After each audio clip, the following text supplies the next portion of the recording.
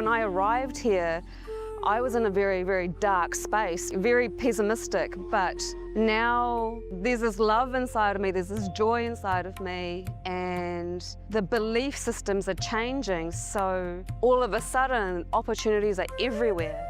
I've been learning the yoga from other sources previously, but the Swamiji's yoga is the only place from authentic source. It's really, really different. Also enjoying the pure vegetarian, organic, sattvic foods. This special yoga makes my body more flexible, and Swamiji is teaching me what is intensity, what is integrity, and what is discipline.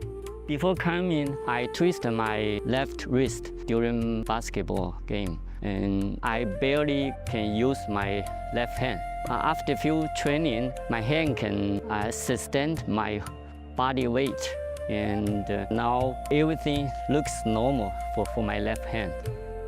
Starting early in the morning with some yoga to move the body, then puja to move the spirit, then these talks that really dive into my subconscious mind to really get into these root patterns of my life and to really release that emotional charge once and for all for my being. In day 28, I am complete. I think the biggest breakthroughs for me were like completion with my social circle, like my parents and relationships. So I really felt deep healing experiences. Also, I kind of manifested different powers. For example, I could do remote vision. Another thing that I manifested was body scanning. I would say the last thing that really touched me was how everything is so kind of personal. The whole experience, like people really attend to you, they care about you. You're not just a number in a program, but you're treated like a real being. So I really appreciate that. Everybody has a wonderful breakthroughs and experiences. Life-changing process once you have joined. I would recommend this to anyone who wants to make a big shift in his life, a big change. Not even just like growth, but for personal transformation and breakthroughs, because this program just brings you to the next level. If anybody is just tired of being tired and wants to do something new in his life, I encourage you to come and try PSS. Make it happen for your life. You're not gonna regret it. You're gonna love it, and you're gonna do it for yourself.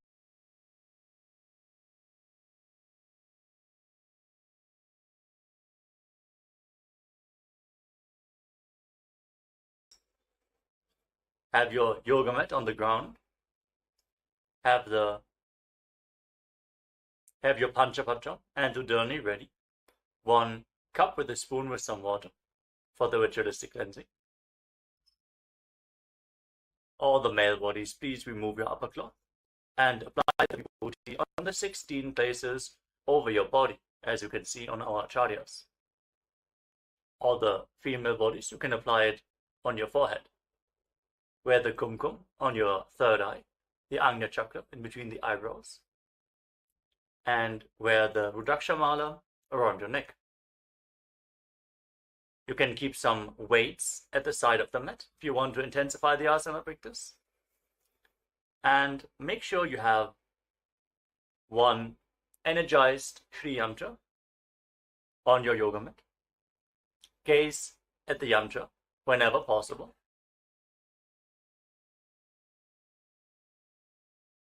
To mirror the macrocosmic energies into your microcosmos. Let us all now settle down into a comfortable cross-legged position with your head, neck, and spine in a straight line. Close your eyes, take a deep breath. Visualize Swamiji in your inner space as you bring your hands into Namaskara Mudra in front of your heart center as we open this session with the Satguru Vandanam.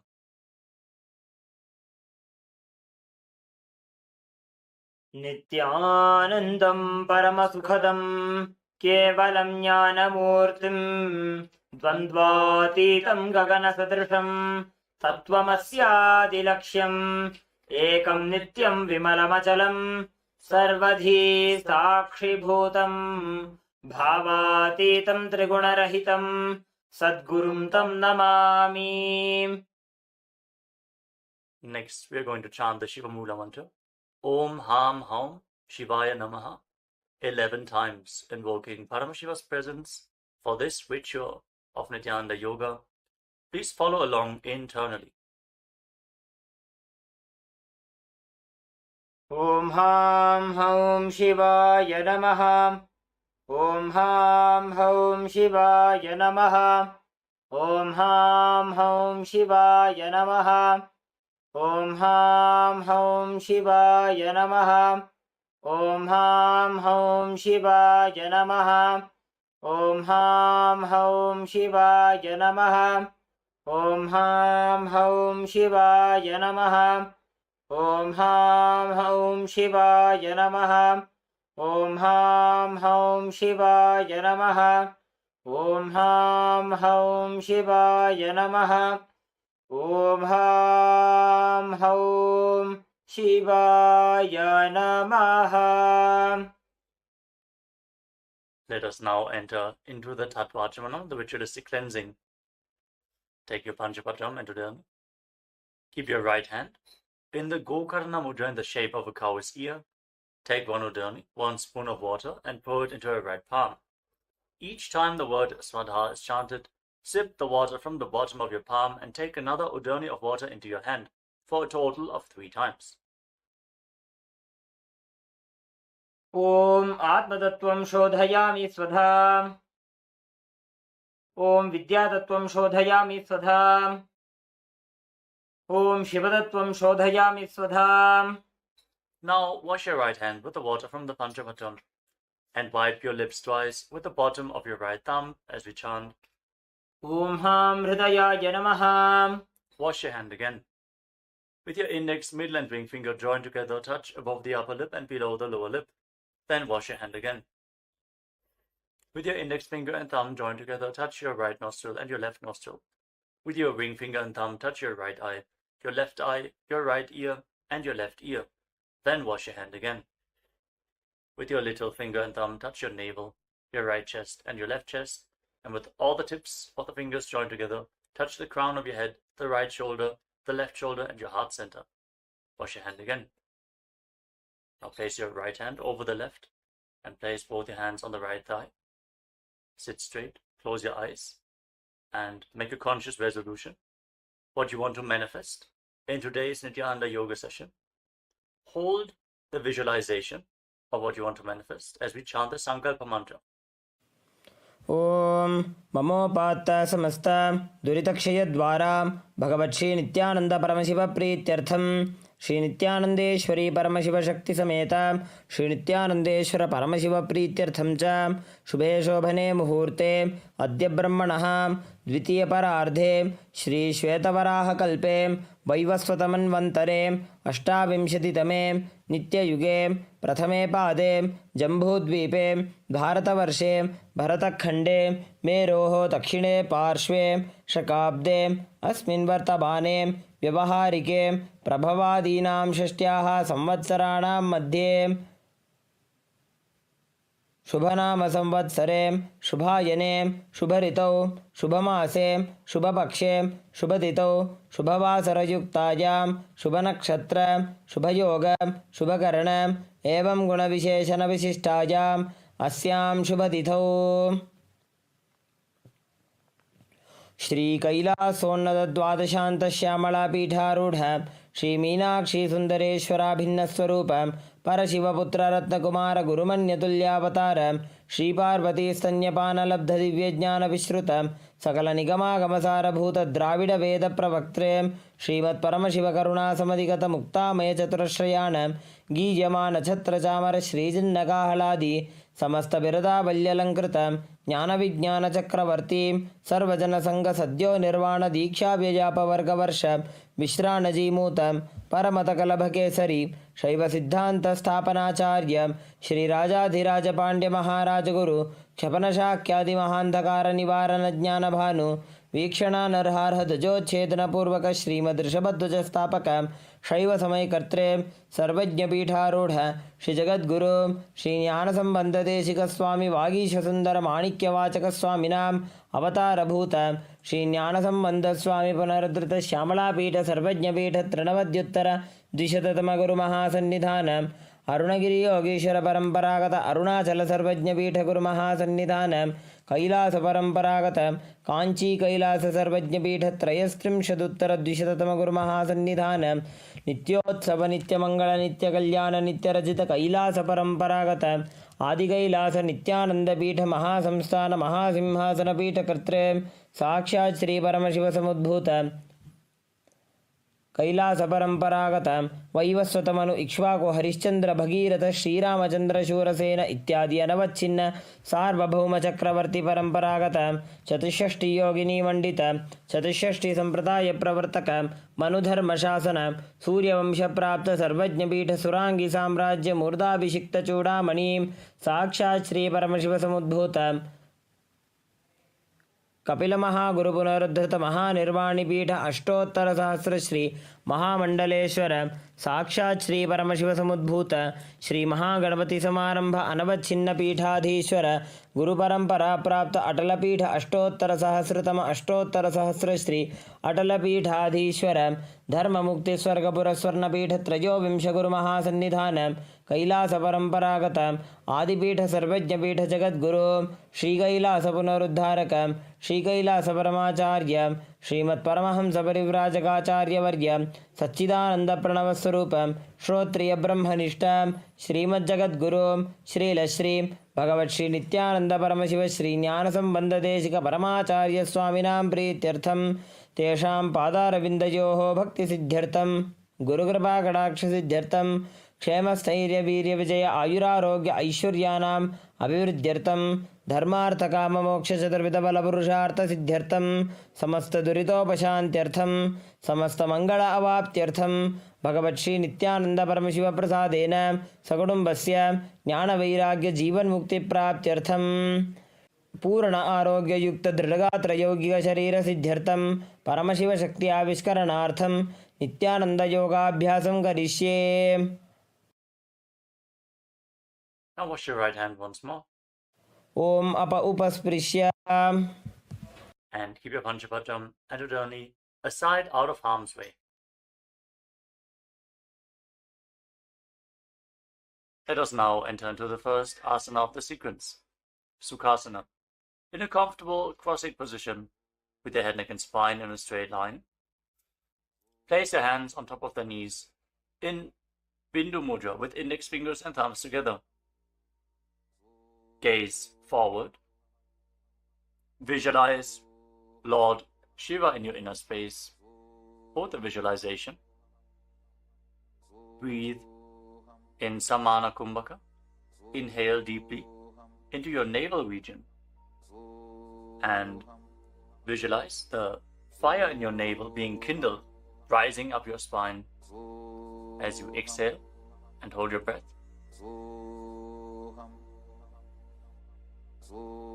Engage Mahamudra Bandha, which is a combination of the Mula Bandha, the root lock, contracting the perineal floor and pulling it up, preventing the energy from flowing out at the bottom of your spine.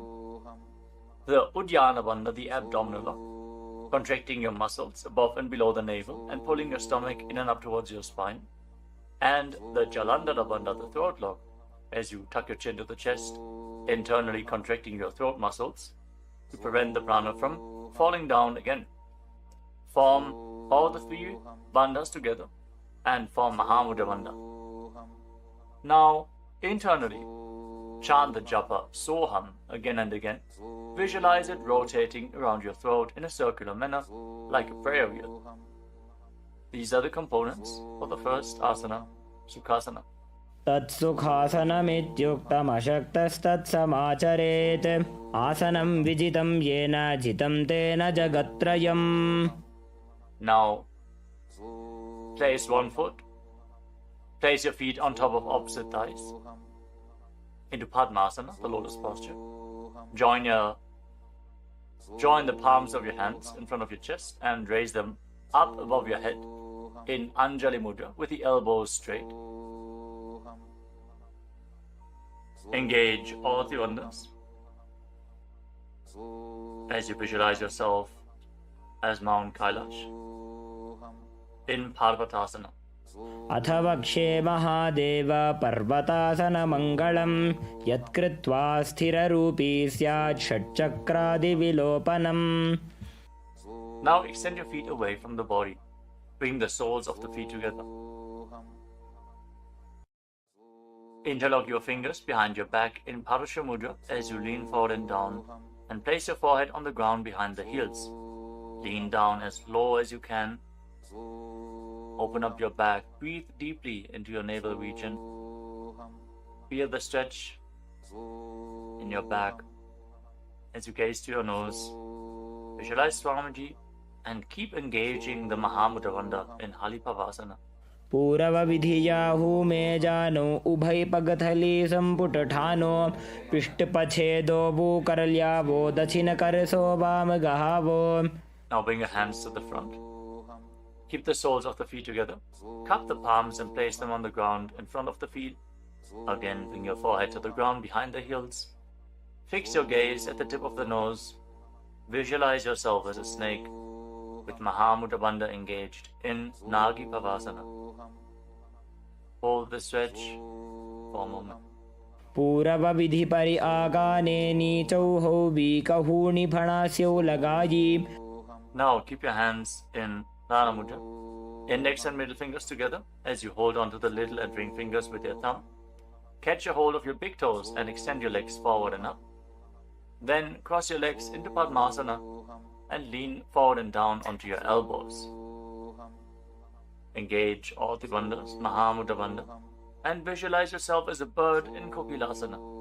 अथान्यदासनं वक्ष्ये येन सिद्धो भवेन्नरः अकस्मात् वायुसञ्चारं कोकिलाख्यासनेन च. Rise up. Now stack your knees and your ankles. Hold on to opposite elbows in front and start rotating your arms in a circular motion. Gaze to the tip of the nose. Perform Mahamudra Bandha and visualize Swamiji in your inner space as you mobilize your shoulders, your thoracic spine in Nityasana. गोड़ा बावा पादकी आशमाहिली सोज दछ चरण को बारलौता परिगुल्फ समोज वाम पाद को महिलौ बहुरौ Gulf जो जान तापरि गोड़ा दछकी आश बारली ठान. Now place your hands on the ground shoulder width apart and raise your hips up high. Scoop your head and chest forward and down again and again. Pull your stomach in and up towards your spine in Uddiyana Bandha. Visualize yourself as an elephant. Strengthen your shoulders and your upper back. Stretch your hamstrings. Don't forget to breathe in Samana Kumbhaka. Intensify the fire in your navel region in Gajasana. न्युब्जं पादाग्रे भूमौ कृत्वा लम्बी भूयामस्तकाग्रे निधाय नितम्बम् ऊर्ध्वमुन्नमय्य नाभिलक्ष्यं भूमौ नासिकामानीय. Now raise one heel off the ground in the same position and push the other heel down. Alternate the position of your feet again and again. Stretch your hamstrings and push your shoulders through. Straighten your back. Pull your stomach in and up and visualize yourself as a bear in Rikshasana, the bear posture. एकैकं पादमाकुञ्च्य गजासनं कुर्यात् ऋक्षासनं भवति. Now rise up. Stand on the tips of the toes. Stand on the tips of the toes. If you can, rise up all the way onto your big toes. Bring your hands to your chest in Hridaya Mudra, index, middle and ring fingers joined together.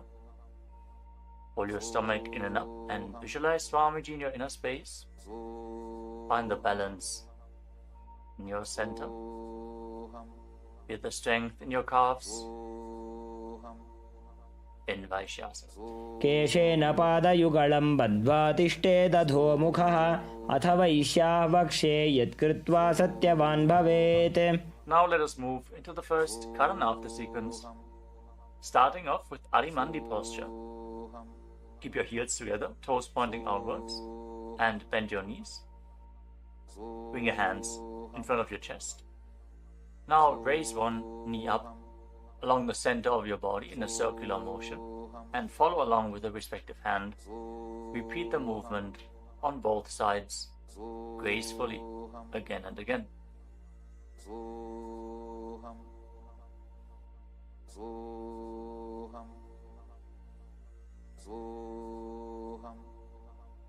We move on to Palalingasana. Now interlock your fingers from the outside in Sarva Shankari Mudra. Raise one knee up towards your chest and pull it close with your hands.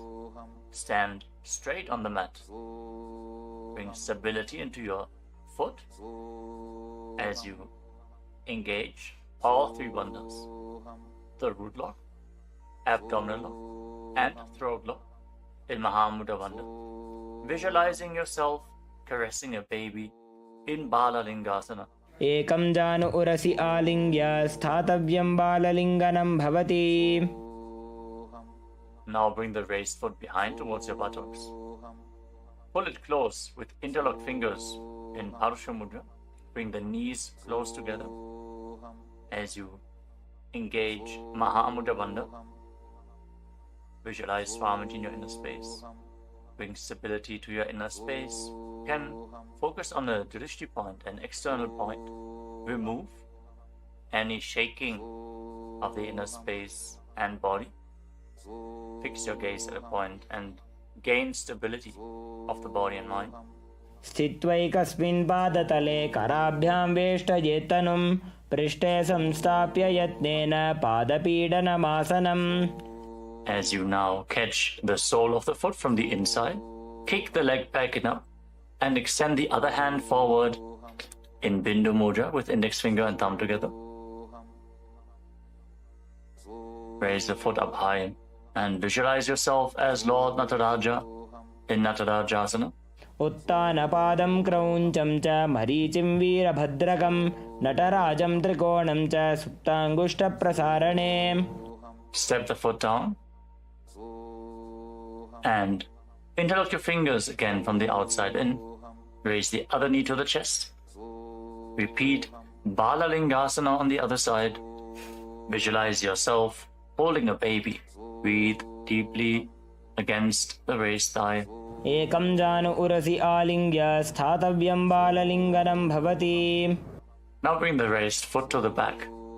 Pull it close to the buttocks with both hands. Engage all the bandhas. Visualize Swamiji in Padapidanasana. एकं जानु उरसि आलिङ्ग्य स्थातव्यं बाललिङ्गनं भवति. Now hold the sole of the foot, kick the leg back and up, and lean forward with the front hand in Bindu Mudra. Visualize yourself as the cosmic dancer Lord Nataraja in Natarajasana. उत्तानपादं क्रौञ्चं च मरीचिं वीरभद्रकं नटराजं त्रिकोणं च सुप्ताङ्गुष्ठप्रसारणे. Come to the next katana of the sequence. Again, stand in Arimandi. Heels together, toes pointing outwards and knees bent. Bring your hands to the chest. Step the right foot behind the left. And start swinging the right arm back and forth like a pendulum. Gracefully move your fingers one by one. Place your hand over the nose, uncross your ankles. And repeat the movement on the other side as well. Next up is the skeleton dance. Now visualize yourself as a skeleton as you shake your body intensely. Hold the visualization that you are mere bones and shake every bone within your body.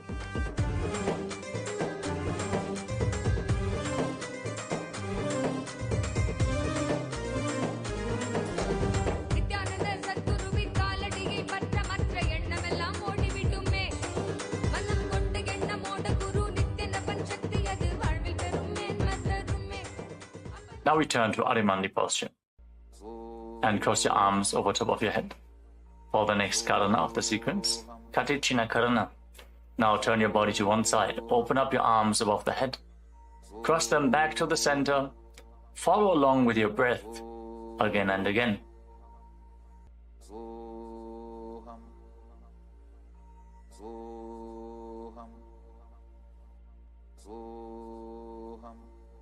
Now raise your arms up parallel above your head and rise up onto the tips of your toes.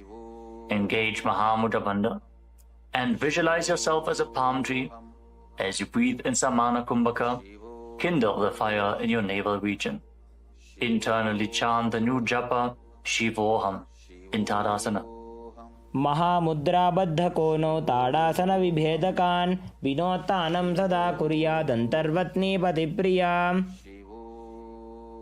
Now lean forward and down. Place your hands flat on the ground if you can. Otherwise, just lean down as low as possible. Bring your head towards the knees and engage all three bandhas, Mahamudra Bandha, as you visualize Swamiji in Uttanasana. महामुद्राबद्ध कोनो ताडासन विभेदकान् विनोत्तानं सदा कुर्यादन्तर्वत्नीपतिप्रिया. Now bring your hands flat on the ground and step your feet back. Come to a tall plank position. Take this opportunity to gaze at the Shri Yantra on your mat. Now tuck your chin to the chest and lock your throat. And start rotating your head from side to side as you visualize Swamiji in your inner space in Tarakshvasana. गजासनवस्थित्वा मस्तकं वारं वारं दक्षिणकुक्षिं सव्यकुक्षिं नयेत् तरक्श्वासनं भवति. Hold the plank position. Engage your core. Now lower your body down onto your stomach. Your hands by the side of your shoulders. And then raise your head and your chest by the strength of your lower back. Curl your upper back up. Open your mouth in Bhujangani Mudra. Wide open. Inhaling through the hollow of your throat as you visualize yourself as a cobra in Bhujangasana. अङ्गुष्ठनाभिपर्यन्तम् अधौ भूमौ विनिन्यसेत् कराभ्यां च धरां धृत्वा ऊर्ध्वशीर्षफणीवहि. देहाग्निर्वर्धते नित्यं सर्वरोगविनाशनं जागर्ति भुजगी देवी भुजङ्गासनसाधनात्. Now push your body up back into the plank position and alternate pulling one knee in towards your chest back and forth. Breathe calmly through your nose in Sahadra Kumbhaka, leading the prana along your spine and holding the breath on and off in the various energy centers along your spine.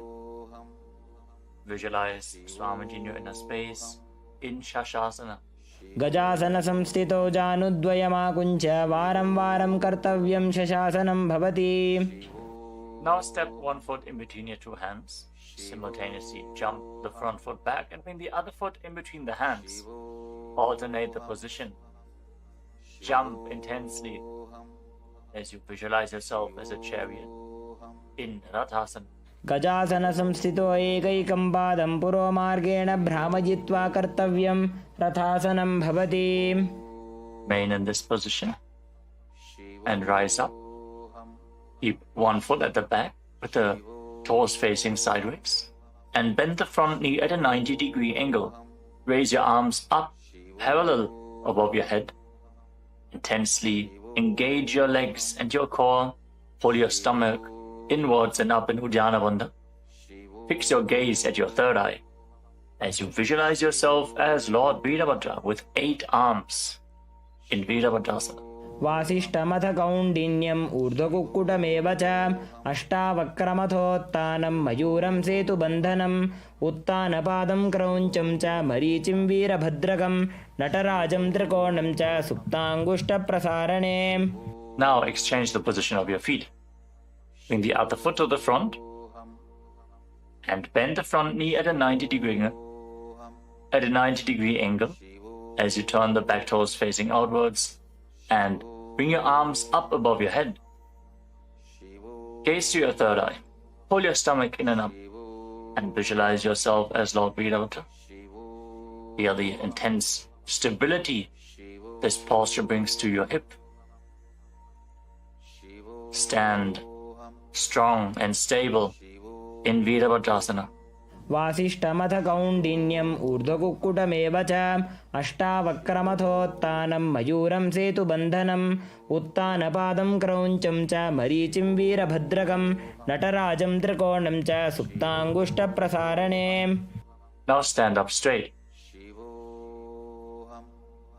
Take one foot and pull it up towards the inner opposite thigh with the heel close to your perineum. Join your hands in Anjali Mudra and raise your arms up straight above your head. Engage Uddiyana Bandha. Pull your stomach in and up and visualize yourself as a tree. Fix your gaze at an external point for balance in Vrikshasana, the tree posture. वामोरुमूलदेशे च याम्यं पादं निधायतु तिष्ठेत्तु वृक्षवद्भूमौ वृक्षासनमिदं विदुः. Now bring the raised foot up towards the opposite hip and join your hands in Namaskara Mudra in front of your chest. Visualize yourself as Lord Garuda with heavy wings on your back. Stand strong and stable in Garudasana. गरुडासनमावक्ष्ये येन ध्यानं स्थिरं भवेत् सर्वदोषाद्विनिर्मुक्तो भवतीह महाबली. एकपादमुरो बद्ध्वा एकपादेन दण्डवत् जङ्घपादसन्धिदेशे जानुव्यग्रं व्यवस्थितः. Now step the foot down. Raise the other foot up. Bring your hands together in Anjali Mudra. Raise your arms up above your head. Elbows straight. Form Uddiyana Bandha. And visualize yourself as a tree in Vrikshasana. Stand stable like a tree. Feel the roots growing from the standing foot. वामोरुमूलदेशे च याम्यं पादं निधायतु तिष्ठेत्तु वृक्षवद्भूमौ वृक्षासनमिदं विदुः. Now step one foot back. Now bring the raised foot on top of the opposite hip and join your hands in Namaskara Mudra in front of your chest. Visualize yourself as Lord Garuda as you repeat Garudasana on the other side. गरुडासनमावक्ष्ये येन ध्यानं स्थिरं भवेत् सर्वदोषाद्विनिर्मुक्तो भवतीह महाबली. एकपादमुरो बद्ध्वा एकपादेन दण्डवत् जङ्घपादसन्धिदेशे जानुव्यग्रं व्यवस्थितः. Now step one foot back and keep the other foot at the front. Keep the back toes facing sideways. Extend your arms out parallel to the ground, lean forward and down. Bring one hand to the foot and the other hand up to the sky. Gaze up along the raised arm and visualize yourself as a triangle in Trikonasana, the triangle posture.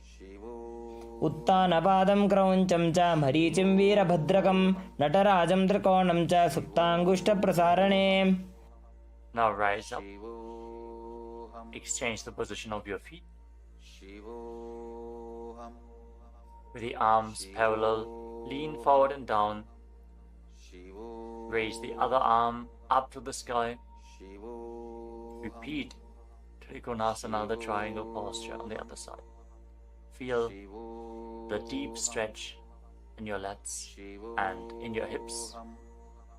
Try to rotate your shoulders so they are completely aligned and pointing up to the sky. उत्तानपादं क्रौञ्चं च मरीचिं वीरभद्रकं नटराजं त्रिकोणं च सुप्ताङ्गुष्ठप्रसारणे.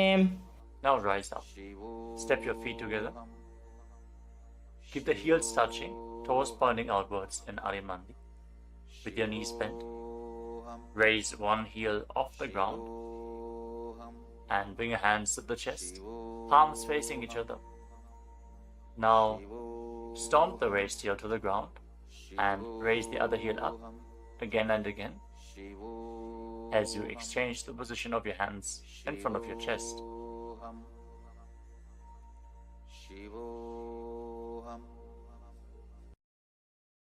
Now lower your body down into Angushtasana. Tuck the toes and sit on raised heels. Join your hands in Namaskara Mudra in front of your heart center. Visualize Swamiji in your inner space as you start buzzing like a bee on the in and exhalation in Brahmari Kumbhaka, and internally chant the new japa Sadashivoham in Angushtasana. कबन्धासनमित्याहुः गोरक्षासनमेव च अङ्गुष्ठमुष्टिकं न्येयं ब्रह्मप्रासादितं तथा. Now extend one leg forward and bring your hands to the side. Keep the palms facing forward in Vara Mudra, with the fingertips barely touching the ground.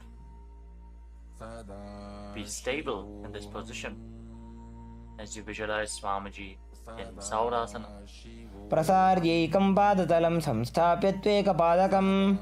Now catch a hold of the big toe of the front foot in Prana Mudra with index and middle finger. Catch the back heel with the other hand and balance in this posture. Visualize Swamiji in your inner space in Vidunanasana. गुल्फस्थितो पादमेकं प्रसार्य तत्पादाग्रं संस्पृशेत् तत्करेण गुल्फं चान्यं धारयेत् तत्करेण धूनं पीठं चाभ्यसेत् चोभयत्र. Now rise back up. Step the front foot in. Extend the other foot forward.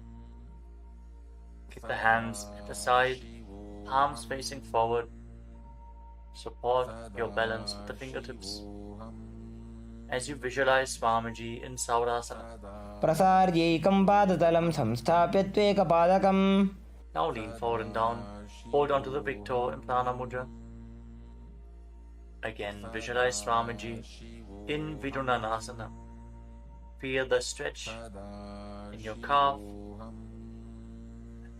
Build the balance to hold the back heel with the other hand. गुल्फस्थितो पादमेकं प्रसार्य तत्पादाग्रं संस्पृशेत् तत्करेण गुल्फं चान्यं धारयेत् तत्करेण धूनं पीठं चाभ्यसेत् चोभयत्र. Now rise up and step both feet in. Separate your knees as you place your hands on top of the knees with the palms facing up. Now lock your chin to the chest in Jalandhara Bandha and gaze through the gap between the palms. Hold the balance. Calm your inner space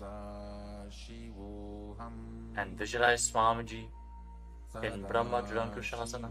दो बूफड़ा पाणी होए वैसे एड़ी दो गुदानी वैसे कोरपक दल्या की माहिली Ayush माहेरा शेमिली. Now drop your knees down to the ground. Sit on raised heels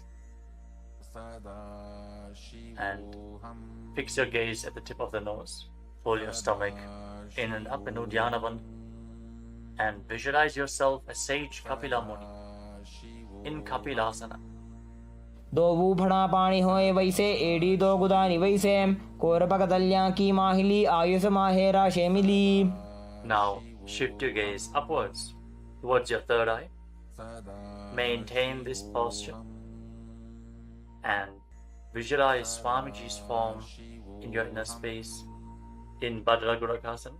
दो बूपकतली संपुट करे कोरवारली भूपरिधरे कोरवारली राखे ऐसे तापरी मूल द्वार टिकी बैसे. As you raise your knees off the mat, keep the soles of the feet together. Join your thumbs and little fingers and open up your palms into Padma Mudra, resembling a lotus flower. Raise your arms up above your head and gaze through the gap between the palms. Pull your stomach in and up in Uddiyana Bandha and visualize Lord Surya in your inner space in Suryasana, the sun posture. एड़ी दो वो गुदा तरियाणे फणा पानी बैठक पुनिठाने गोड़ा जंग अधर करी रहे आड़े वाम इसी विधि गहे. Now place your knees on the ground. Bring the top of the feet flat and place your hands on the knees. Gaze upwards towards your third eye.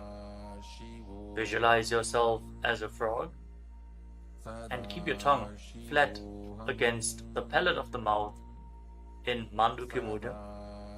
Stop the buzzing sound on the breath. Breathe calmly through your nose in Sahadra Kumbhaka.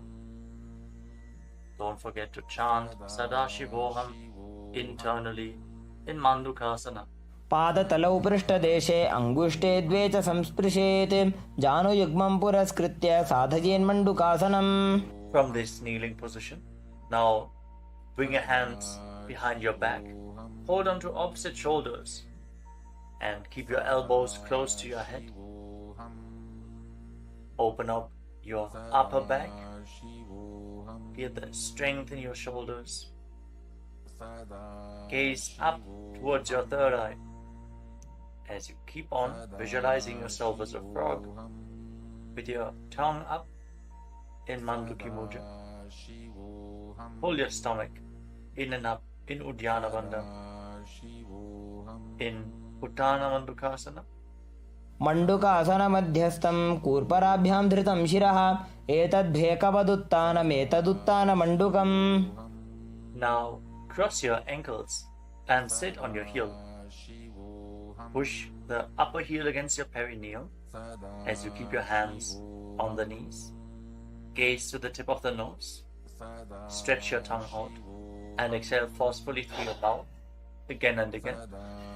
Lock the Mula Bandha intensely as you visualize yourself as a lion in Simhasana.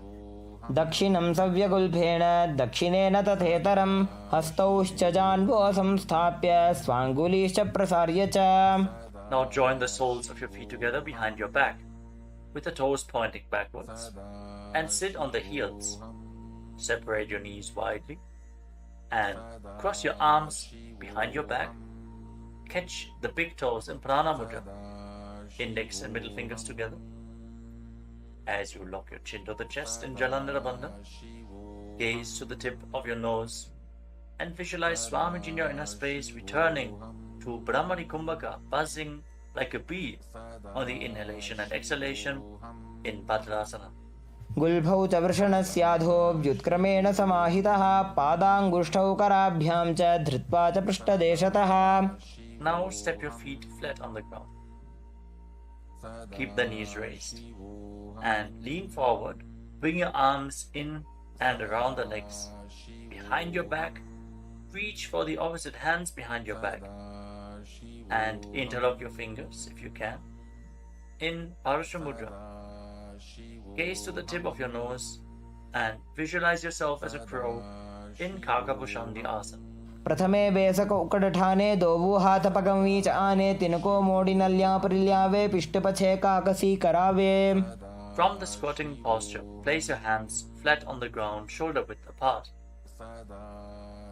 Bring your knees onto your arms, close to your armpits, and raise your hips.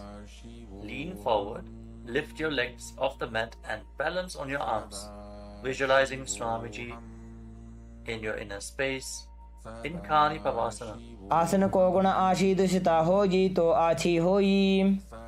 Let us now get ready for Kapali Asana, which is the first inverted posture of this sequence. You're suffering from upper back or neck injuries or high blood pressure, or if you're currently in pregnancy, please consult your doctor before performing any of the inverted postures of today's Nityananda Yoga sequence. With this out of the way, let us now place the head on the ground. Form a triangle between your head and your hands. Keep your knees on your arms. Align the hips with the shoulders and then straighten your legs up into a headstand. Fix the gaze at the nose. Visualize Swamiji. Feel the vibration in the crown of your head as you keep buzzing like a bee in Brahmani Kumbhaka in Kapali Asana. शीश शीशा धरती टेकी पगदो भूमिलिवा ऊंचा कुकरे. Now gently lower your legs down and come to a squatting position. Keep your hands flat on the ground. Rotate your body to one side. Align the knee with your hip. Align the knee and the hip with your elbows and lean forward onto your arms. Extend your legs out to the side and gaze up towards your third eye.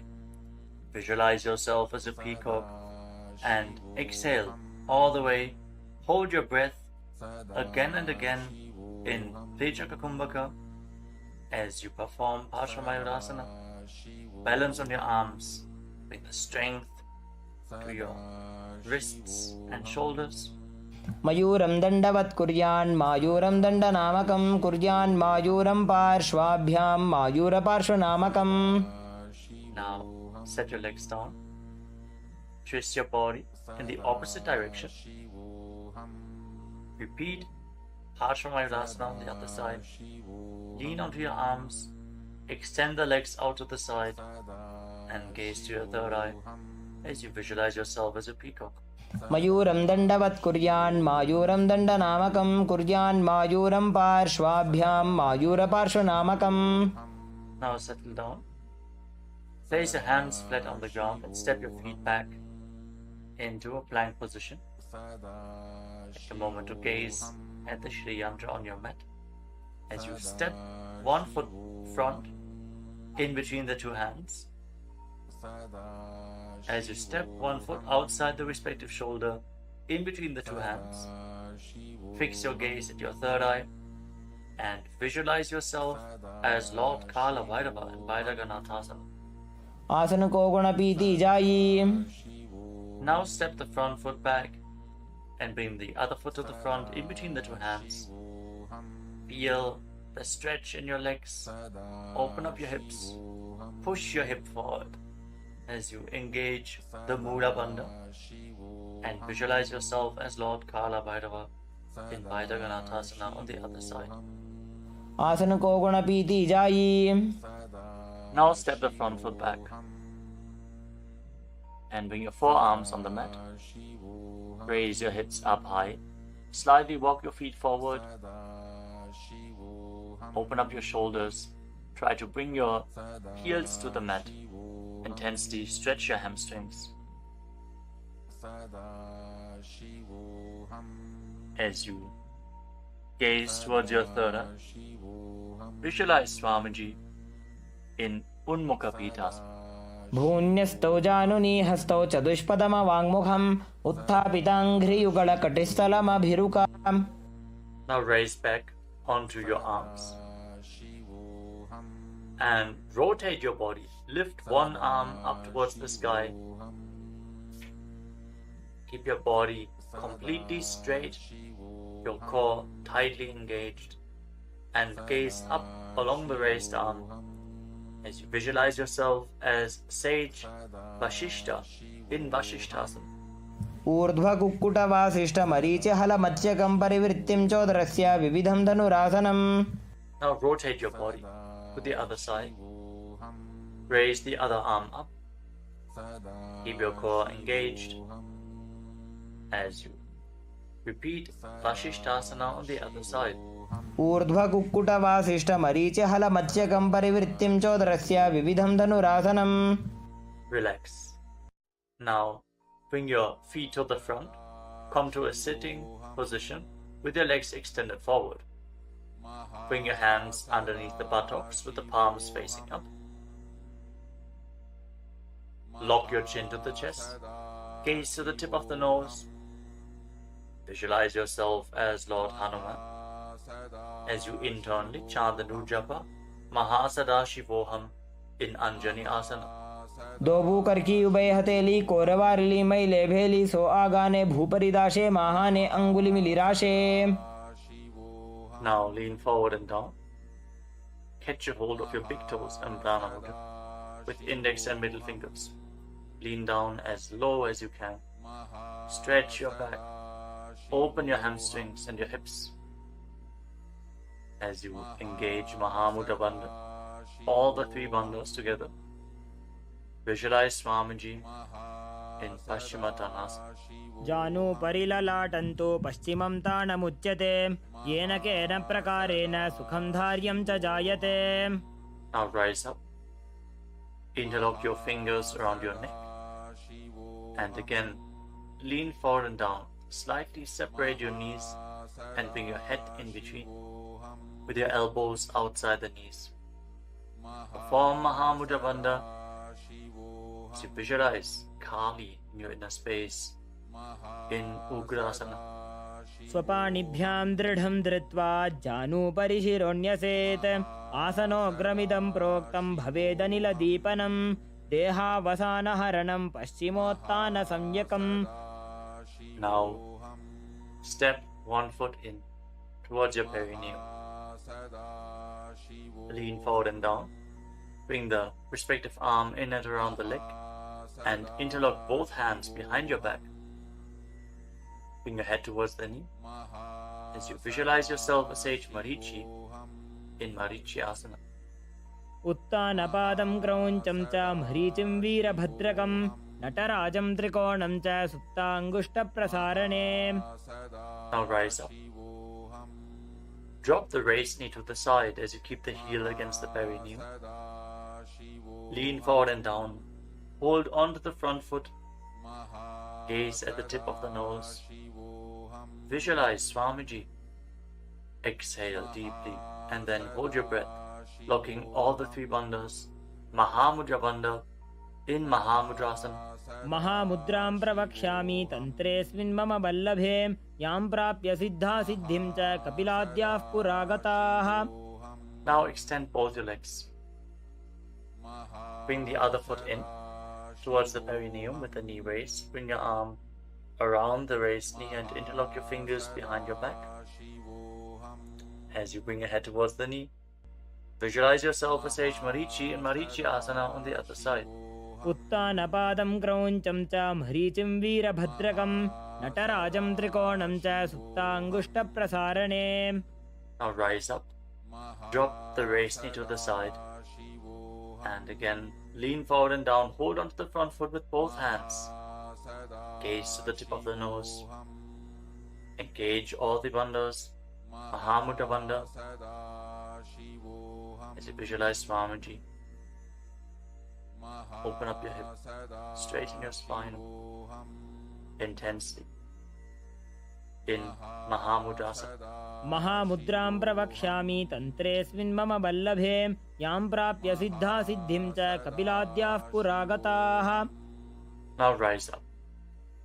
Bring the soles of your feet together in front. Interlock your fingers around the toes. Pull your heels in towards your perineum. Try to keep your heels down on the ground as much as possible as you gaze up towards your third eye and visualize Swamiji in your inner space in Bhadrasana 2. गुल्भौ च वृषणस्यादः सीवन्त्याः पार्श्वयोः क्षिपेत् पादपार्श्वे तु पाणिभ्यां दृढं बद्ध्वा सुनिश्चलम्. Now extend your feet away from the body. Keep your hands on the respective knees. And lock your chin to the chest. Gaze to the nose.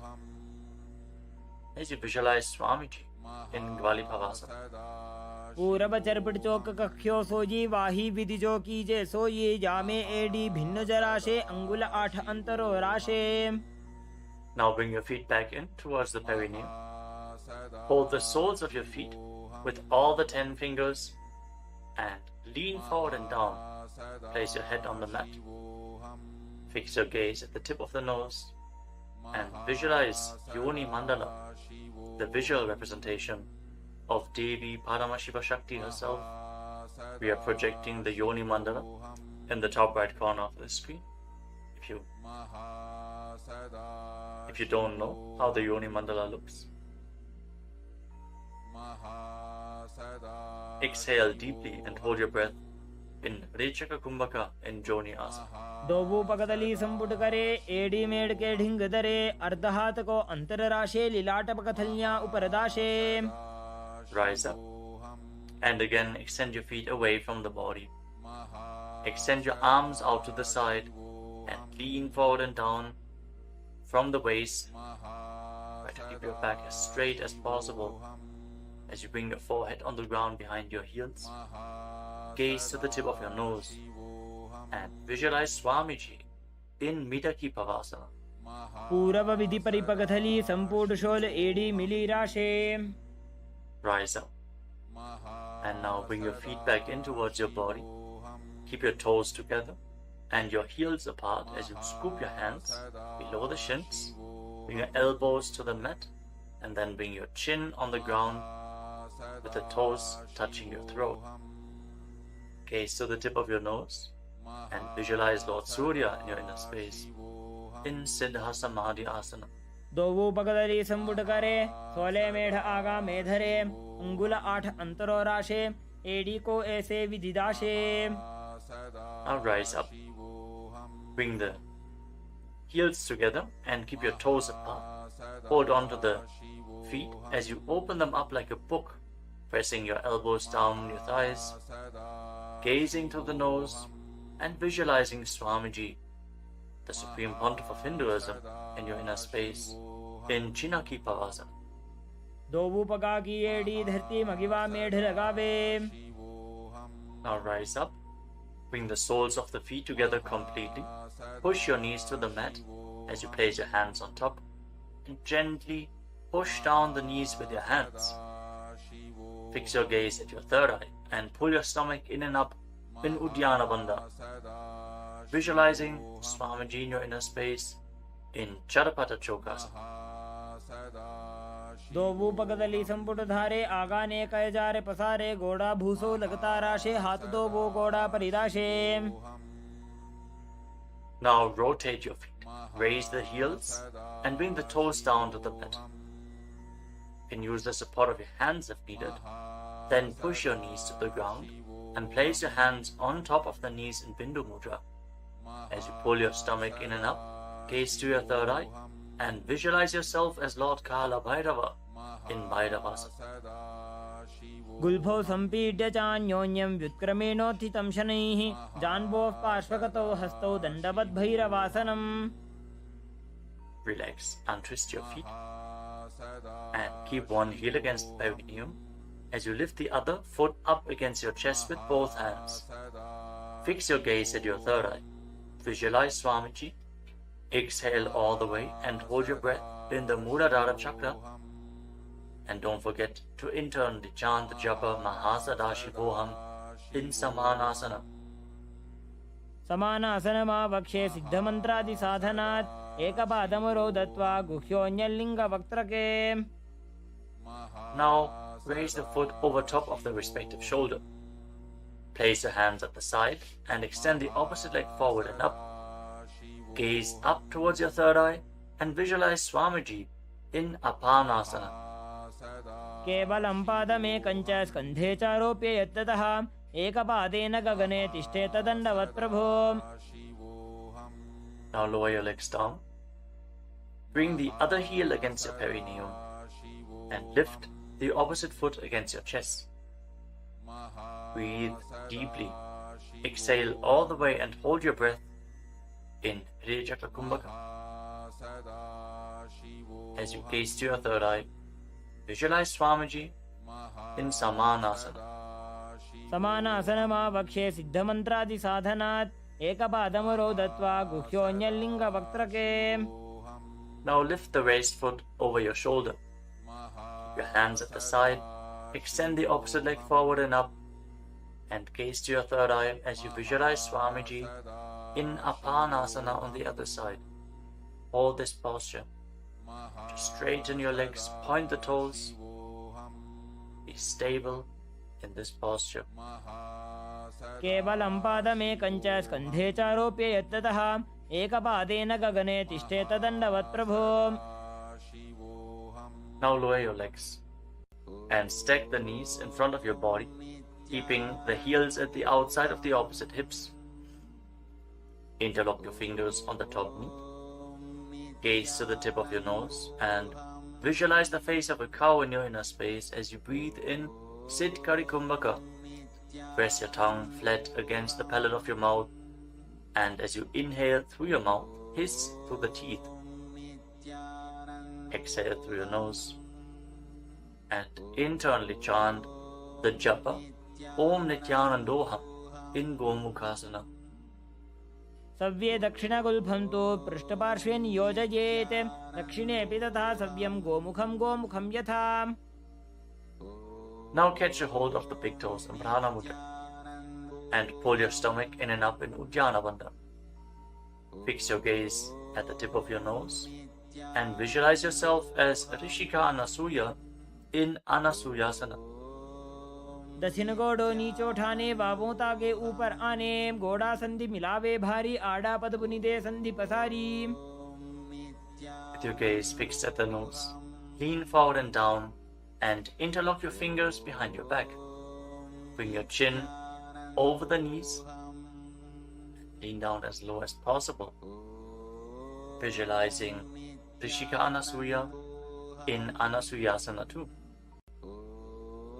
जीमणा गोदा की संधि उपरिड़ा वागोड़ा की संधि मिलाई राशे घोड़ा सेवले पकतल्यालो आडवाई सुधा राशे. Now rise back up. Place the right foot flat on the mat with the right knee against your chest and keep the left heel against your perineum with the knee on the ground. Place your hands on the respective knees. Gaze to the tip of the nose and visualize yourself as Lord Garuda in Garudasana 2. डावो पकमोड़ी एडी माहिलो गुल्फमूल द्वारनी चैदे. From the same posture, now raise your perineum onto the heel. Interlock your fingers around your neck and twist your elbows outside the raised knee as you gaze up towards your third eye. Visualize yourself as Sage Narada in Naradasana. पिष्टिजो वाम पगदली केरी भूपरिदा ही लगा वे फेरी गोड़ा सुदो फणो है जो जीत छिपा शतीरा शेषो जी. Relax, untwist your spine, and now raise the left foot on the right thigh and raise the right knee. Catch the big toe of the right foot with the right hand in Prana Mudra and hold onto the shin of the right leg with your left hand as you hug your knees. Fix your gaze at the tip of your nose and visualize Matsya, the fish avatar of Lord Vishnu in Matsya Pitakasana. वामेन वामांगुष्टन्तो गृहीतं मत्स्य पीठकं योनि वामेन संपीड्य मेढ्रादुपरि दक्षिणम्. Now again, stack your knees and keep your heels outside the hips. Intensely stretch your hip rotators. Keep your hands on your knees in Parasha Mudra. Gaze to the tip of your nose and visualize the face of a cow in Gomukhasana. सव्ये दक्षिणगुल्फं तु पृष्ठपार्श्वे नियोजयेत्. दक्षिणेऽपि तथा सव्यं गोमुखं गोमुखं यथा. Now interlock your fingers around the toes in Prana Mudra. Pull your stomach in and up in Uddiyana Bandha and fix the gaze at the tip of the nose as you repeat Anasuyasana. दक्षिण गोड़ो नीचो ठाने बाबों ताके ऊपर आने. गोड़ा संधि मिलावे भारी आड़ा पद बुनिदे संधि पसारी. Now interlock your fingers behind your back and lean forward and down. Bring your chin over the knee, the nose as close to the ground as you can. Fix your gaze at the tip of the nose and visualize yourself as Rishika Anasuya in Anasuyasana 2. दक्षिण गोड़ो नीचो ठाने बाबों ताके ऊपर आने. गोड़ा संधि मिलावे भारी आड़ा पद बुनिदे संधि पसारी. Now rise back up. This time place the left foot flat, the left knee against the chest, right heel against the perineum. Keep your hands on your knees. Gaze to your nose and visualize yourself as Lord Garuda in Garudasana 2 on the other side. जीमणा गोदा की संधि उपरिड़ा वागोड़ा की संधि मिलाई राशे घोड़ा सेवले पकतल्यालो आडवाई सुधा राशे. As you raise your perineum up onto the heel, interlock your fingers around your neck, twist your elbows outside the raised knee, gaze up towards your third eye, and visualize Sage Narada in Naradasana. पिष्टिजो वाम पगदली केरी भूपरिदा ही लगा वे फेरी. गोड़ा सुदो फणो है जो जीत छिपा शतीरा शेषो जी. Now raise up. Place the right foot onto the left thigh and hold on to the left shin and the big toe as you gaze to your nose and visualize Matsya, the fish avatar of Lord Vishnu in Matsya Pitakasana. वामेन वामांगुष्टन्तो गृहीतं मत्स्य पीठकं योनि वामेन संपीड्य मेढ्रादुपरि दक्षिणम्. The next asana is Matsyendrasana. Now extend your legs forward.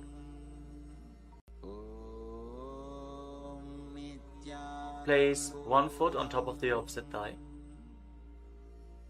As you place the left foot on the opposite thigh, raise the right knee.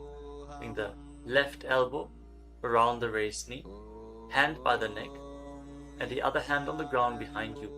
Twist your spine, gaze up towards your third eye, and visualize Matsyendana, the master and great sage, in Matsyendasana. उदरं पश्चिमाभासं कृत्वा तिष्ठति यत्ततः नम्राङ्गं वामपादं हि दक्षजानुपरिन्यसेत्. Now extend your front hand down to the foot and hold on to the big toe in Prana Mudra. Place the other hand on the respective ear as you gaze towards your third eye and visualize yourself as a camel in Kubasana. आसन को गुण झोलो जाए. Now drop the hand from your ear to the ground behind you. Gaze up towards your third eye and visualize the master of Hatha Yoga, the great sage Matsyendranath in Matsyendasana too. मत्स्येन्द्रपीठं जठर प्रदीप्तिं प्रचण्डरुक्मण्डलखण्डनास्त्रम् अभ्यासतः kundalini प्रबोधं दण्डस्थिरत्वं हि ददाति पुंसाम्. Now extend your legs forward. This time, place the right foot onto the left thigh. Raise the left knee, bring the right elbow around the raised knee and the hand by the neck. As you gaze up, visualize Sage Matsyendranath, the master of Hatha Yoga in Matsyendasana too. In Matsyendasana on the other side. उदरं पश्चिमाभासं कृत्वा तिष्ठति यत्ततः नम्राङ्गं वामपादं हि दक्षजानुपरिन्यसेत्. Now extend the front hand down to the foot, catch a hold of the big toe in Prana Mudra, and place the other hand on the respective ear as you gaze to your third eye and visualize yourself as a camel in Kubasana on the other side. आसन को गुण झोलो जाए. Now drop the hand from your ear on the ground behind you. Keep twisting your spine intensely as you visualize Sage Matsyendranath, the master of Hatha Yoga in Matsyendasana too. मत्स्येन्द्रपीठं जठर प्रदीप्तिं प्रचण्डरुक्मण्डलखण्डनास्त्रम् अभ्यासतः kundalini प्रबोधं दण्डस्थिरत्वं हि ददाति पुंसाम्. Untwist your spine and now place your feet on top of opposite thighs into Padmasana, the lotus posture. As you fix your gaze at the tip of the nose, place your hands on top of the knees. Engage all three wonders intensely, sincerely. Visualize yourself as Lord Shiva and perform the Shitali Kumbhaka. Press your tongue against the back of the teeth as you hiss through your teeth on the inhalation. Engage all three wonders and internally chant the new japa Om Nityananda Mahasadashivoham in Padmasana. आसनं द्विधं प्रोक्तं पद्मं वज्रासनं तथा ऊर्ध्वोरुपै चेत् धत्ते उभे पादतले यथा. Now cross your hands in front of the body and keep your hands in Prana Mudra. Hold on to the big toes, gaze to the tip of your nose, and visualize yourself as Goddess Parvati, the consort of Lord Shiva, in Padmasana too. उत्तानौ चरणौ कृत्वा ऊरु संस्थौ प्रयत्नतः ऊरु मध्ये तथोत्तानो पाणी कृत्वा तु तादृशौ. From Padmasana, now bring your hands through your legs. Place your palms flat on the ground and straighten your arms. Pull your knees up, lift your body off the ground and balance as you visualize yourself as a rooster. Breathe calmly through your nose in Sahadra Kumbhaka in Kukutasana. पद्मासनं सुसंस्थाप्य नान्वोरौरन्तरे करौ निवेश्य भूमा वासिष्ठे व्योमस्थः कुक्कुटासनः. Now from Padmasana, rise up onto your knees. Place your hands in such a way that the fingers are pointing towards your body. Now bend the elbows and bring them towards your navel. Lean forward, find balance and lift your legs off the ground. With your legs in Padmasana, visualize Swamiji in Baddhakikyasana. धरामवष्टभ्यकरद्वयेन तत्कूर्परिस्थापिता नाभिपार्श्वः उच्चासनो दण्डवदुत्तितर्के मायूरमेतत् प्रवदन्ति पीठं मयूरं पद्मकं कुर्यात् बद्धकेकीति कथ्यते. Now extend your legs back into Mayurasana. From the kneeling position, lean your navel onto your elbows and lift your legs up straight as you visualize yourself as a peacock in Mayurasana. अथ वक्ष्ये महादेव मयूरासनमुत्तमं भूमौ निपात्य हस्तौ द्वौ कूर्परोपरि देहकम्. Now relax. Lay down on your stomach. After intensely engaging the muscles of your body, interlock your fingers around your neck and place your forehead on the ground. Turn your feet outwards so the toes are pointing to the side and the heels are touching the ground. Visualize yourself as a crocodile in Makarasana. अध्यासशेते हृदयं निधाय भूमौ च पादौ च प्रसार्यमानो शिरश्च धृत्वा करदण्डयुग्मे देहाग्निकारं मकरासनं तत्. Now keep your hands at the side of your shoulders and raise your legs off the ground. Engage your lower back as you visualize yourself as a locust in Shalabhasana. अध्यासशेते करयुग्मवक्षो भूमिमवष्टभ्यकरयोस्तलाभ्यां पादौ च शून्ये च वितस्ति चोर्ध्वं वदन्ति पीठं शलभं मुनीन्द्राः. Next, bend your knees and hold onto the feet with your hands, pulling your feet outside of the hips onto the ground as low as possible. Visualize yourself as a camel in Ushtrasana. अध्यासशेते पदयुग्मव्यस्तं पृष्ठे निधायापि धृतं कराभ्याम् आकुञ्चयेत् सम्यक् उदरास्य गाढमुष्ट्रं च पीठं योगिनो वदन्ति. Now, as you hold onto the feet, kick your legs back and up and raise your head and chest. Bend your back and gaze up. Visualize yourself as Lord Shiva's bow in Dhanurasana. प्रसार्य पादौ भुवि दण्डरूपौ करौ च पृष्ठे धृतपादयुग्मं कृत्वा धनुस्तुल्यविवर्तिताङ्गं निगद्य योगी धनुरासनं तत्. Now lower your body down. Rise up and come to a comfortable kneeling position. Keep your heels outside the hips with the toes touching behind your back. Keep your hands on your knees or on your thighs. Gaze upwards towards your third eye. And breathe deeply through your nose. Lead the prana along your spine in Sahaja Kumbhaka. As you visualize Swamiji in your inner space, internally chant the Mahavakya Om Nityananda Paramashivoham in Bhagasana. उल्टा मोड़ी पावदो वैसे बहुरो जुगति करे एक ऐसे पावन महिला गुल्पज होवु कुलापाशितीला वेसोवु. Now lean forward and down. Bring your forearms to the ground, elbows shoulder width apart. As we get ready for another inverted posture, interlock your fingers and place your head on the mat, support it with your hands. Raise your hips up, straighten your legs, walk them forward and lift your legs off the ground. Stay in a position with your legs bent.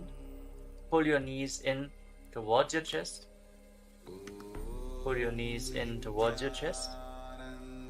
As you gaze to the tip of the nose, visualize Swamiji in Gohi Asana. दोवो हाथ की कहुनी जोजी पुनः कलाई जाने doji. From Gohi Asana, now extend your legs up straight into Shirshasana, the headstand posture. Find inner stability. As you gaze to your nose and visualize Swamiji in Shirshasana. विपरीतं मण्डलं च द्विधैव विदितं हिनः दण्डासनं द्विधा प्रोक्तं Now gently विपरीतोपवेशने. lower your legs down. Bring your legs to the front. Extend it forward. As we get ready for a sequence of intense exhalations. In Bhastrika Kumbhaka, pull your abdomen inwards and push the air out like the bellows of a blacksmith again and again.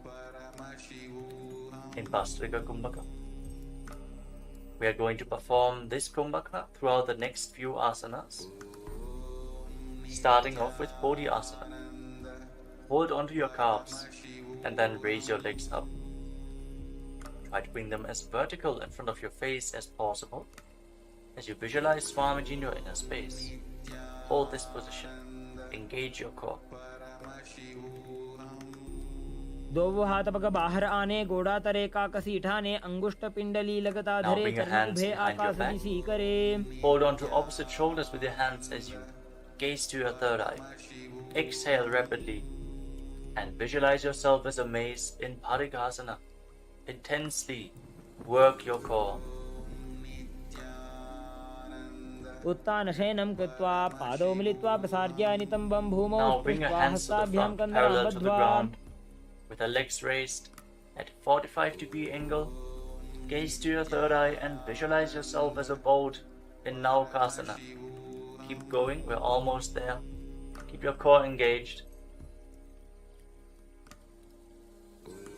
उत्तान शयनं कूर्पराभ्यां भूमिं वष्टभ्य Now हस्तौ separate नितम्बं your निधाय. knees and bring the soles of the feet together. Pull your feet in towards your chest as you scoop your hands below. Keep breathing rapidly as you visualize yourself as Lord Rudra. Gaze to the tip of the nose in Rudrasana. पगदली संपूट करी हाथस्य उपक उचाजी पगा का अंगूठा दो बोलेबो Now कर्णिका relax. नीतालवे. Place your feet flat on the ground as you lay down on your back. Keep your knees raised and place your palms on the ground just behind the heels. Push your hips up high off the ground. Lock your perineum and lock your throat in the Mula Bandha and the Jalandhara Bandha. Push the air upwards against the throat lock. Prevent it from escaping your body in Murcha Kumbhaka. Push the prana upwards as you gaze to your nose and visualize Swamiji in Unmukha Pitasana too. ऊर्ध्वे च जानुनी कृत्वा शवित्वोर्ध्वमुखं तथा उत्थाप्य हस्तौ तिष्ठेत्तु पीठ उन्मुखनामके. Now lay down on your back. Keep your hands flat at the side of your body with your palms facing up. Unclutch from any micro movements of the body and the mind. Be completely still in your body. Feel the Kundalini Shakti rising up along your spine in Shakti Charan Mudra from the Mooladhara Chakra all the way to the Sahasrara, from the root center to the top of your head to the ground center.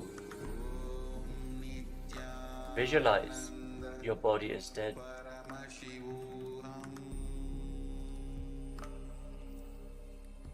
And Swamiji, the Supreme Pontiff of Hinduism, is liberating you. Internally chant the Mahavakya Om Nityananda Paramashivoham in Shivasana. उत्तानं शववद्भूमौ शयनं तु शवासनं शवासनं श्रान्तिहरं चित्तविश्रान्तिकारकम्.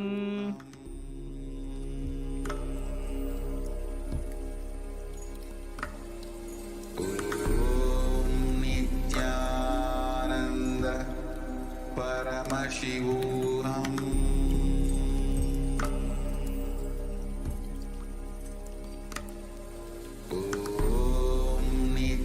नित्यानन्द परमशिवोऽहम्.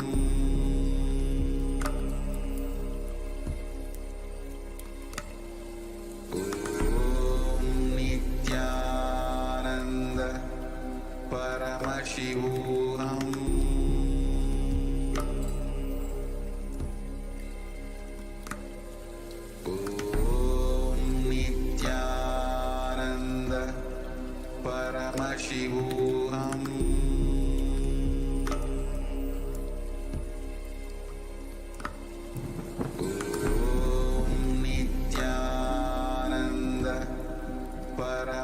Paramashivoham.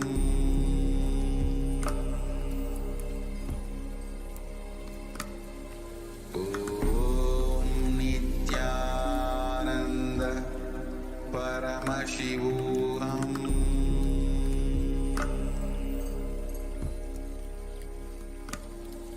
Om Nityananda Paramashivoham.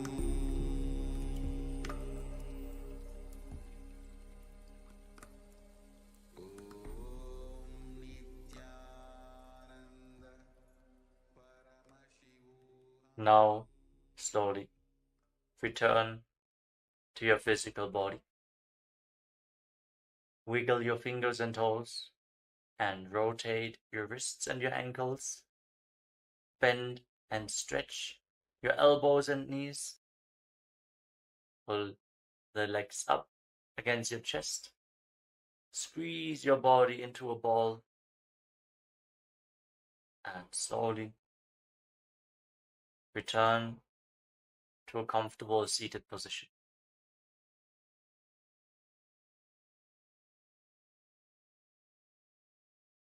Congratulations, you completed the Pratama Vinyasa Krama, the 108 asanas of Kailasa Nityananda Yoga. First step, a simple, comfortable squatting, sitting straight, and very simple inhaling and exhaling to prepare yourself for the Kriya. Only if you do these 3 steps of preparation, you will be able to enter into the exact Kriya itself. So, close the right nostril with your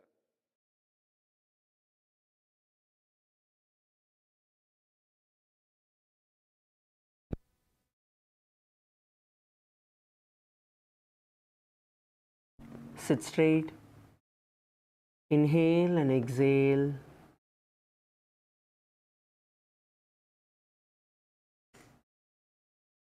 Inhale and exhale.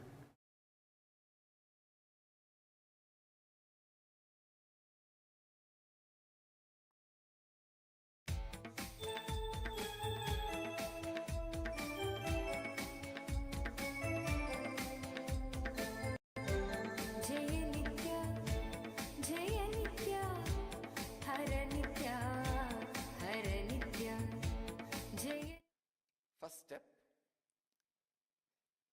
a simple, comfortable squatting, sitting straight, and very simple inhaling and exhaling 11 times just to prepare yourself for the Kriya. Only if you do these 3 steps of preparation, you will be able to enter into the exact Kriya itself. So, close the right nostril with your thumb, right hand thumb. Inhale through left. Once you feel complete, close the left nostril with a middle finger and ring finger and exhale through the right nostril. Simple Nadi Shodhana. Nadi Shodhana means just cleaning the nostrils, cleaning the basic nadis. Do this for 11 times. Inhaling and exhaling. Nothing else. Very simple.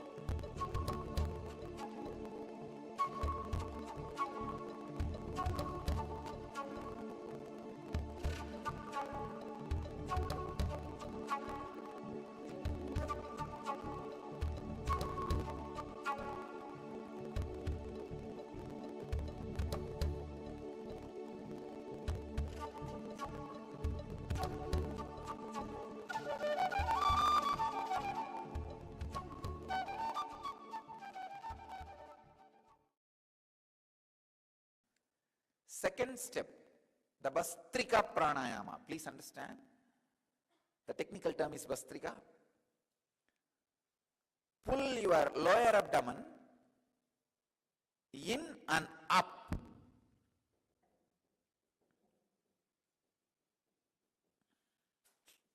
Please understand. Don't lift your shoulder. Don't move the whole body. No. No. Just the lower abdomen should be pulled in and up.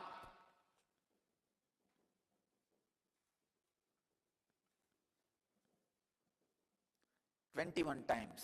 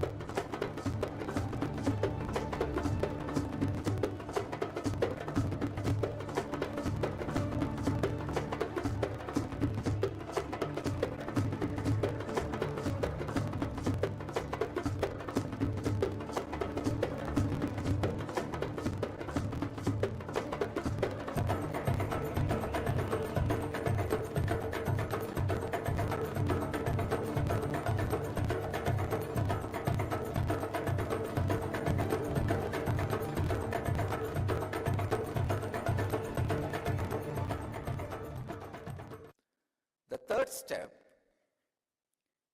inhaling as slowly as possible, holding as long as possible, exhaling as slowly as possible, holding the lungs empty without breathing as long as possible. So, this 4 action is one cycle. Like this, 21 cycle. This 4 action can be called as one pranayama. So 21 pranayama. This is the third step. All these 3 steps are only preparation for the kriya.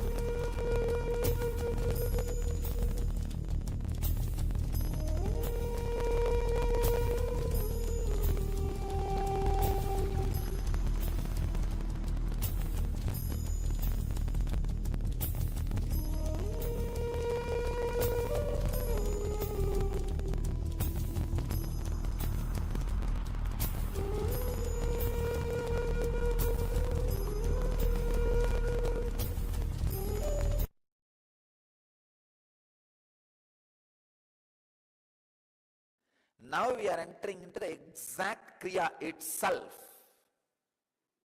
Now listen the instruction. Thumbs on the ears and the index finger and middle finger on the eyes. The ring finger on the nose. The little finger touches your lips, that's enough. Even if it doesn't touch, it's okay.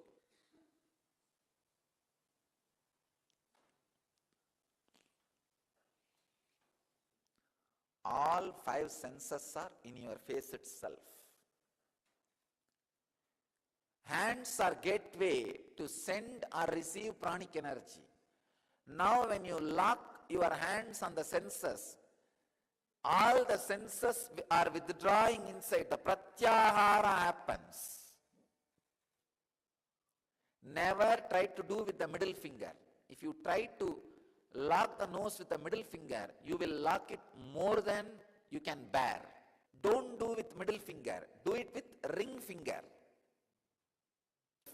Thumb on the ears, the index finger and middle finger on the eyes, the ring finger on the nose, and the little finger on the mouth. Stop the breathing flow, inhaling or exhaling completely as much as you can. After a few minutes or few seconds, you will feel, oh, now I cannot stop anymore. Then just release those 2 ring fingers. For a few seconds, the body will automatically inhale or exhale. Let it do its job. You don't do inhaling or exhaling. Body will automatically balance. Please understand, you do not put your will. When you feel you can't handle anymore, just release. Body will automatically balance itself. So once if you release your nostrils and lock again, it is called 1 pranayama. So this way, 21. It's a 4th step.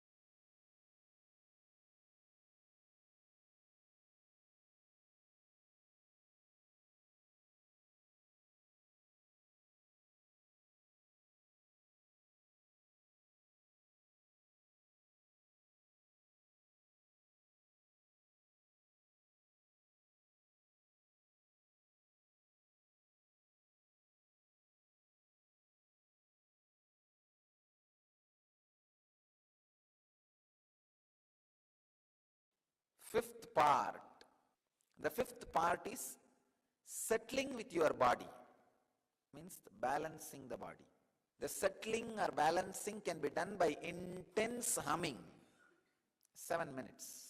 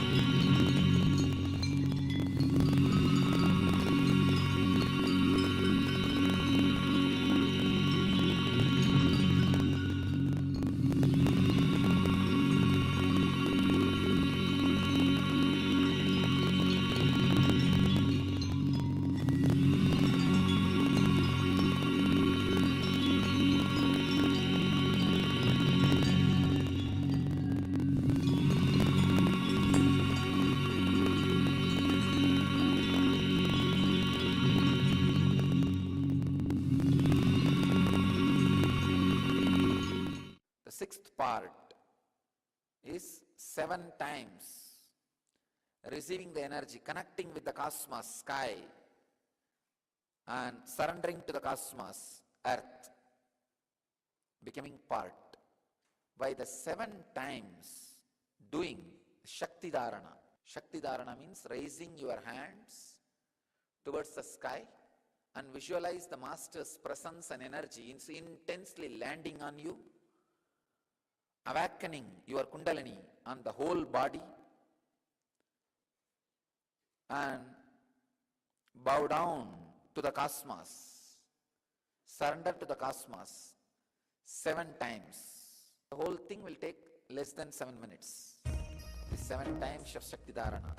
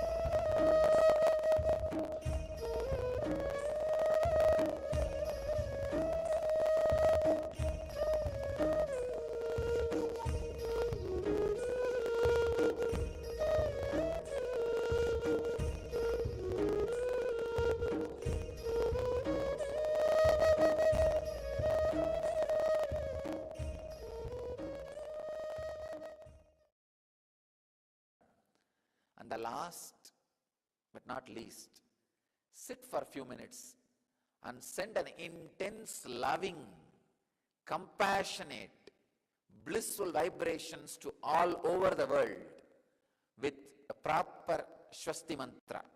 Swasti mantra means sending the peace and bliss to the whole world with the ideas like Loka Samasta Sukhino Bhavantu.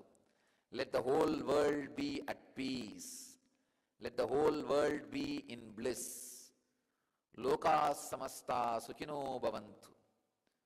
With this beautiful, deep, spiritual feeling and compassion, send the loving, compassionate vibrations to the whole world. Healing vibrations to the whole world.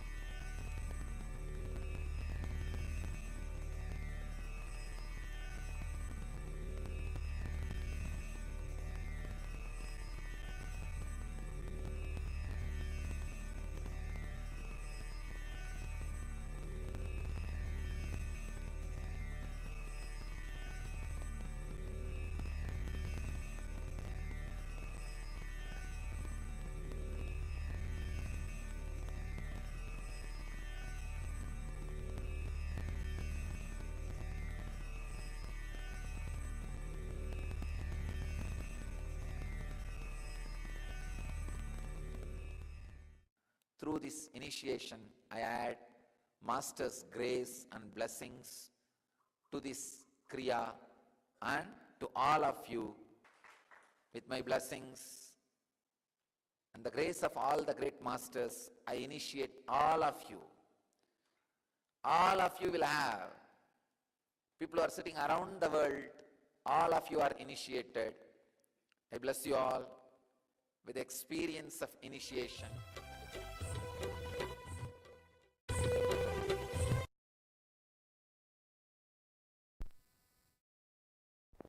Please bring your hands in front of your heart and let us end the session with the Purna Mantra. Om Purnamadah Purnamidam Purnat Purnamudachyate Purnasya Purnamadaya Purnameva Vashishyate. Om Shanti Shanti Shantihi. Harihi Om Tat Sat. Sarvam Bhagavat Shri Nityananda Paramashiva Padukarpanamastu. Om Nityanandam. Thank you, everybody. Let's gather back for puja by 8 a.m. Eastern Time. Nityanandam.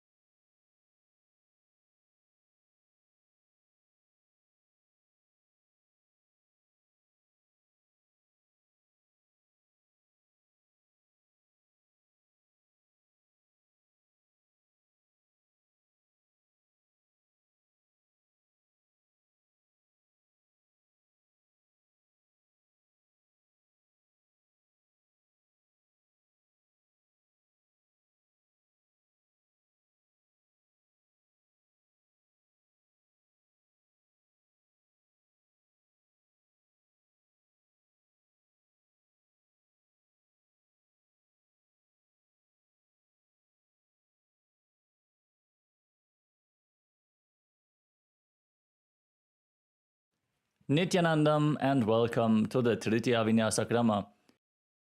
We're going to practice 508 asana sequence of Kailasa Nityananda Yoga. First, let us make sure we have all the components you need for the yoga practice. Have your yoga mat on the ground. Have your Panchapatra and Udani ready. 1 cup with a spoon with some water for the ritualistic cleansing. All the male bodies, please remove your upper cloth and apply the Bhakti on the 16 places over your body, as you can see on our acharyas. All the female bodies, you can apply it on your forehead. Wear the kumkum on your third eye, the Ajna chakra in between the eyebrows, and wear the Rudraksha mala around your neck. You can keep some weights at the side of the mat if you want to intensify the asana practice. And make sure you have 1 energized Shri Yantra on your yoga mat. Gaze at the yantra whenever possible.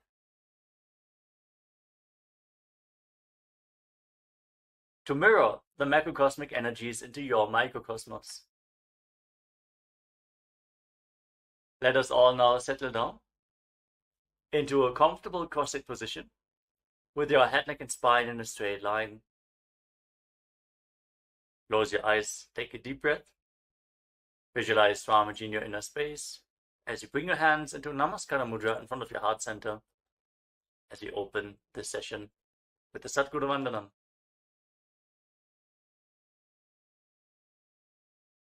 Nityanandam Paramasukhadam Kevalam Jnanamurtim Dvandvatitam Gaganasadrisham Sattvamasya Dilaksham Ekam Nityam Vimalamachalam सर्वधी साक्षिभूतं भावातीतं त्रिगुणरहितं सद्गुरुं तं Namami. Next, we are going to chant the Shiva Mula mantra.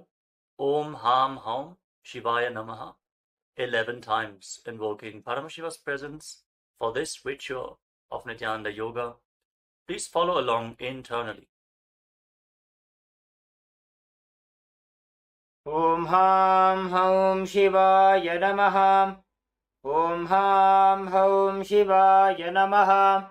Om Ham Haum Shivaya Namaha.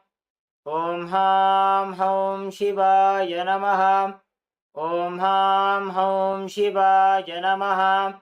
Om Ham Haum Shivaya Namaha. Om Ham Haum Shivaya Namaha. Om Ham Haum Shivaya Namaha. Om Ham Haum Shivaya Namaha. Om Ham Haum Shivaya Namaha. Om Ham Haum Shivaya Namaha. Let us now enter into the Tattvachamana, the ritualistic cleansing. Take your Panchapatam and Udani. Keep your right hand in the Gokarna Mudra in the shape of a cow's ear. Take one Udani, 1 spoon of water, and pour it into your right palm. Each time the word Swadha is chanted, sip the water from the bottom of your palm and take another Udani of water into your hand for a total of 3 times. Om Atmatattvam Shodhayami Swadha. Om Vidyatattvam Shodhayami Swadha. Om Shivatattvam Shodhayami Swadha. Now wash your eyes. Primary, fundamental, foundational, first principle of Sanatana Hindu Dharma is Guru-disciple relationship. Everything starts there, everything ends there, but this itself does not end. Guru Purnima day is such an auspicious day. Whatever incompletion, impossibility, no patterns you carry, drop all that today. Offer all that to me, I'll burn them away. And take up the possibility as a lifestyle. Become part of the Sangha. Live Advaita.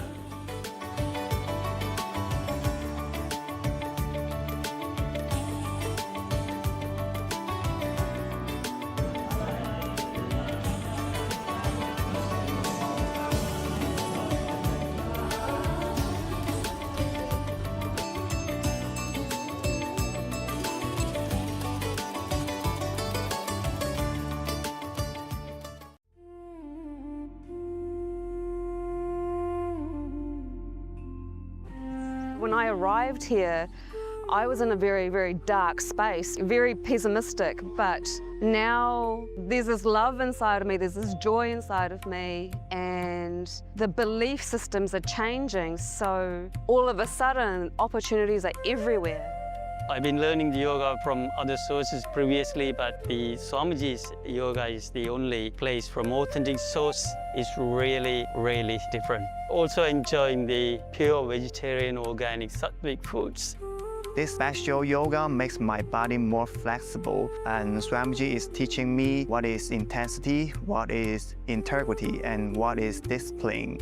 Before coming, I twisted my left wrist during basketball game, and I barely can use my left hand. After few training, my hand can sustain my body weight, and now everything looks normal for my left hand. Starting early in the morning with some yoga to move the body, then puja to move the spirit, then these talks that really dive into my subconscious mind to really get into these root patterns of my life and to really release that emotional charge once and for all for my being. In day 28, I am complete. I think the biggest breakthroughs for me were like completion with my social circle, like my parents and relationships. So I really felt deep healing experiences. Also, I kind of manifested different powers. For example, I could do remote vision. Another thing that I manifested was body scanning. I would say the last thing that really touched me was how everything is so kind of personal. The whole experience, like people really attend to you, they care about you. You're not just a number in a program, but you're treated like a real being. So I really appreciate that. Everybody has a wonderful breakthroughs and experiences. Life-changing process once you have joined. I would recommend this to anyone who wants to make a big shift in his life, a big change. Not even just like growth, but for personal transformation and breakthroughs, because this program just brings you to the next level. If anybody is just tired of being tired and wants to do something new in his life, I encourage you to come and try PSS. Make it happen for your life. You're not gonna regret it. You're gonna love it, and you're gonna do it for yourself.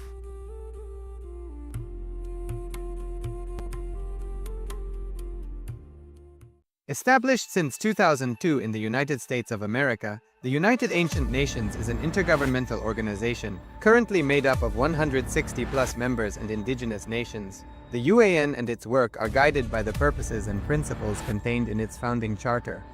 The UAN is a manifestation of the profound connection amongst indigenous peoples across the world, including African, Andean, American, European, Caribbean, Oceanic, and Asian regions, rooted in shared wisdom, sustainable practices, and deep reverence for the earth.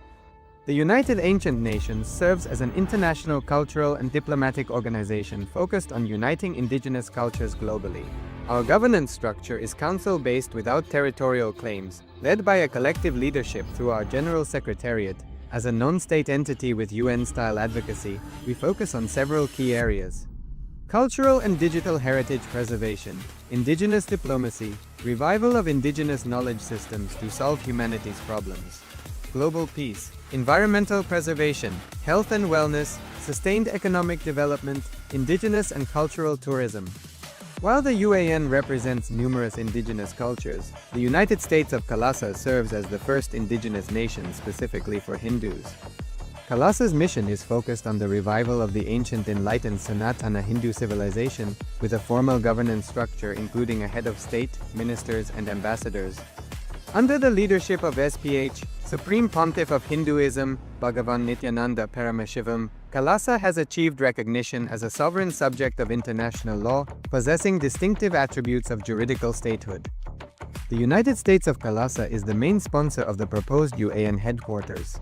This initiative would bring forth an estimated $100 million in revenue for the host country through summits, conferences, tourism, and development projects. The proposed UAN headquarters would represent the world's indigenous nations and peoples through its architectural design. It would blend the best of all worlds, featuring top modern architecture, the highest green building standards, and ancient Vastu architectural principles. This headquarters would serve as a central hub for indigenous diplomacy, cultural preservation, and collaborative efforts towards sustainable development and global peace. Through this initiative, we aim to create a dignified platform for indigenous leadership rooted in ancestral wisdom, cultural legitimacy, and collaborative innovation, enhancing global dialogue and regional stability. The establishment of the UAN headquarters would position a host country at the forefront of a global movement promoting indigenous wisdom while creating significant economic opportunities for the nation and its people.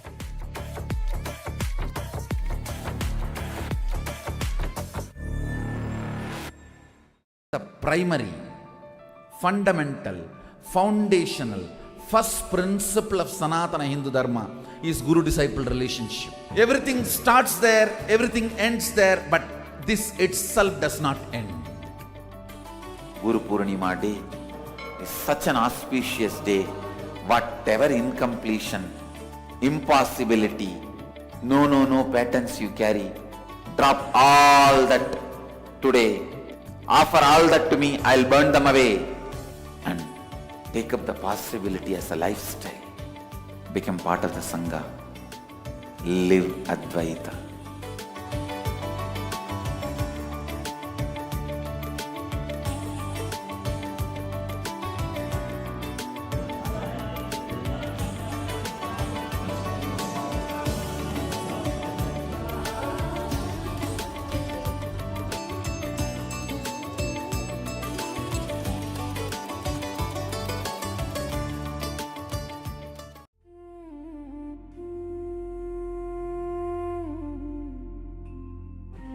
When I arrived here, I was in a very, very dark space, very pessimistic, but now there's this love inside of me, there's this joy inside of me, and the belief systems are changing, so all of a sudden opportunities are everywhere.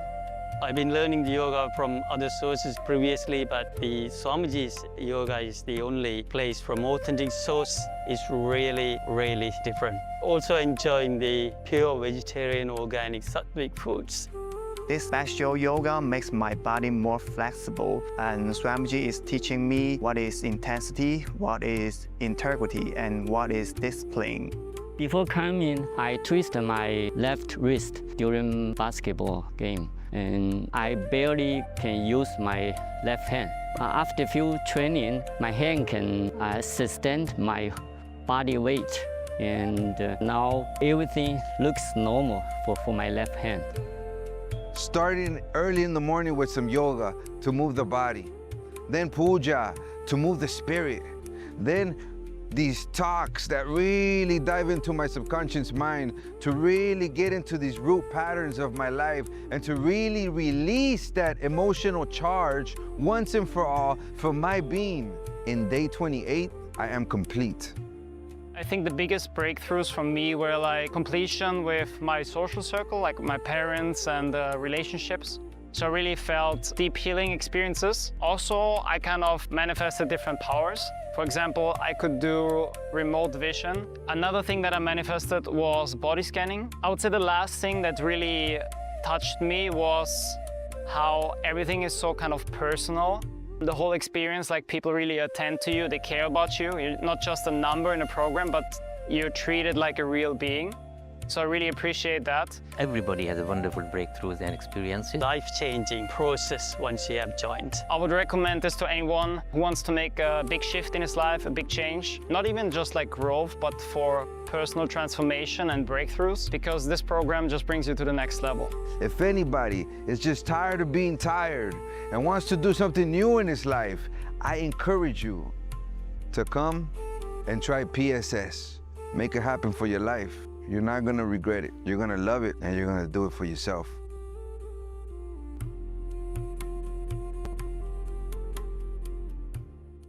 Established since 2002 in the United States of America, the United Ancient Nations is an intergovernmental organization currently made up of 160+ members and indigenous nations. The UAN and its work are guided by the purposes and principles contained in its founding charter. The UAN is a manifestation of the profound connection amongst indigenous peoples across the world, including African, Andean, American, European, Caribbean, Oceanic, and Asian regions, rooted in shared wisdom, sustainable practices, and deep reverence for the earth. The United Ancient Nations serves as an international cultural and diplomatic organization focused on uniting indigenous cultures globally. Our governance structure is council-based without territorial claims, led by a collective leadership through our General Secretariat. As a non-state entity with UN-style advocacy, we focus on several key areas: cultural and digital heritage preservation, indigenous diplomacy, revival of indigenous knowledge systems to solve humanity's problems, global peace, environmental preservation, health and wellness, sustained economic development, indigenous and cultural tourism. While the UAN represents numerous indigenous cultures, the United States of Kailasa serves as the first indigenous nation specifically for Hindus. Kailasa's mission is focused on the revival of the ancient enlightened Sanatana Hindu civilization with a formal governance structure including a head of state, ministers, and ambassadors. Under the leadership of SPH, Supreme Pontiff of Hinduism, Bhagavan Nityananda Paramashivoham, Kailasa has achieved recognition as a sovereign subject of international law, possessing distinctive attributes of juridical statehood. The United States of Kailasa is the main sponsor of the proposed UAN headquarters. This initiative would bring forth an estimated $100 million in revenue for the host country through summits, conferences, tourism, and development projects. The proposed UAN headquarters would represent the world's indigenous nations and peoples through its architectural design. It would blend the best of all worlds, featuring top modern architecture, the highest green building standards, and ancient Vastu architectural principles. This headquarters would serve as a central hub for indigenous diplomacy, cultural preservation, and collaborative efforts towards sustainable development and global peace. Through this initiative, we aim to create a dignified platform for indigenous leadership rooted in ancestral wisdom, cultural legitimacy, and collaborative innovation, enhancing global dialogue and regional stability. The establishment of the UAN headquarters would position a host country at the forefront of a global movement promoting indigenous wisdom while creating significant economic opportunities for the nation and its people.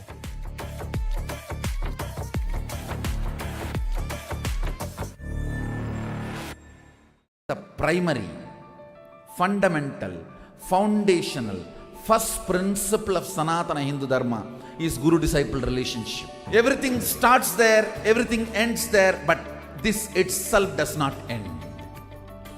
Guru Purnima Day is such an auspicious day. Whatever incompletion, impossibility, no patterns you carry, drop all that today. Offer all that to me, I'll burn them away. And take up the possibility as a lifestyle. Become part of the Sangha. Live Advaita.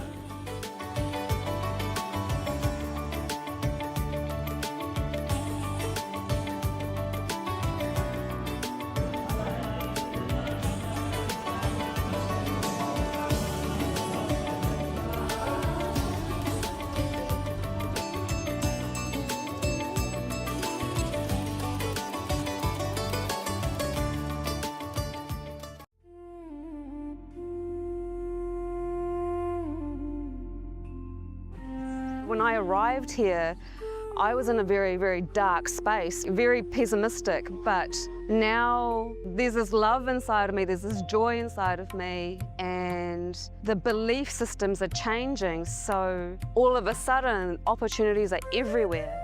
I've been learning the yoga from other sources previously, but the Swamiji's yoga is the only place from authentic source. Is really, really different. Also enjoying the pure vegetarian, organic, sattvic foods. This special yoga makes my body more flexible, and Swamiji is teaching me what is intensity, what is integrity, and what is discipline. Before coming, I twisted my left wrist during basketball game, and I barely can use my left hand. After few training, my hand can sustain my body weight, and now everything looks normal for my left hand. Starting early in the morning with some yoga to move the body, then puja to move the spirit, then these talks that really dive into my subconscious mind to really get into these root patterns of my life and to really release that emotional charge once and for all for my being. In day 28, I am complete. I think the biggest breakthroughs for me were Nityananda, I'm requesting Kailasa and Lay to please turn on your camera.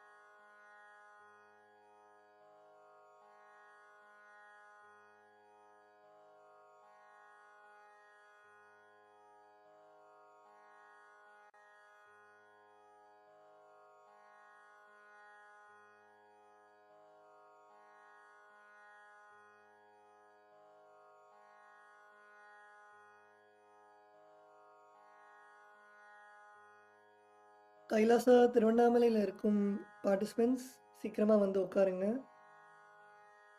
பூஜையை ஆரம்பிக்கணும்.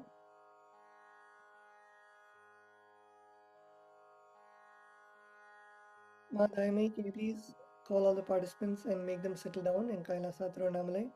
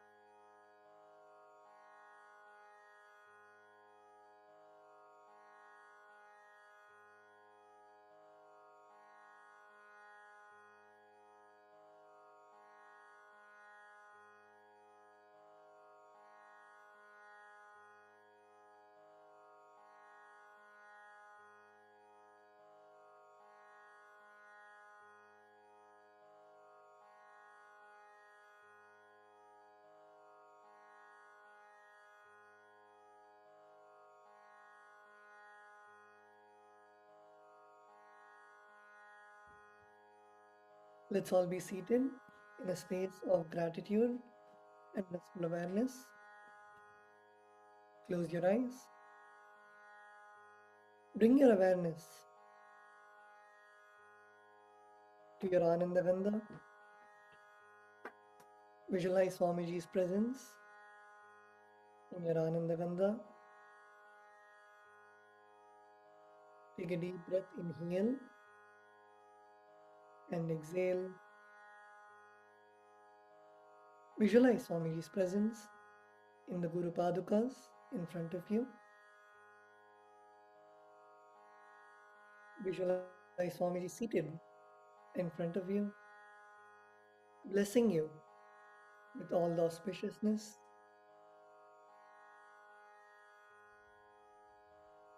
The puja is the time, your personal time with Bhagavan Paramashiva and with Swamiji.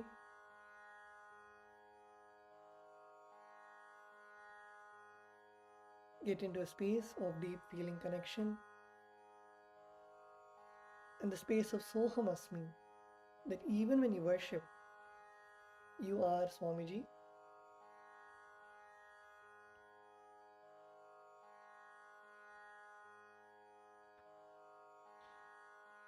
Be in the space of gratitude for all the boons, all the blessings that Swamiji is showering on all of us.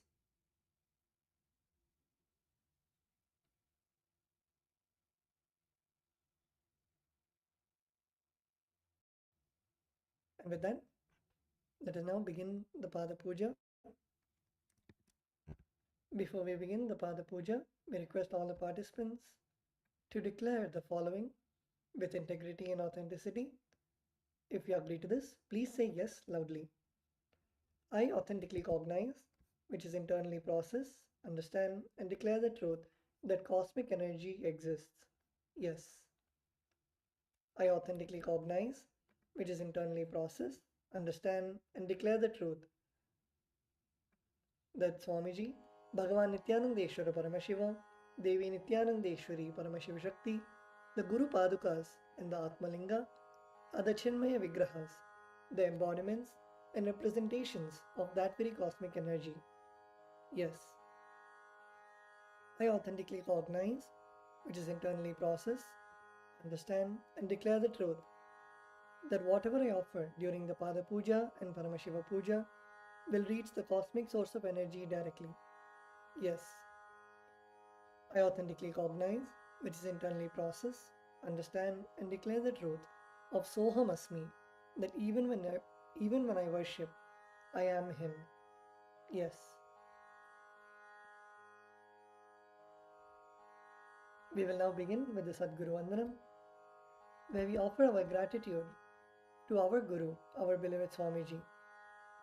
The meaning of the mantra we are now going to chant is, I surrender to that Guru who is the eternal bliss, the bestower of supreme happiness, the one who is the embodiment of wisdom, who is beyond duality, who is omnipresent, to whom the supreme goal is giving the enlightenment experience, who is eternal, pure, and unshakable, who is the silent spectator of all thought processes, who is beyond emotions, and who is without the three qualities called Sattva, Rajas, and Tamas. Now please take a few flowers in your hands and close your eyes and offer the flowers at Swamiji's Padukas at the end of the mantra.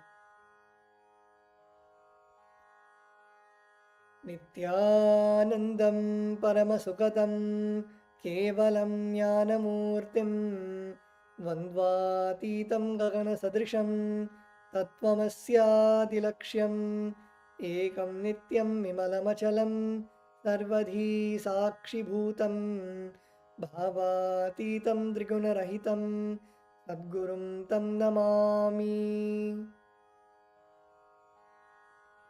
The next is the Guru Parampara Vandanam. In the Guru Parampara Vandanam, we offer our gratitude to the eternal lineage of all the Gurus, the enlightened masters.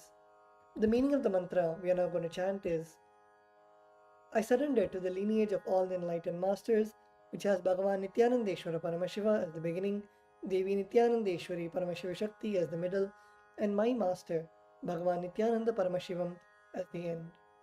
Now please take a few flowers in your hands and close your eyes and offer the flowers at Swamiji's padukas at the end of the mantra. Nityanandeshwara Paramashiva Samarambham Nityanandeshwari Paramashiva Shakti Madhyamam Nityananda Pariyantam Vande Guru Paramparam. The next is the offering of the Arunagiri Yogeshwara Vandanam. In the Arunagiri Yogeshwara Vandanam, we offer our respects and gratitude to Bhagavan Arunagiri Yogeshwara, who is the incarnation of Paramashiva. The meaning of the mantra we are now going to chant is the Arunagiri Yogeshwara, who is the Lord of all beings, who has the sacred musk paste applied on his forehead, who has a glittering stick, who has worn a loin cloth on his glittering hip, who has worn the Datura flower, the king cobra, and a crescent moon on his forehead. That Arunagiri Yogeshwara's presence happens. Now please take a few flowers in your hands and close your eyes and offer the flowers at Swamiji's padukas at the end of the mantra. Lalate Tripundri Nitilakrita Kasturi Tilakaha Spuranmala Dhara Spurita Katikaupi Navasanaha Dadhano Dustaram Shirasi Panirajam Shashikalam Pradipa Sarvesham Arunagiri Yogi Vijayate. The next is the Tattvachamanam, the ritualistic cleansing of the mouth. Now keeping your right hand in the Gokarna Mudra, pour an udharani of water into your right palm and sip the water from the base of your palm each time the word Svadha is chanted. Om Atmadattvam Shodhayami Svadha, Om Vidyadattvam Shodhayami Svadha, Om Shivadattvam Shodhayami Svadha.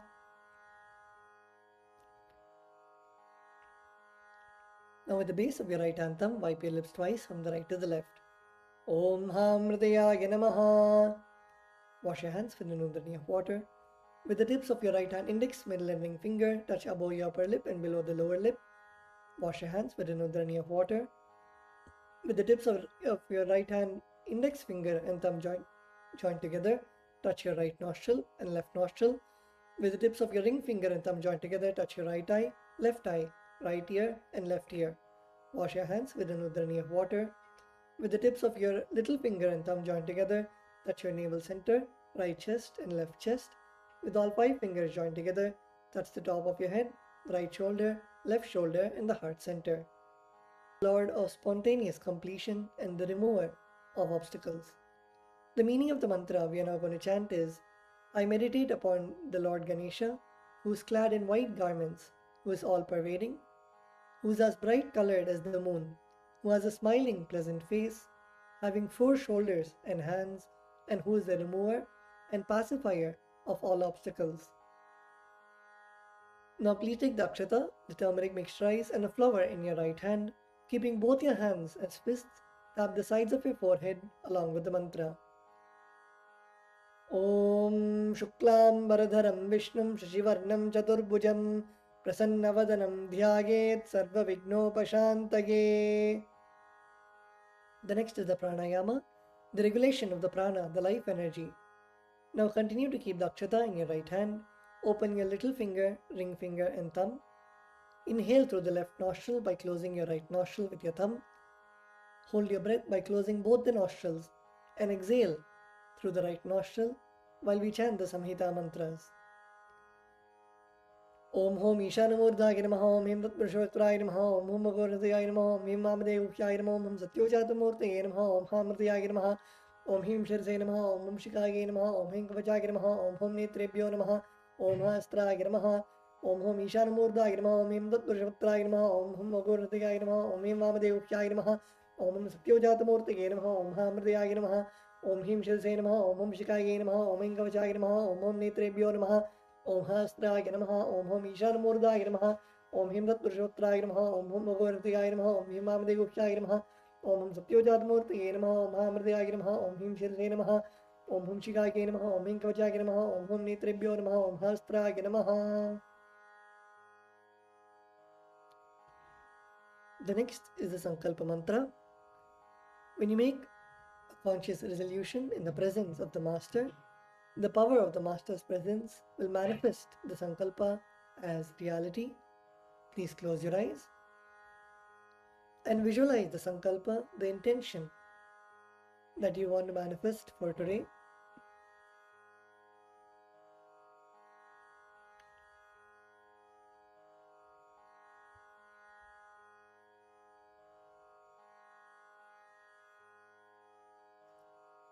Whether it is completion or anything that you want to manifest, hold it in your inner space.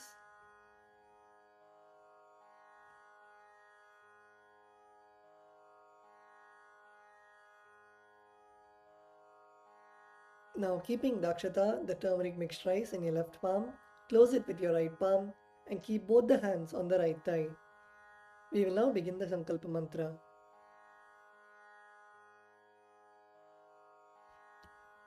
Om Namopata Samasta Duritakshayadvara Bhagavat Shri Nityananda Paramashiva Prityartham Shri Nityanandeshwari Paramashiva Shakti Sameta Shri Nityanande Ardhe Shri Shvetavaraha Kalpe Vaivasvatamanvantare Ashtavimshatitame Nitya Yuge Pratame Pade Jambudvipe Bharata Varshe Bharadakhande Meroho Dakshine Parshve Shakabde अस्मिन् वर्तमाने व्यवहारिके प्रभवादीनां षष्ट्याः संवत्सराणां मध्ये विश्वावसुनाम संवत्सरे दक्षिणायने लक्ष्मीवेङ्कटेश्वर ऋतौ सिंहमासे कृष्णपक्षे प्रथमायां शुभदितौ सोमवासरयुक्तायां पूर्वाभाद्रपदनक्षत्र धृतियोग बालवकरण एवं गुणविशेषणविशिष्टायाम् अस्यां शुभदितौ श्री कैलासोन्नत द्वादशान्त श्यामला पीठारूढ़ श्री मीनाक्षी सुंदरेश्वरा भिन्न स्वरूप परशिवपुत्र रत्न कुमार गुरुमन्य तुल्यावतार श्री पार्वती स्तन्यपान लब्ध दिव्य ज्ञान विश्रुत सकल निगमागम सारभूत द्राविड वेद प्रवक्त्रे श्रीमत् परमशिव करुणा समधिगत मुक्तामय चतुरश्रयान गीयमान छत्र चामर श्री चिन्ह काहलादि समस्त बिरडावल्यलंकृत ज्ञान विज्ञान चक्रवर्ती सर्वजन संग सद्यो निर्वाण दीक्षा व्याप वर्ग वर्ष विश्रान जीमूत परमत कल्प केसरी शैव सिद्धांत स्थापनाचार्य श्री राजाधिराज पांड्य महाराज गुरु क्षपन शाक्यादि महांधकार निवारण ज्ञान भानु वीक्षणा नरहारह ध्वजोच्छेदन पूर्वक श्रीमद् ऋषभध्वज स्थापक शैव समय कर्त्रे सर्वज्ञ पीठारूढ़ श्री जगद्गुरु श्री ज्ञान संबंध देशिक स्वामी वागीश सुंदर माणिक्य वाचक स्वामिनाम अवतार भूत श्री ज्ञान संबंध स्वामी पुनरुद्धृत श्यामला पीठ सर्वज्ञ पीठ तृणवत्युत्तर द्विशततम गुरु महासन्निधान अरुणगिरि योगीश्वर परंपरागत अरुणाचल सर्वज्ञ पीठ गुरु महासन्निधान कैलास परंपरागत कांची कैलास सर्वज्ञ पीठ त्रयस्त्रिंशदुत्तर द्विशततम गुरु महासन्निधान नित्योत्सव नित्य मंगल नित्य कल्याण नित्य रचित कैलास परंपरागत आदि कैलास नित्यानंद पीठ महासंस्थान महासिंहासन पीठ कर्त्रे साक्षात् श्री परमशिव समुद्भूत कैलास परंपरागत वैवस्वत मनु इक्ष्वाकु हरिश्चंद्र भगीरथ श्रीरामचंद्र शूरसेन इत्याद्यनवच्छिन्न सार्वभौम चक्रवर्ती परंपरागत चतुष्षष्टि योगिनी मंडित चतुष्षष्टि संप्रदाय प्रवर्तक मनुधर्म शासन सूर्यवंश प्राप्त सर्वज्ञ पीठ सुरांगी साम्राज्य मूर्धाभिषिक्त चूड़ामणि साक्षात् श्री परमशिव समुद्भूत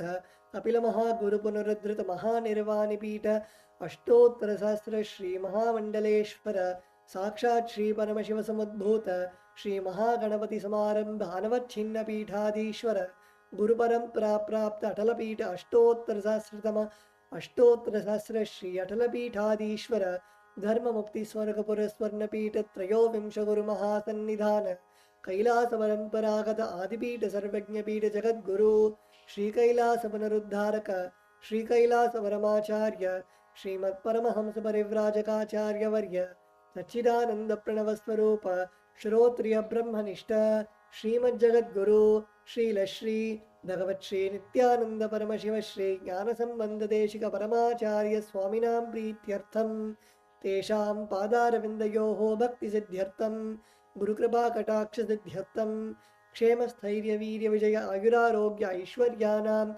अभिवृद्ध्यर्थं धर्मार्थकाममोक्षचतुर्विधफलपुरुषार्थसिद्ध्यर्थं समस्तदुरितोपशान्त्यर्थं समस्तमङ्गलावाप्त्यर्थं भगवत्श्रीनित्यानन्दपरमशिवप्रसादेन सकुटुम्बस्य ज्ञानवैराग्यजीवन्मुक्तिप्राप्त्यर्थं नित्यानन्दपरमशिव प्रत्यक्षपादपूजां करिष्ये। श्रीनित्यानन्देश्वरी परमशिवशक्तिसमेत श्रीनित्यानन्देश्वर परमशिव पूजां च करिष्ये। ॐ अपौपस्पृश्य. Please wash your hands with an udharni of water. The next is the Ghantanada. We ring the bell to invoke the presence of all the gods and goddesses and to remove any negative energy that can disturb us during the puja. Please take the bell in your left hand and hold it above your heart center and ring the bell along with the mantra. Om Agamarthantu Devanam Gamanarthantu Rakshasam Ghantanadam Karomyado Devata Vanalanchanam Ghanta Devatabhyo Namaha.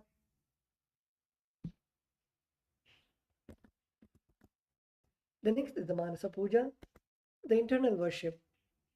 Now please close your eyes and visualize the meaning of the mantra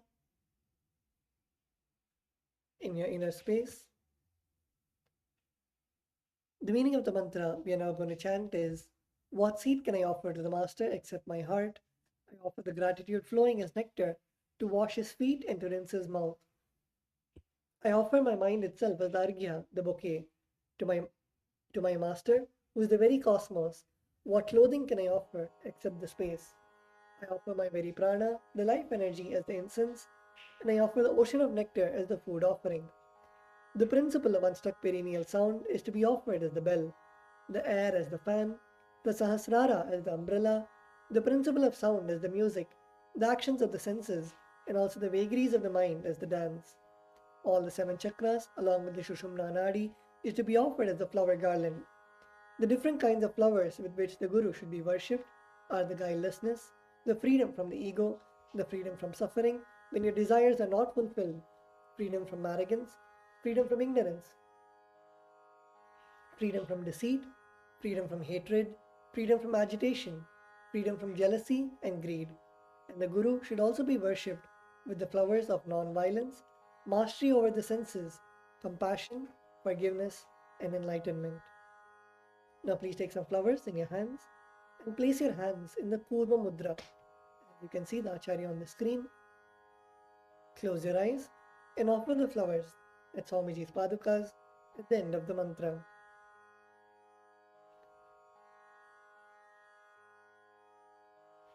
Om Hridpadmamasanam Dadyat Sahasrarachyutamritaihi Padyam Charanayor Dadyat Manastu Arghyam Nivedayet Tena Amritena Achamaniyam Snaniyam Tena Chasmritam Akashadattvam Vastram Syat Gandhasyat Gandhatatvakam Chittam Prakalpa Nivedyam Syat Sudam Buddhihi Anahatadhvanirghanta Vayutattvam Chachamaram Sahasraram Bhavet Chatram Shabdatattvam Chagitakam Nrityamindriya Karmani Chanchalyam Manasastatha Sumekhalam Padmamalam Pushpam Nana Vidam Tatha Amayadyair Bhava Pushpaihi Archayed Bhava Gocharam Amayam Anahankaram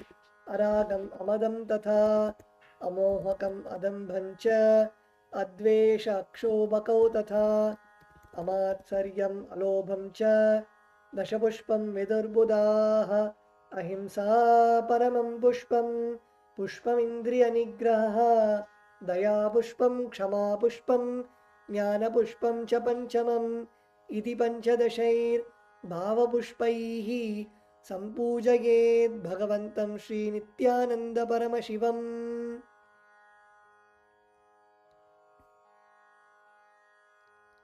The next is the offering of the Upachara Puja, the external worship. The first is the offering of asanam, the offering of seat to the master. The meaning of the mantra we are now going to chant is, O the one who resides in all the beings, the one who is the very soul of all beings, I offer this seat to you. I surrender, I surrender. Now please take some flowers and akshata in your hands and offer the flowers at Swamiji's padukas along with the mantra. Asanam Om Sarvabhutantarasthaya Sarvabhutantaratmane Kalpayamyupaveshartham Asanam Te Namo Namaha. Om Hrim Idam Suvarnasanam Sarvadevadevi Swarupaya Bhagavate Shri Nityananda Paramashivaya Namaha. The next is the offering of Swagatam, the offering of welcoming the Master. The meaning of the mantra we are now going to chant is, O the Lord of all gods, O the one whose darshans are waited by the gods for the fulfillment of their desires, welcome, welcome. Today my birth, life, and all deeds are fructified. The fruits of all my tapas is materialized just by welcoming you. Now please take some flowers in your hands and offer the flowers at Swamiji's padukas along with the mantra. Swagatam Om Shantatvat Sarvakartritvat Bhavo Paratikaranat Shiva Ukto Mahatantra Mantravidbhis Sada Shivaha Asmai Shivaya Gurave Vitaragakalaya Vai Ameyatvat Anantoyam Ajatvaja Prakirtitaha Yasya Darshanamichanti Deva Swabhisha Siddhaye Tasmai Te Parameshana Swagatam Swagatam Prabho Adya Me Saphalam Janma Jivanam Saphala Kriyaha Swagatam Yatvaya Tanme Tapasam Phalamagatam Om Hrim Sarvadeva Devi Swarupa Bhagavat Shri Nityananda Paramashiva Swagatam Suswagatam Te.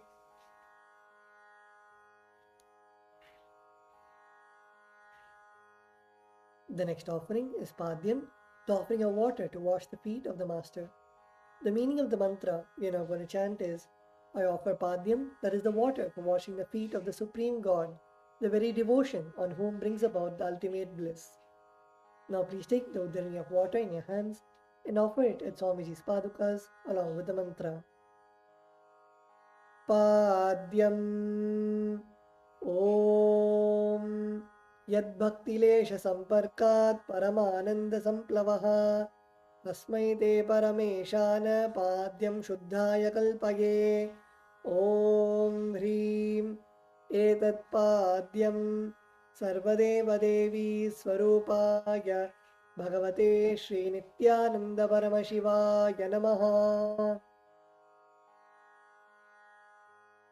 The next offering is Arghya, the offering of the traditional bouquet. The meaning of the mantra we are now going to chant is, O Maheshwara, please accept this Arghya, this offering of traditional bouquet with water to welcome the guest, made of durva grass, a flower, a bilva leaf and a rice pellet, and kept in a beautiful conch. Now please take the conch in your hands and offer the Arghya at Swamiji's padukas along with the mantra. Arghyaha Om Durvakshata Samayuktam Bilvapatram Tatha Param Shobhanam Shankapatrastam Grihana Argyam Maheshwara.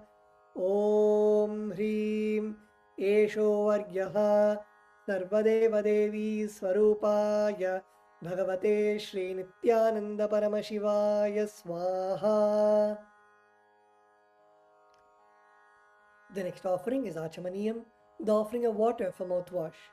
The meaning of the mantra we are now going to chant is, please accept this auspicious and sin-removing Ganga water offered by me as Achamaniyam, that is the water for mouthwash offered by me with devotion to you. Now please take the udharani of water in your hands and offer it at Swamiji's padukas along with the mantra. Achamaniyam Om मन्दाकिन्यास्तु यद्वारी सर्वपापहरं शुभं गृहाणाचमनीयं त्वं मया भक्त्या निवेदितम् ॐ ह्रीं इदम् आचमनीयोदकं सर्वदेवदेवी स्वरूपाय भगवते श्रीनित्यानन्दपरमशिवाय स्वधा.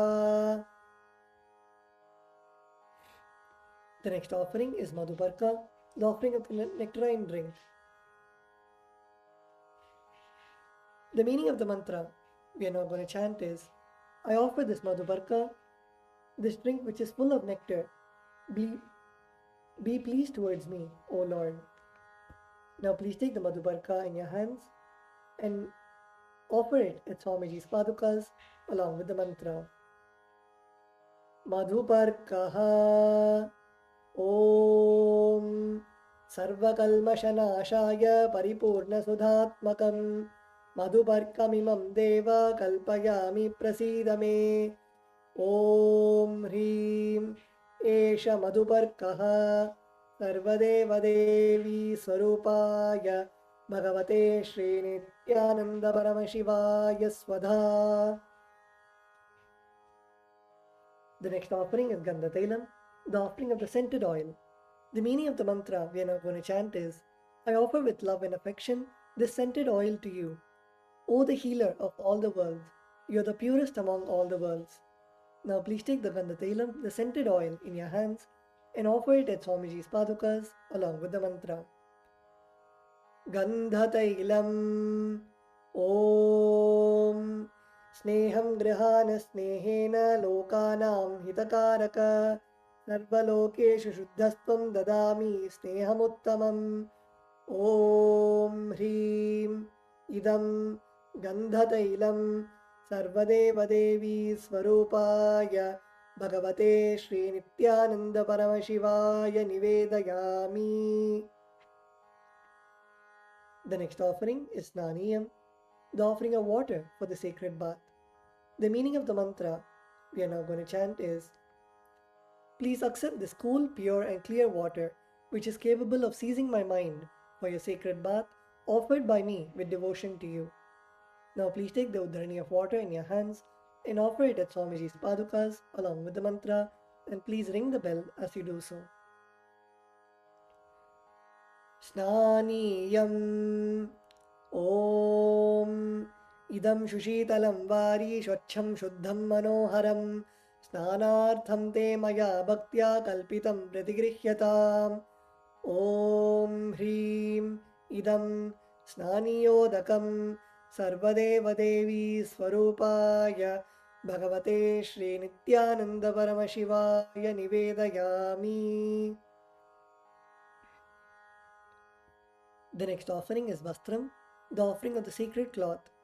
The meaning of the mantra we are now going to chant is, I offer Vastram, this cloth offering, to the Master who removes the veil of Maya or illusion. The Master who is the true light of enlightenment, who does not have a veil of Maya and has the very space as the dress. Now please take the offering of clothes in your hand and offer it at Swamiji's padukas along with the mantra. Om Maya Chitrapata Channa Nijaguhyoru Tejase Niravarana Vinyaya Vasaste Kalpayamyaham Om Hrim Idam Vastrottariyam Sarvadevadevi Swarupaya Bhagavate Shri Nityananda Paramashivaya Nivedayami. The next offering is Abharanam, the offering of the sacred jewelry. The meaning of the mantra we are now going to chant is, I offer this golden ornament to you, Master, who by the very nature has a gracefully beautiful body and who is the repository of all powers. May you be pleased. Now please take the jewelry in your hands and offer it at Swamiji's padukas along with the mantra. Abharanam Om Swabhavasundarangaya Nana Shaktyashrayayate Suvarnam Bhushanam Dubhyam Kalpayami Prasidame Om Hrim Idam Suvarnabharanam Sarvadevadevi Swarupaya Bhagavate Shri Nityananda Paramashivaya Nivedayami. The next offering is Gandha, the offering of the sandalwood paste. The meaning of the mantra we are now going to chant is, I neither know what your body is, nor do I know what your actions are. Please accept and smear the sandalwood paste offered by me. Now please take the sandalwood paste in your hands and offer it at Swamiji's padukas along with the mantra. Gandha Om Shariram te na janami cheshtam naiva cha maya niveditan gandhan pratigrihya vilipyatam Om Hrim Esha Gandha Sarvadeva Devi Swarupaya Bhagavate Shri Nityananda Paramashivaya Namaha.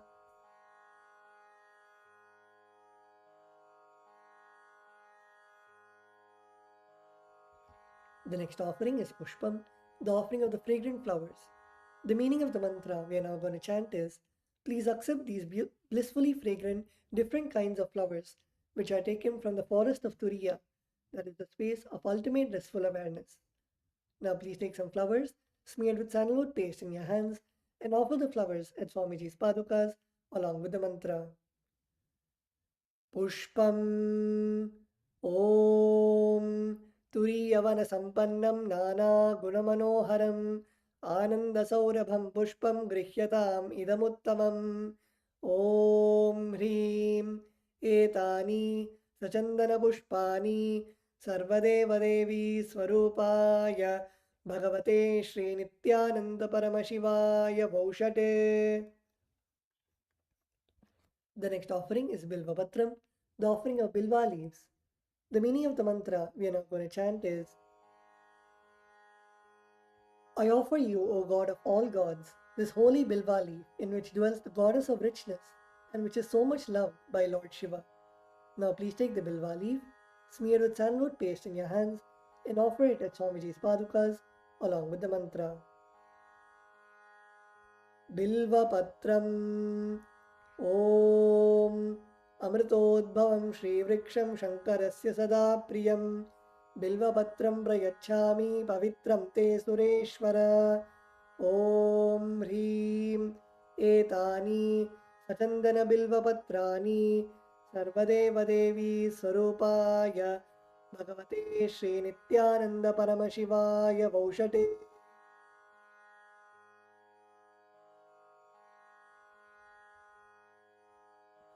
The next offering is Tulasi Patram, the offering of the Tulsi leaves. The meaning of the mantra we are now going to chant is, let this offering of Tulsi leaf be unto the Supreme Soul, who has unlimited forms and who is the bestower of all boons. Now please take the Tulsi leaves, smear the sandalwood paste in your hands and offer it at Swamiji's padukas along with the mantra. Tulasi Patram Om Namaste Bahurupaya Varadamurtaye Paramatmane Swaha Om Hrim Idam Sachandana Tulasi Patram Sarvadeva Devi Swarupaya Bhagavate Shri Nityananda Paramashivaya Namaha. The next offering is Dhupa, the offering of the lit incense. The meaning of the mantra we are now going to chant is, this incense smoke is made of sacred herbs of intoxicating fragrance. Please accept this incense smoke fit to be inhaled by all the devas. Now please take the lit incense sticks in your hands and slowly wave it towards Swamiji's padukas along with the mantra, and please ring the bell as we do so. Dhupaha Om Vanaspatiraso Divyo Gandhadhyassu Manoharaha Agreyas Sarvadevanam Dhupoyam Pratigrihyatam Om Hrim Esha Dhupaha Sarvadeva Devi Swarupaya Bhagavate Shri Nityananda Paramashivaya Namaha. The next offering is Deepa, the offering of the lit lamp. The meaning of the mantra we are now going to chant is, please accept this light of inner and outer worlds, which is very bright and which removes darkness from everywhere. Now please take the lit lamp in your hands and slowly wave it towards Swamiji's padukas along with the mantra, and please ring the bell as you do so. Deepaha Om Suprakasho Mahadipaha Sarvatastimiراpaha Sabhakyabhyantarajyotir Deepoyam Pratigrihyataam Om Hrim Esha Deepaha Sarvadevadevi Swarupaya Bhagavate Shri Nityananda Paramashivaya Namaha. The next offering is Naivedyam, the offering of food. The meaning of the mantra we are now going to chant is, these different kinds of food offerings are prepared from sweetener and other ingredients. O Lord, please accept this food offering prepared by me with devotion.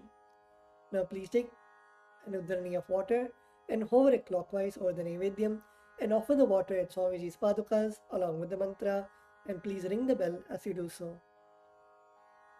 Naivedyam Om Naivedyam Vividham Deva Sharkara Divinirmitam Maya Niveditam Bhaktya Grahana Parameshwara Om Hrim Idam Shopakarna Naivedyam Sarvadeva Devi Swarupaya Bhagavate Shri Nityananda Paramashivaya Nivedayami.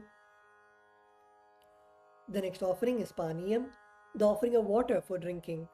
The meaning of the mantra we are now going to chant is, the Lord of all demigods, the one who bestows deep fulfillment upon us. Please accept this water full of infinite bliss. Now please take the udharani of water in your hands and offer it at Swamiji's padukas along with the mantra.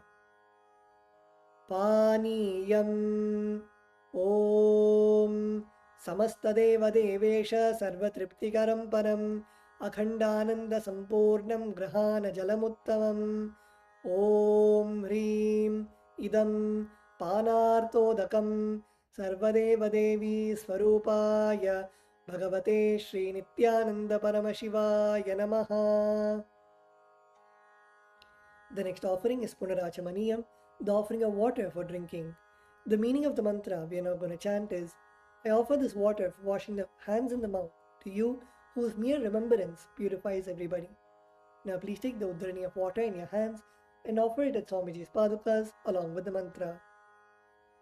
Punarachamaniyam Om Uchishtamapya Suchirva Yasya Smaranamatrataha Shuddhimapnoti Tasmai Te Punarachamaniyakam Om Hrim Idam Punarachamaniyodakam Sarvadeva Devi Swarupaya Bhagavate Shri Nityananda Paramashivaya Swaha. The next is the offering of Aratrikam, the offering of Arati to the Master. Now please take the lit camphor in your hands and slowly wave it towards Swamiji's padukas along with the mantra, and please ring the bell as you do so. Aratrikam Om Hrim Esha Deepamala Sarvadeva Devi Swarupaya Bhagavate Shri Nityananda Paramashivaya Namaha.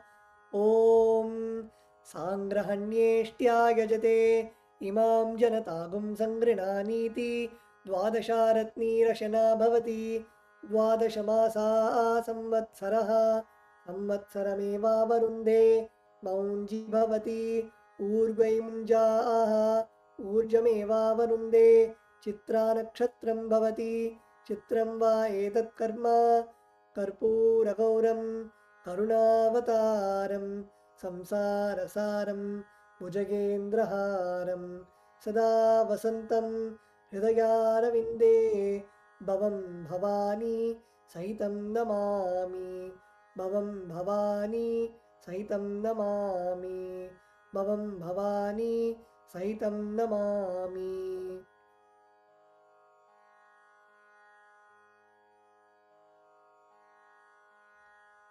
Aratrikam Samarpayami Bhagavat Shri Nityananda Paramashiva Charanakamaleebhyo Namaha.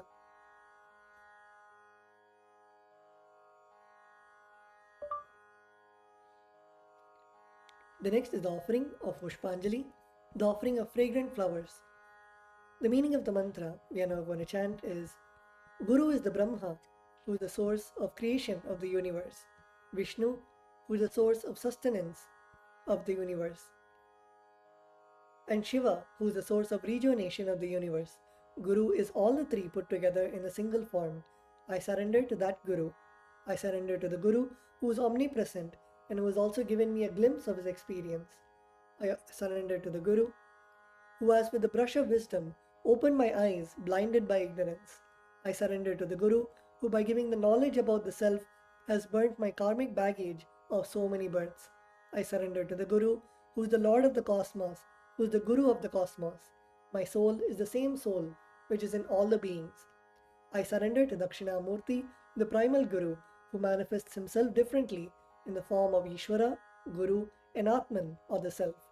I surrender to that Guru who is the eternal bliss, the bestower of supreme happiness, the one who is the embodiment of wisdom, who is beyond duality, who is omnipresent, to whom the supreme goal is giving the enlightenment experience, who is eternal, pure, and unshakable, who is the silent spectator of all thought processes, who is beyond emotions, and the one who is without the three qualities called Sattva, Rajas, and Tamas. Now please take a few flowers in your hands, close your eyes till the end of the mantra, and offer the flowers at Swamiji's Padukas at the end of the mantra. Pushpanjalihi Gurur Brahma Gurur Vishnuhu Gurur Devo Maheshwaraha Guru Sakshat Param Brahma Tasmai Shri Gurave Namaha Akhanda Mandala Karam Vyaptam Yena Characharam Tatpadam Darshitam Yena Tasmai Shri Gurave Namaha Ajnanatimirandasya Jnananjanashalakaya Chakshurunmilitam Yena Tasmai Shri Gurave Namaha Aneka Janma Samprapta Karma Bandha Vidahine Atmajnana Pradhanena Tasmai Shri Gurave Namaha Mannatha Shri Jagannatho Madguru Shri Jagadguruho Mamatma Sarvabhutatma Tasmai Shri Gurave Namaha Ishvaro Gururatmeti Murti Bheda Vibhagine Vyomavad Vyapta Dehaya Dakshinamurtaye Namaha Nityanandam Paramasukhatam Kevalam Jnanamurtim Dvandvatitam Gagana Sadrisham Tatmamasyadilaksham Ekam Nityam Vimalamachalam Sarvadhi Sakshi Bhutam Bhavatitam Trigunarahitam Sadgurum Tam Namami Pushpanjalim Samarpayami Bhagavat Shri Nityananda Paramashiva Charnakamalebhyo Namaha Om Nityanandam.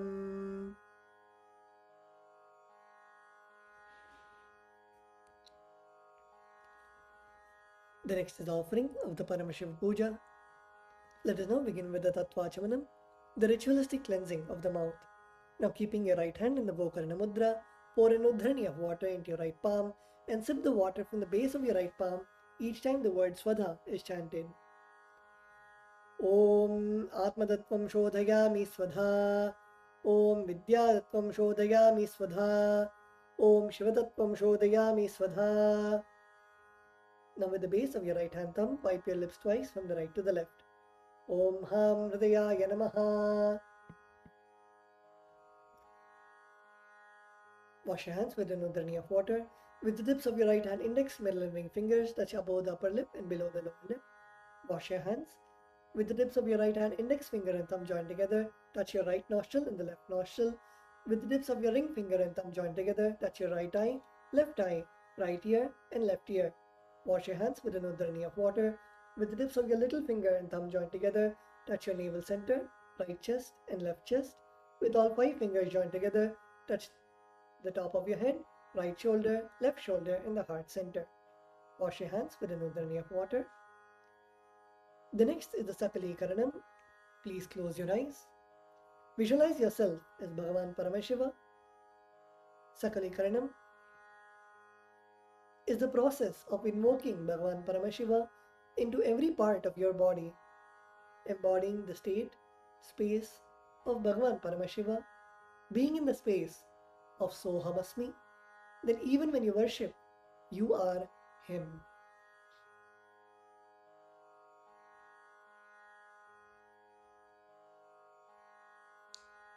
In that space, let us now begin the Sakalikaranam.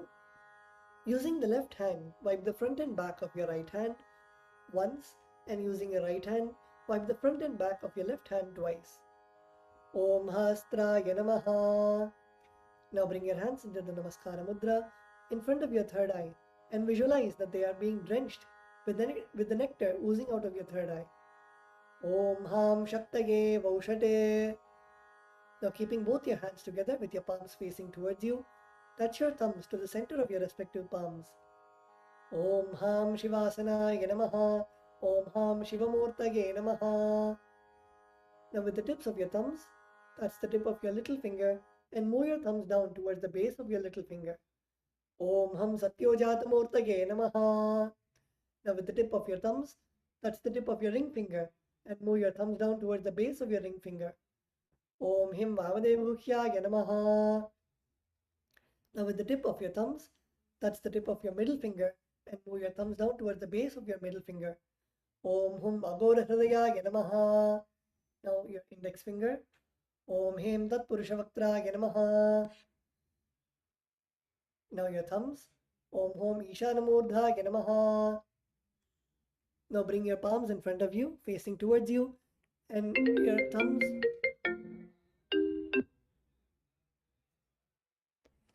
And your thumbs touching the center of your palms. Om Ham Hom Vidyadehaya Namaha. Now bend your index, middle and ring fingers such that they touch the center of your palms. Om Hom Netrebhyo Namaha.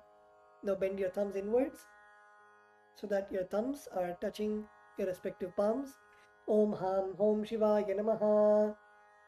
Now with the tip of your thumbs, touch the tip of your little finger and move your thumbs down towards the base of your little finger. Om Ham Hridayaya Namaha. Now your ring finger. Om Him Shirase Namaha. Now your middle finger. Om Hum Shikhaye Namaha. Now your index finger. Om Haim Kavachaya Namaha. Now your thumbs. Om Hastraya Namaha. Now bring your hands into the Mushti Mudra and roll them around each other once. Om Haim Kavachaya Hum. Now bring your hands in the Namaskara Mudra in front of your third eye. Om Ham Shivaya Vaushate. Now bend your thumbs inwards and touch your palm.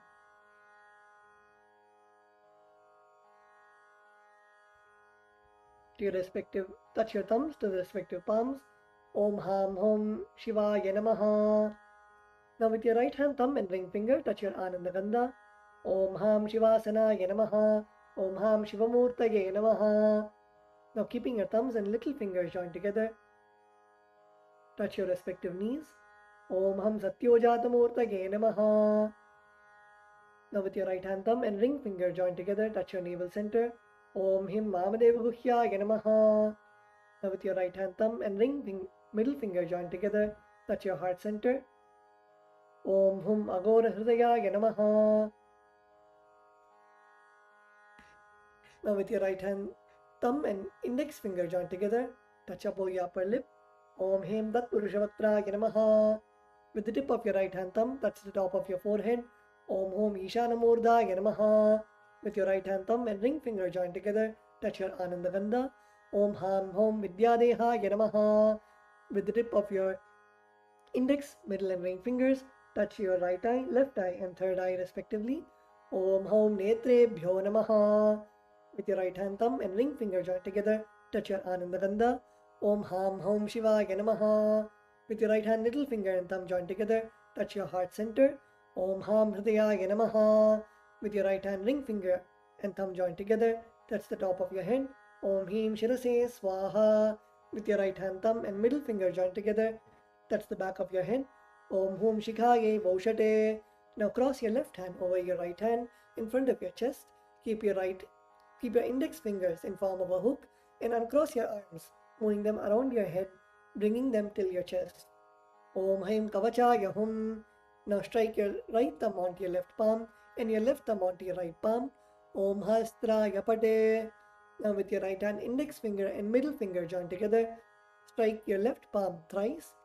Om Hastraya Hum Pate.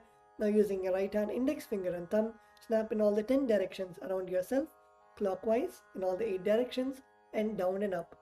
Om Hastraya Pate. Now move your hands from your head to the toes, touching the sides of your body. Om Ham Shivaya Vaushate. The next is the Samanya Arghya Stapana. Now mix some akshata, flowers, and sandalwood powder into the water in the Panchapatram. Cover the mouth of the Panchapatram and chant Om 7 times internally. Om, Om, Om, Om, Om, Om, Om. Now snap your index finger and thumb in all the 10 directions around the Panchapatram. Om Hastraya Pate. Now keeping your right hand in the Avagunthana Mudra, rotate your index finger around the Panchapatram. Om Haim Kavachaya Hum. Now show the Denu Mudra to the water in the Panchapatram. Om Ham Shivaya Vaushate.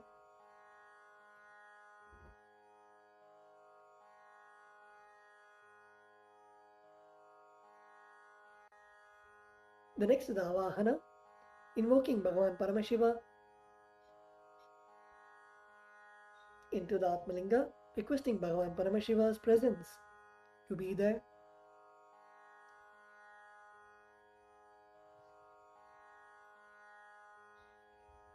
Visualize Bhagavan Paramashiva's presence in your Atmalinga.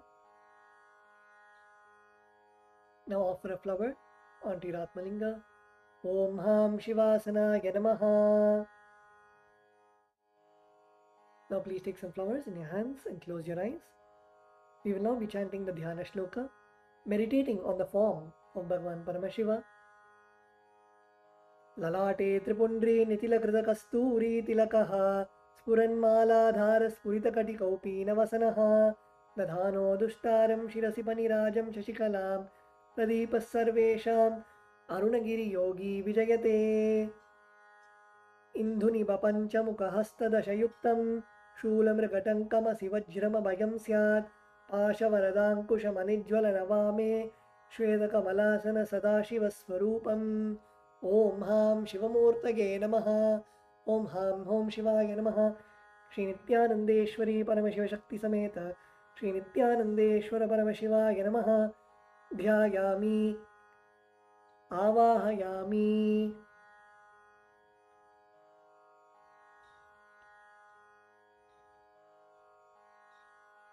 Now please show the respective mudras for the mantras and invoke the presence of Bhagavan Paramashiva within your Atmalinga. Now please place your thumbs onto your respective palms and place your palms open facing upwards. Om Ham Shivaya Namaha Ityavahana Mudram Pradarshya. Now turn your palms facing downwards. Sthapana. Now bring your hands into fists parallel to each other with the thumbs upwards. Sannidhana. Now place your thumbs inside of your fists. Nishthura Mudram Pradarshya. Now interlace your fingers.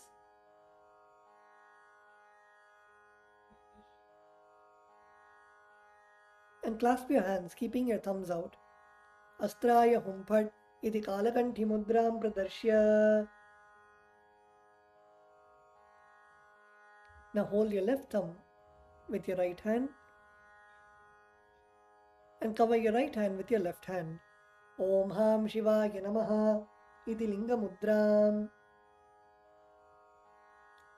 Now bring your hands in Namaskara Mudra. Namaskara Mudram. Now rotate your right hand index finger clockwise around your Atmalinga. Om Haim Kavachaya Hum iti Avagunthana Mudram Japradarshya. The next is the Upachara Puja. Now please take the Akshata in your hands and offer it to Bhagavan Paramashiva along with the mantra.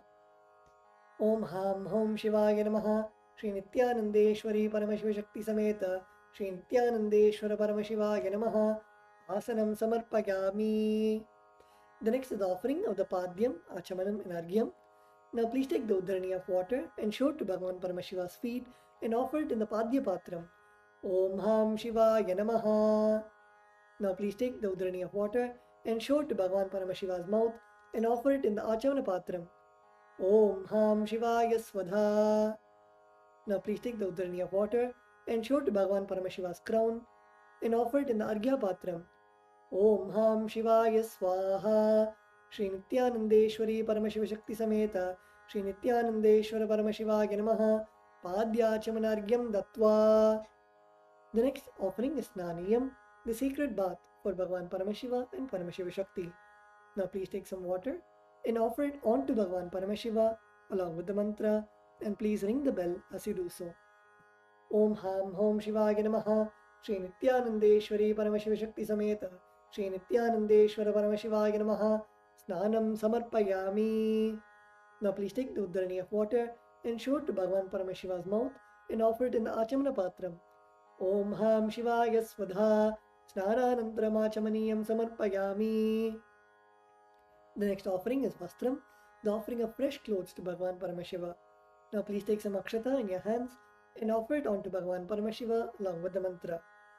Om Ham Hom Shivaya Namaha Shri Nityanandeshwari Paramashiva Shakti Sameta Shri Nityanandeshwara Paramashivaya Namaha. Vastre Igno Bhavita Uttari Abharanartam Akshatam Samarpayami. The next offering is Gandha, the offering of the sandalwood paste. Now please take the sandalwood paste in your right hand ring finger and offer it onto Bhagavan Paramashiva. On top of the sandalwood paste, offer some kumkum at the end of the mantra.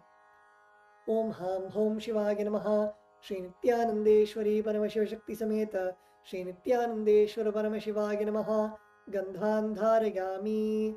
Gandhasya upari haridra kumkumam samarpayami. The next is the offering of the Ashtapushpa Puja, the offering of flowers to Bhagavan Paramashiva and Paramashiva Shakti. Now please take some flowers in your hands and offer the flowers to Bhagavan Paramashiva each time the word Namaha is chanted. Om Bhavaya Devaya Namaha Om Bhavasdevasya Patne Namaha Om Sharvaya Devaya Namaha Om Sharvasya Devasya Patne Namaha Om Ishanaya Devaya Namaha Om Ishanasya Devasya Patne Namaha Om Pashupate Devaya Namaha Om Pashupate Devasya Patne Namaha Om Ugraya Devaya Namaha Om Ugrasya Devasya Patne Namaha Om Rudraya Devaya Namaha Om Rudrasya Devasya Patne Namaha Om Bhimaya Devaya Namaha Om Bhimasya Devasya Patne Namaha Om Hate Devaya Namaha Om Hato Devasya Patne Namaha Om Ham Hom Shivaya Namaha Shri Nityanandeshwari Paramashiva Shakti Sameta Shri Nityanandeshwara Paramashivaya Namaha Ashtapushpa Pujam Samarpayami. The next offering is Bilva Patram, the offering of the Bilva leaf. Now please take the Bilva leaf, smear with sandalwood paste in your hands and offer it at Swamiji's Padukas along with the mantra. Om Ham Hom Shivaya Namaha Shri Nityanandeshwari Paramashiva Shakti Sameta Shri Nityanandeshwara Paramashivaya Namaha Bilva Patram Samarpayami. The next offering is Dhupa, the offering of incense for Bhagavan Paramashiva. Now please offer a flower on the bell. Om Hastraya Pate. Now please sprinkle some water on the incense stick stand. Om Hastraya Pate. Now please offer a flower on the incense stick stand. Om Ham Hridayaya Namaha. Now please take the lit incense sticks in your hands and slowly wave it towards Bhagavan Paramashiva along with the mantra, and please ring the bell as you do so. Om Ham Hom Shivaya Namaha Shri Nityanandeshwari Paramashiva Shakti Sameta Shri Nityanandeshwara Paramashivaya Namaha Dhupamagrapayami. Now please take the udharani of water and show it to Bhagavan Paramashiva's mouth and offer it in the Achamana Patram. Om Ham Shivaya Svadha. The next offering is Deepa, the offering of lit lamp. Now please sprinkle some water on the lamp. Om Hastraya Pate. Please offer a flower on the lamp. Om Ham Hridayaya Namaha. Now please take the lit lamp, the Deepa in your hands, and offer and slowly wave it clockwise towards Bhagavan Paramashiva along with the mantra, and please ring the bell as you do so. Om Ham Hom Shivaya Namaha Shri Nityanandeshwari Paramashiva Shakti Sameta Shri Nityanandeshwara Paramashivaya Namaha Deepam Darshayami.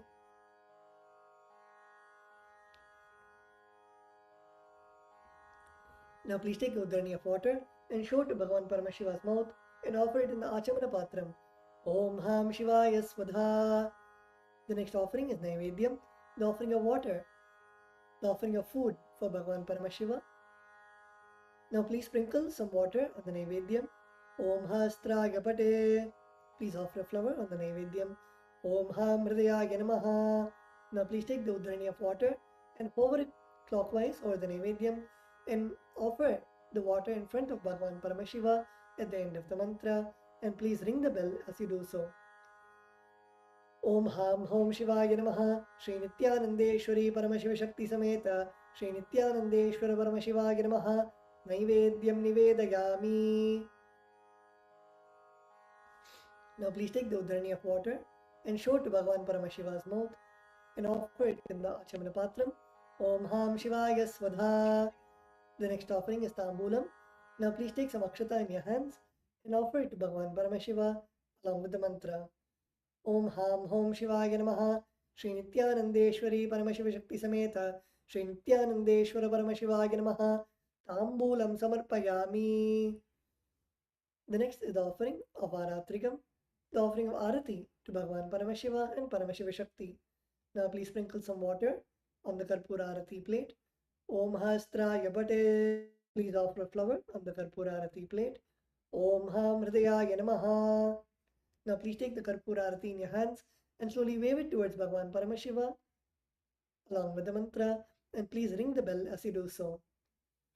Om Ham Hom Shivaya Namaha. Shri Nityanandeshwari Paramashiva Shakti Sameta Shri Nityanandeshwara Paramashivaya Namaha. Karpura Nirajanam Sandarashayami.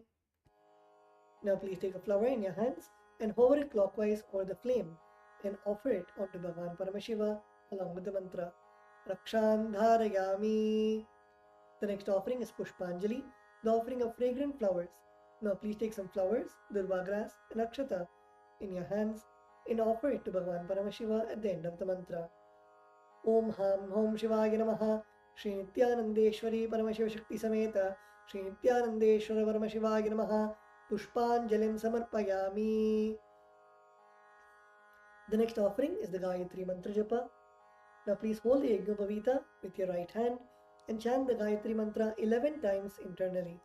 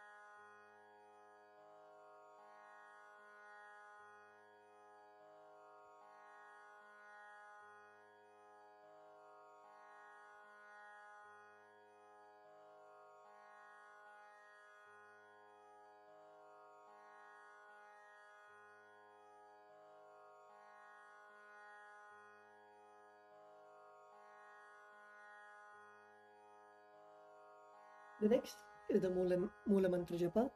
Please close your eyes and chant the Shiva Mula Mantra 11 times internally.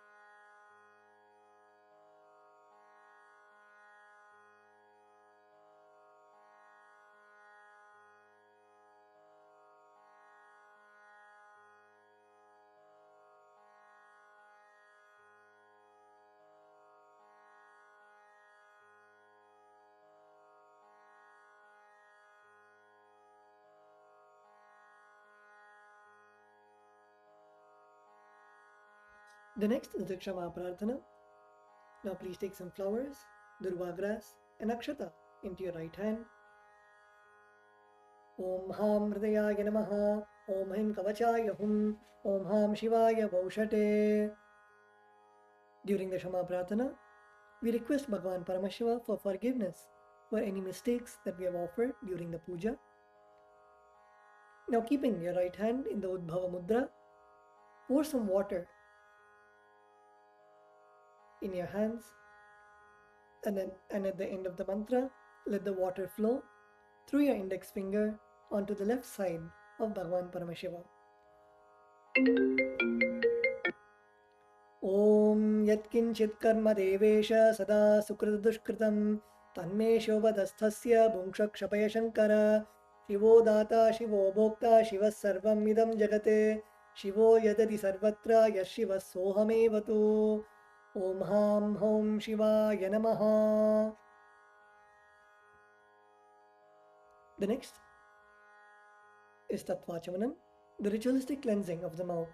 Now keeping your right hand in the Gokarna Mudra, pour a nudhrani of water into your right palm and sip the water from the base of your right palm each time the word Swadha is chanted.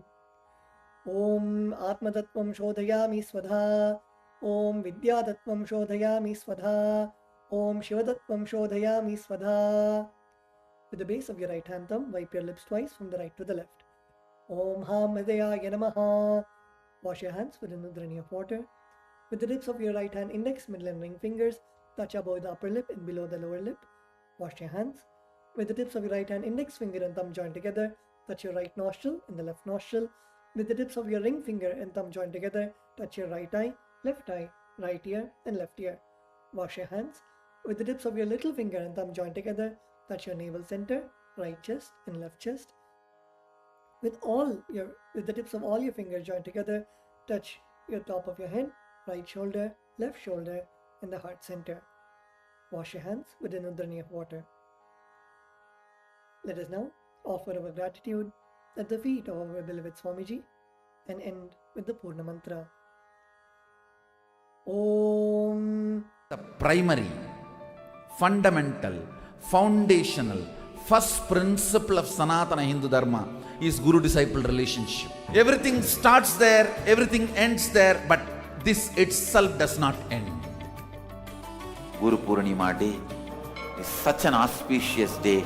Whatever incompletion, impossibility, no patterns you carry, drop all that today. Offer all that to me, I'll burn them away.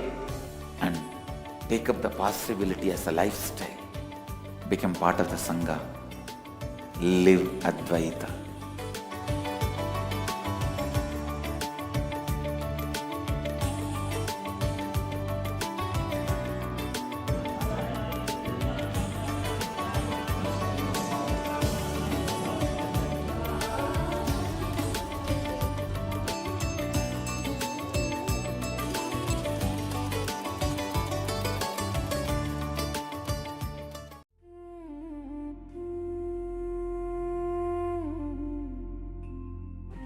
When I arrived here, I was in a very, very dark space, very pessimistic, but now there's this love inside of me, there's this joy inside of me, and the belief systems are changing, so all of a sudden, opportunities are everywhere. I've been learning the yoga from other sources previously, but the Swamiji's yoga is the only place from authentic source. Is really, really different. Also enjoying the pure vegetarian, organic, sattvic foods. This special yoga makes my body more flexible, and Swamiji is teaching me what is intensity, what is integrity, and what is discipline. Before coming, I twisted my left wrist during basketball game, and I barely can use my left hand. After few training, my hand can sustain my body weight, and now everything looks normal for my left hand.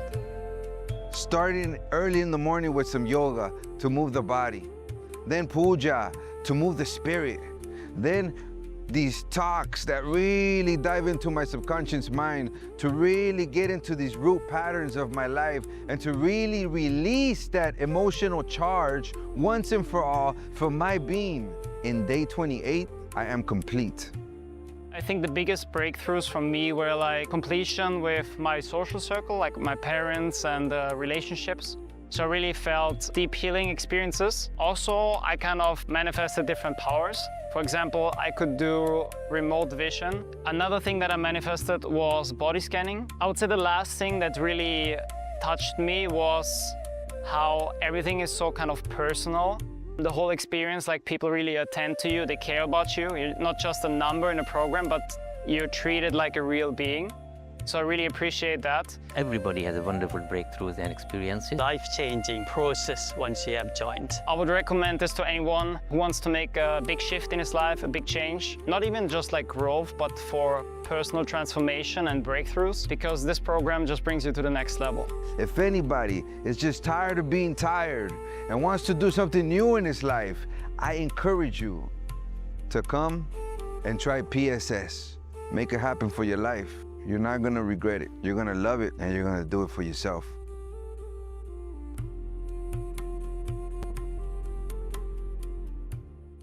Established since 2002 in the United States of America, the United Ancient Nations is an intergovernmental organization currently made up of 160+ members and indigenous nations. The UAN and its work are guided by the purposes and principles contained in its founding charter.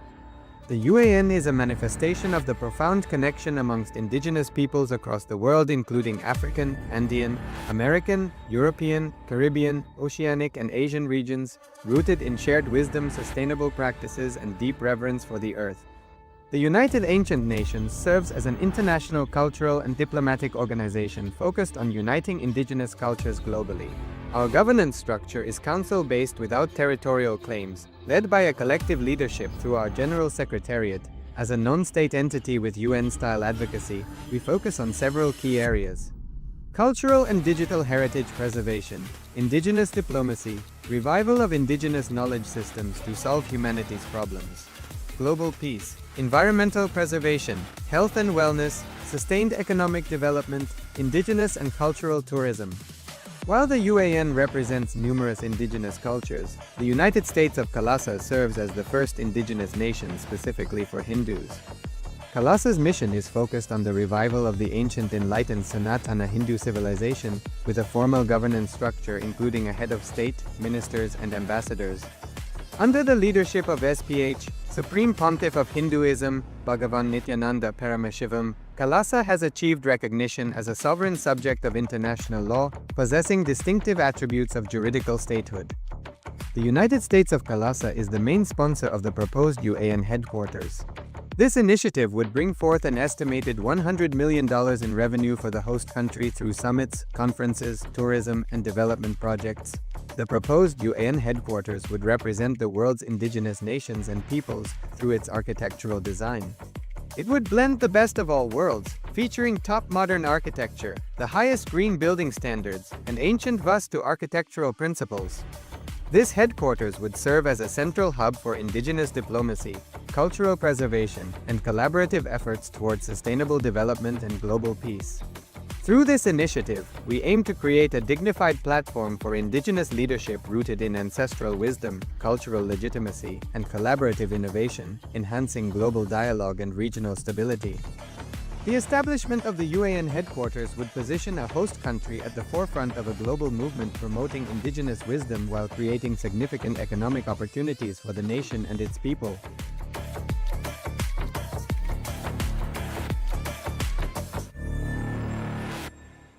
The primary, fundamental, foundational, first principle of Sanatana Hindu Dharma is Guru-disciple relationship. Everything starts there, everything ends there, but this itself does not end. Guru Purnima Day is such an auspicious day. Whatever incompletion, impossibility, no patterns you carry, drop all that today. Offer all that to me, I'll burn them away. And take up the possibility as a lifestyle. Become part of the Sangha. live Advaita.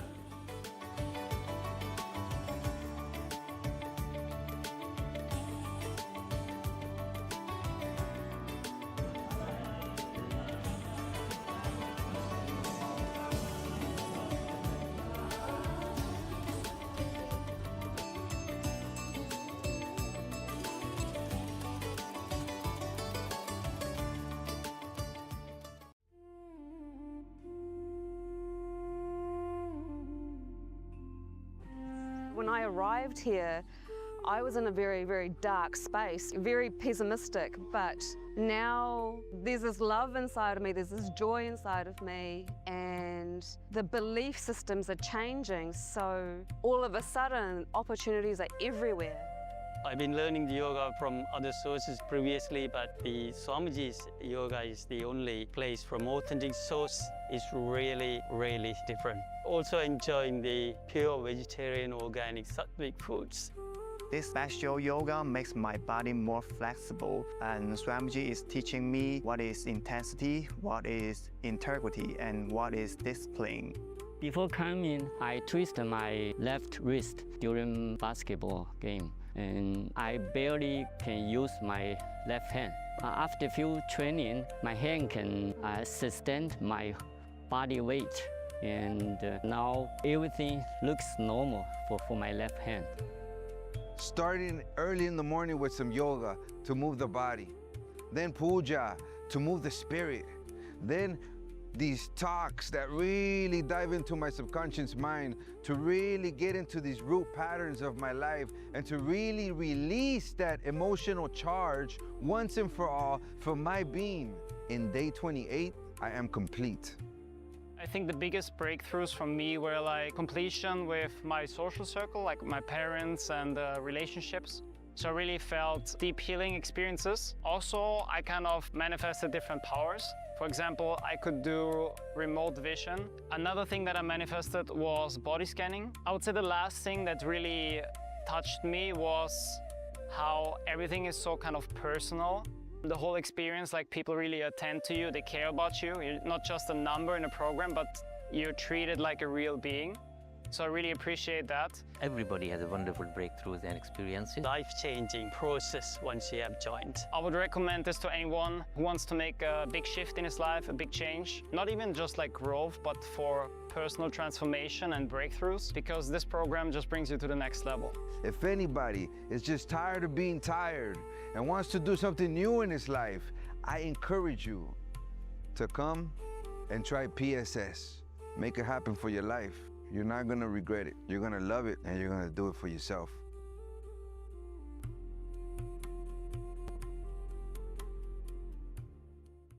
Established since 2002 in the United States of America, the United Ancient Nations is an intergovernmental organization currently made up of 160 plus members and indigenous nations. The UAN and its work are guided by the purposes and principles contained in its founding charter. The UAN is a manifestation of the profound connection amongst indigenous peoples across the world, including African, Andean, American, European, Caribbean, Oceanic, and Asian regions, rooted in shared wisdom, sustainable practices, and deep reverence for the earth. The United Ancient Nations serves as an international cultural and diplomatic organization focused on uniting indigenous cultures globally. Our governance structure is council-based without territorial claims, led by a collective leadership through our General Secretariat. As a non-state entity with UN-style advocacy, we focus on several key areas. Nityanandam param sukhadam kevalam jnanamurtim dvandvatītam gagana sadrusham tattamasyādilaksham ekam nityam bimalamachalam sarvadhi sakshibhutam bhavatītam trigunaраhitam sadgurum tam namami. Nityanandam, and welcome all of you in this wonderful journey of the Paramashivoham. And today we are in day 17th of this season of Paramashivoham. And after this intense yoga and puja, this is the right time that we start manifesting the powers. So we'll be entering into manifesting the powers of third eye, seeing picture blindfolded. So let's get ready with the blindfold as we enter into the Spurana. Kapalantar mano yasya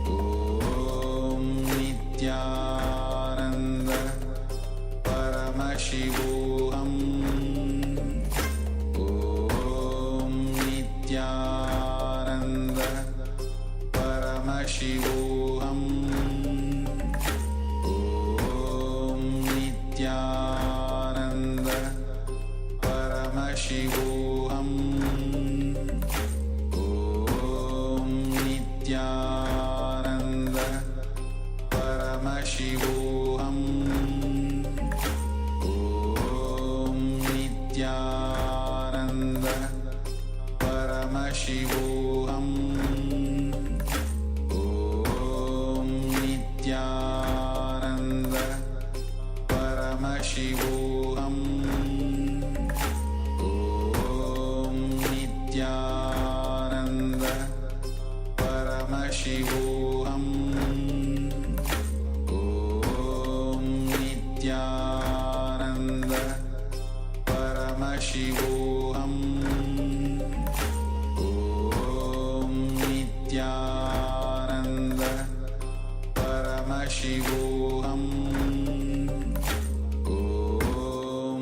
Nityananda.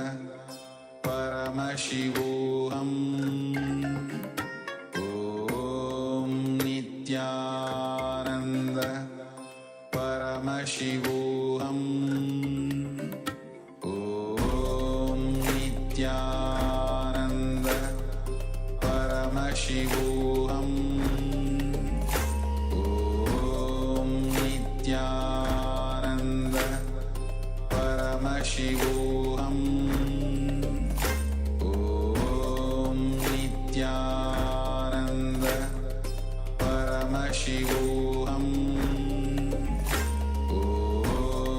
Nityananda. Paramashivoham. Om Nityananda. Paramashivoham. Om Nityananda. Paramashivoham. Om Nityananda. Paramashivoham. Om Nityananda. Paramashivoham. Om Nityananda. Paramashivoham. Om Nityananda. Paramashivoham. Om Nityananda. Paramashivoham.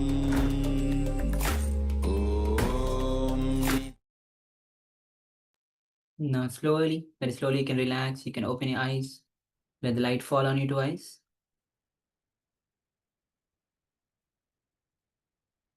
And let's take a moment and let's share what was revealed to you through the power of third eye. So please go ahead and start sharing your revelations of the third eye.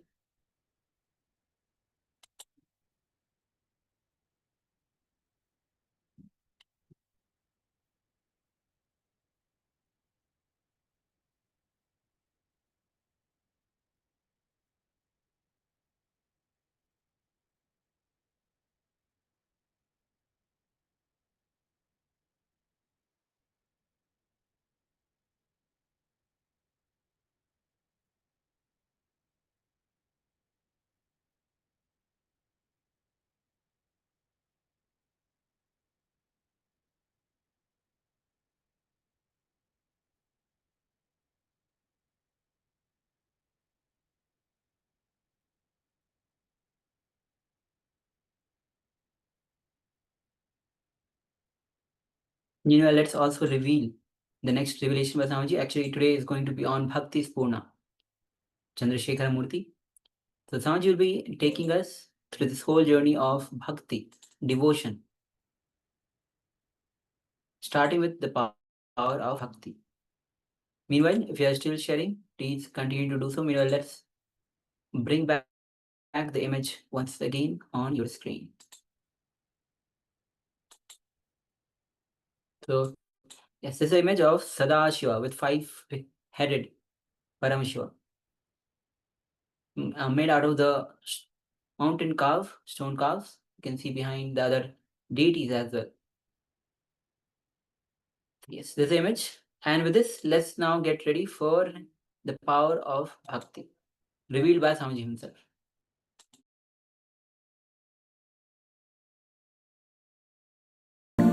in Bhagavad Gita, 6th chapter, Dhyana Yoga, 7th verse.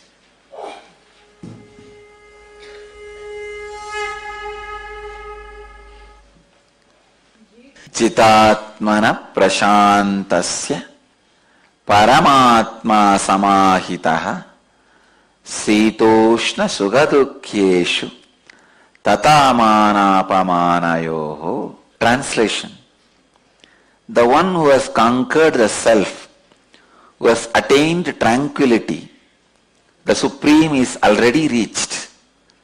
Such a person remains in this state in happiness or distress, heat or cold, honor or dishonor. I'll give you the new translation also. The one who has subdued his self made out of patterns, and is firmly established in the supreme state, remains centered, whether in a cold or warm atmosphere, whether he is in a pleasant or unpleasant situation, whether he receives respect or is dishonored. Understand? Bhagavan is giving you a powerful technique. He is using a beautiful word, Sitoshna Samadukkeshu. Sita and Ushna, warm or cold, attacks you from outside skin. Sugha or Dukkha attacks you from inside skin. Understand? When you are feeling warm or cold, just sit and see what is happening outside your skin all over the body. Without branding, just see what is going on, how I feel. Don't name it as a cold or warm, pain or suffering. Just look. Something is going on. Let me see what happens, how that feeling touches my skin. After that, how the skin is processing that information, and how I am getting agitated or irritated for no reason. How I am responding to it. Why should I get agitated or irritated? Let's see how the nature responds to it. Sit with deep passions. In one day, you will master cold. Cold will not affect you anymore. Same way heat. Do Panchatapas. Make a fire circle. It is very easy. Your height should be the diameter of the circle. That is the law. Your height is the diameter of the circle. Make the fire circle and sit. You will slowly start feeling the heat, and it will increase within half an hour. Then just see what is going on in your skin. In 2 days you will master warm. Both will not be painful. Then come to the next level of experiment. When you are feeling unpleasant, just see. Unpleasantness is nothing but cold or warm which is working from inside the skin. If you look near the chest area, it will start. From inside the skin is being attacked. Warm and cold, heat and cold attacks you from outside skin. Pleasantness or unpleasantness attacks you from inside the skin. Sit with that. You don't need to find the situation. Already you have enough unpleasantness. Just sit with that unpleasantness. How it is attacking you from inside skin. What exactly you are feeling. Without labeling, just see. In 2 days, you will realize there is no such thing as unpleasantness other than your own decision to be in unpleasantness. Same way pleasantness. When you are in joy, happy, just sit and watch. What is this?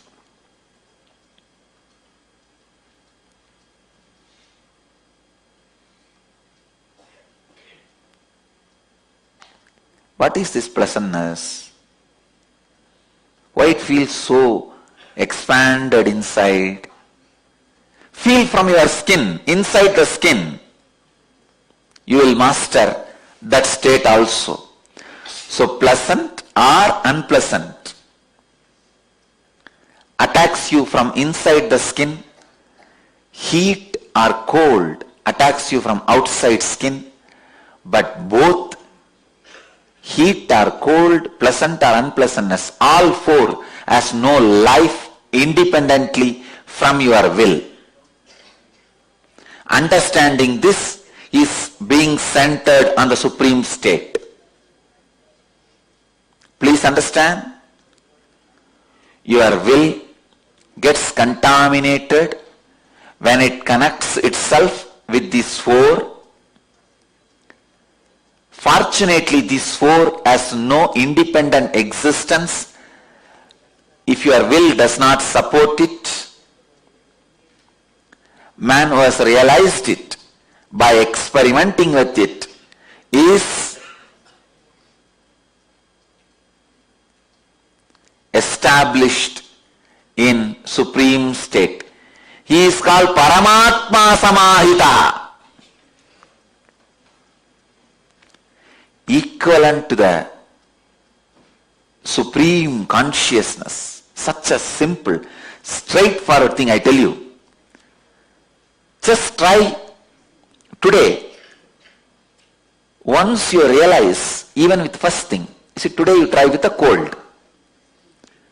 The moment you realize the cold is not giving you any more suffering, you will have confidence to work with heat. Then work with heat. Do Panchatapas. Maybe 1 hour. 1 hour is more than enough. 2 days. If it is not happening in 2 sessions, just do 2-3 days, that's all. You will have confidence now. Wow, we won the second game. Then go for the third. Sit with unpleasantness. Don't change the sequence. Cold is to grass, easy. Once you win there, you will have confidence to do next. Little subtle, the heat. Then you will have confidence next with the unpleasantness. Then you will have confidence to do with the pleasantness.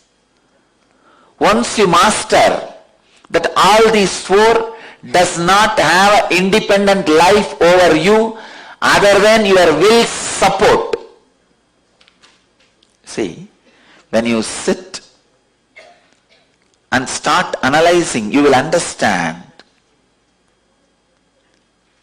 It suddenly disappears, because the moment you analyze, your will stops supporting this aspect of life. You support the cold and cold related diseases in confusion. You support heat and heat related diseases in confusion.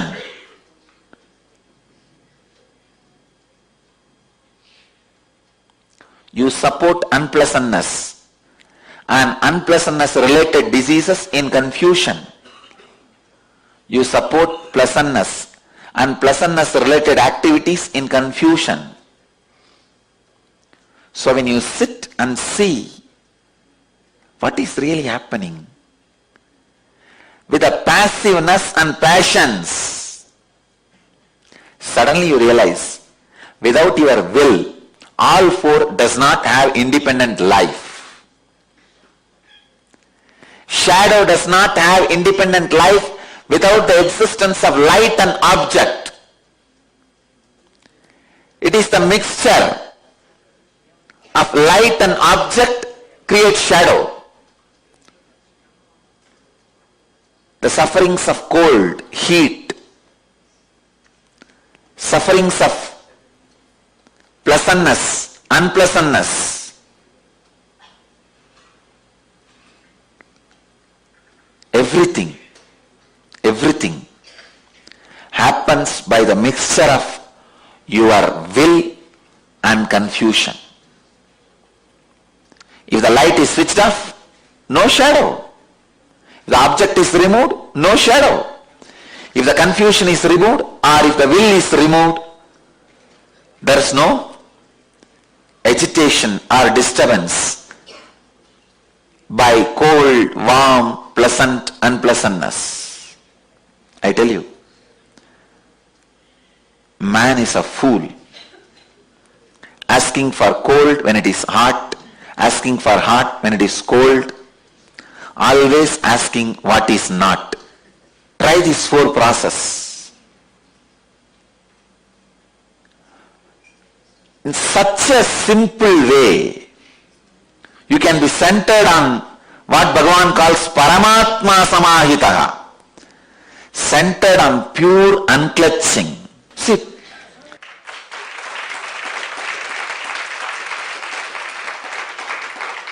we are responsible for making Krishna alive. Come on, 4 days. Only 2 hours a day. Come in the evening. Learn this and go. And there is no risk in this. If you sit with a heater or a air condition, even the risk of Panchatapas is not there. I told Panchatapas because that is the way I was brought up. You guys don't even need to bother about the Panchatapas. Fire. Even in fire you may say, no, there is a risk. What risk is there anyhow? These fellows, everything is a risk. If your time is not right, even by drinking milk you will die. If your time is right, even the poison, if you drink, you will vomit it. Even your attempt to commit suicide, you will not be able to be successful. Anyhow, with a heater or cold, AC, you can control the heat or cold. What is the risk? Unpleasantness and unpleasantness. Try. I tell you, this can get people out of all mental disorders and psychological disorders. I have done this. That is why I am telling you. I have done this during my tapas time, my tapas period. I will go and sit in the hill during the daytime in the sun, just with one towel, the hip, work on that heat. How the heat does not touch me. Then in the night I will sit in the hill itself. It will be really cold, and see how the cold does not work on the system. Then I will fight with Raghupati Yogi. That is the only thing which will be unpleasant for me. See, my whole life, only relationships I know is this Raghupati Yogi and Kuppammal, these few saints, sadhus. Never even once I felt psychologically connected to the blood family. So if I have to have some unpleasant moments, I will go and fight with him.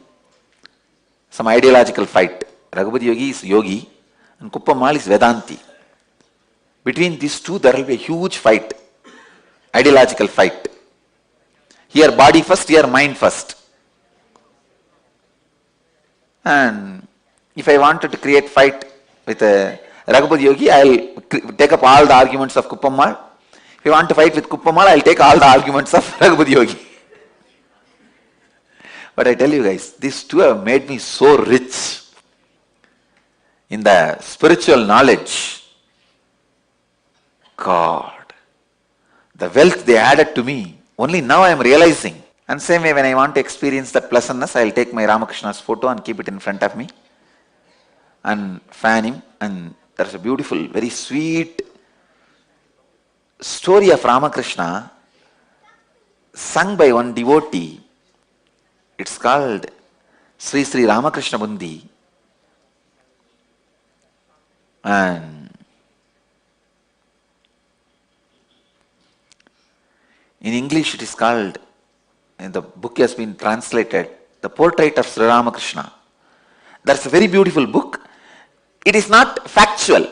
See, the Ramakrishna's biography, he wrote it more poetic way. He does not bother much about facts. He has not changed the facts. He is not telling lies. But he is singing in a very beautiful, sweet way that, oh, who came as Rama and Krishna? You came as Ramakrishna, but this time you did not steal and do all these naughty things of Krishna. But you are not so polite like Rama also. So from the beginning,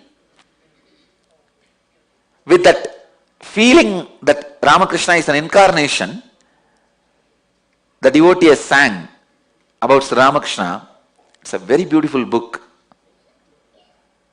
Still I can repeat it. It's I think 1000-page book in Bengali verse form.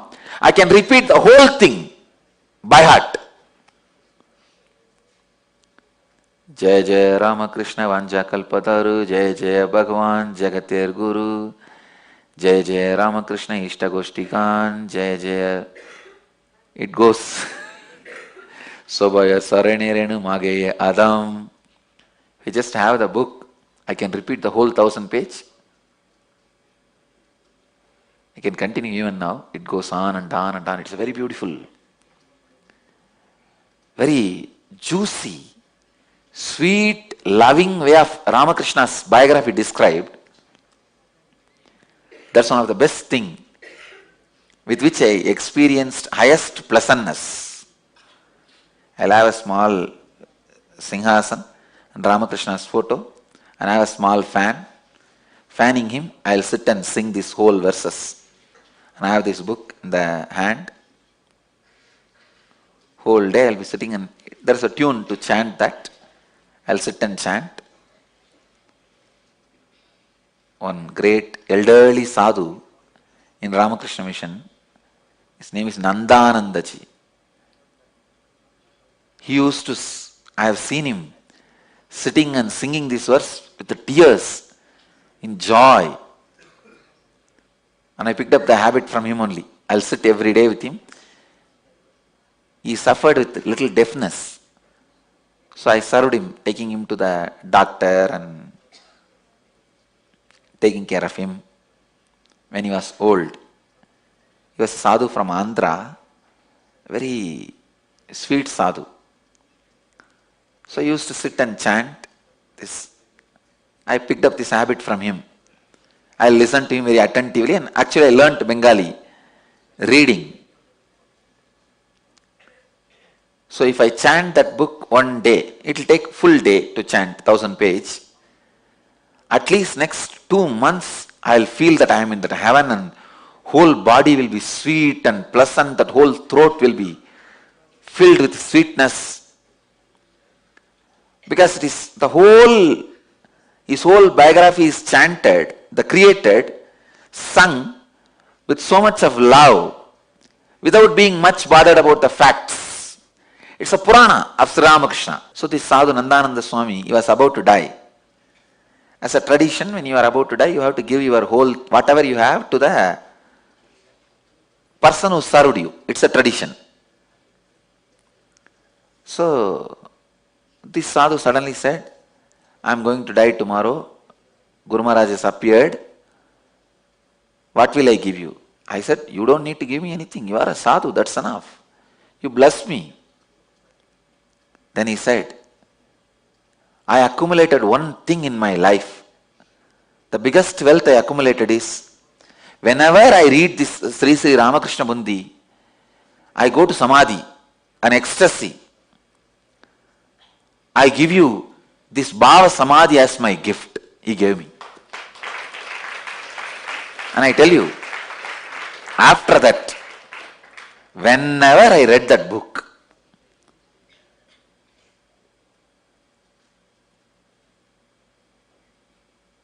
God,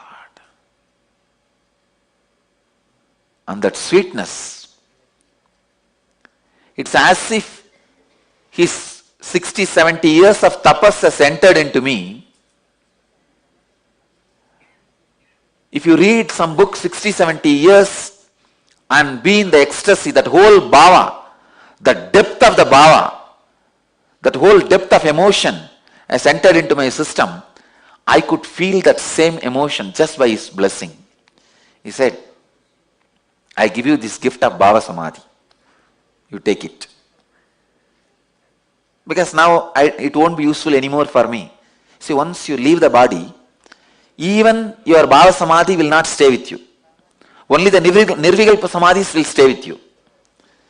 Less than Nirvikalpa Samadhi, anything you accumulated is not useful anymore for you. The English spelling is P-U-N-K-T-I.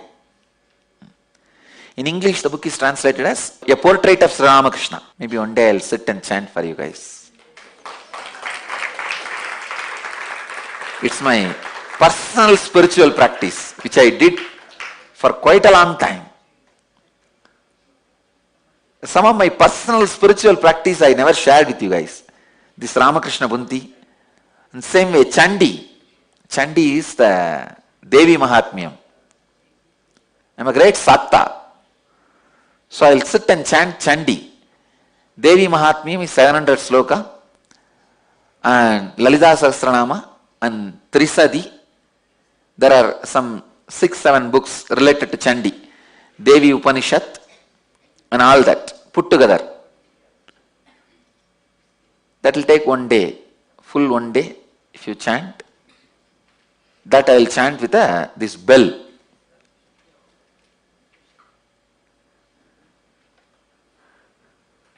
The same book in Bengali.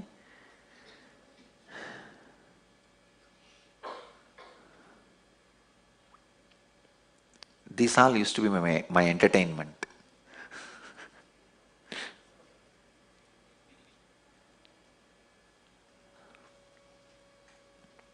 Anyhow,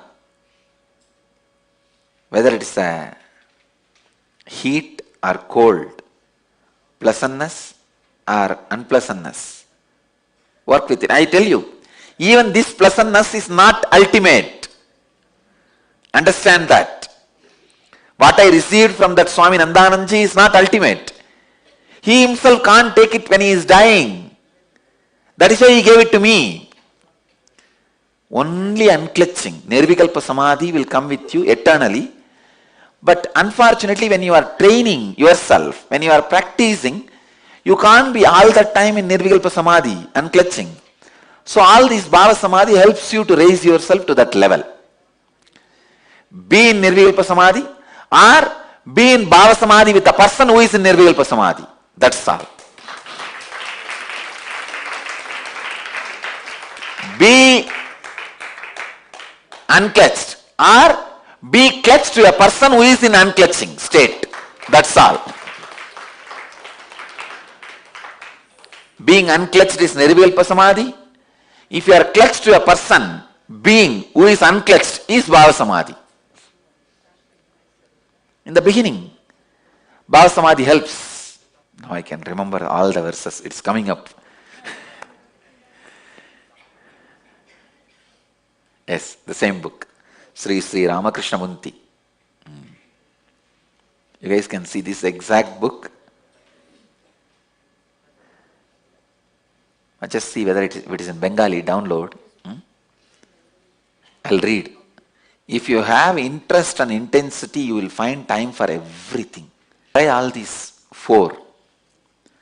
First, I wanted all our center heads. You guys try. Of course, I'm not telling devotees not to try. If all of you try, mainly the center heads, when you try, you will have the confidence and make a beautiful program and start teaching. Everyone can start doing this. For these things, you don't need very organized setup. Start reaching out even in these small ways. Helping people. I really wanted. This kind, hundreds of samyamas should be developed and made available from our campus. It should become a pilgrimage center for the people who want to study mysticism.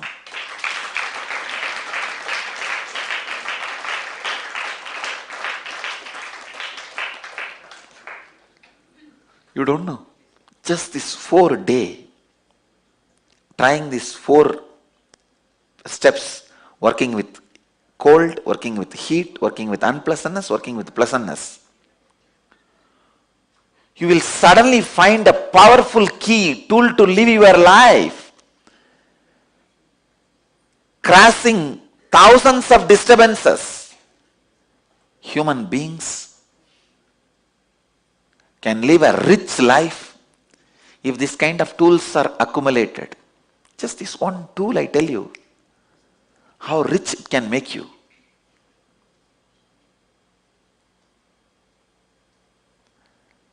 Richness is always depending on the zeros. It is not always based on the zeros. It is based on your ability to face life. Richness cannot be always measured based on the comforts of life. It is measured based on the ability to confront the life. It is not just comfort, it is ability to confront also. These are all the tools with which you will be able to confront the life. I know many guys sitting on billions of dollars, even a small, very small, they are shaken completely. Ability to confront life, live the life.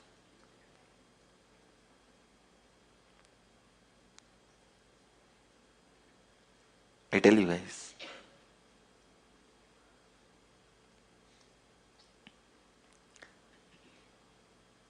all our devotees should have mastered at least like this 5-6 samyamas. Different 5-6 samyamas. That makes you man. That makes you a being.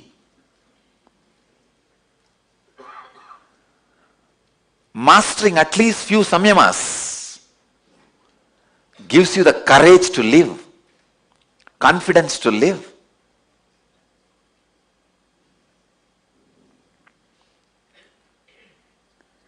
Courage which comes by inner richness is confidence. Courage which you get by outer richness is egoistic pride. Which comes by outer richness can be taken away from you any moment. Which comes by inner richness, nobody can touch it.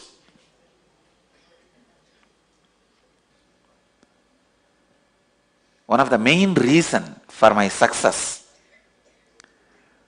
standing throughout the scandals and rumors, is this samyama. This samyama, which I did from the young age, working with the heat and cold and unpleasantness and pleasantness. I tell you, heat and cold hits you from outside the skin, pleasantness and unpleasantness hits you from the inside the skin. But all four of them do not have life without your will supporting them.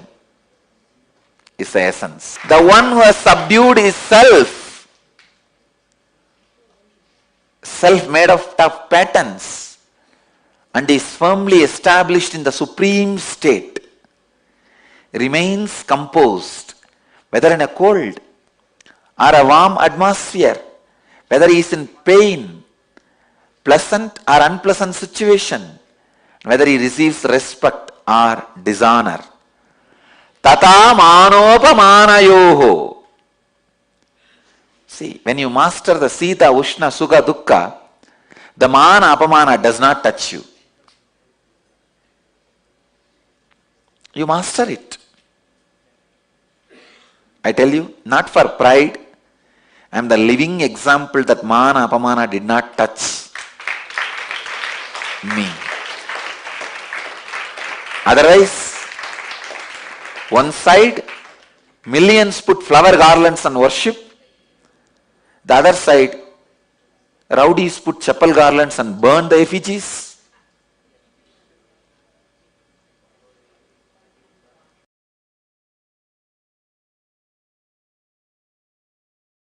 Worship of the divine energies is performed in various ways. In the beginning of expansion, understand that all of them originate in actions. Knowing this, you will be liberated.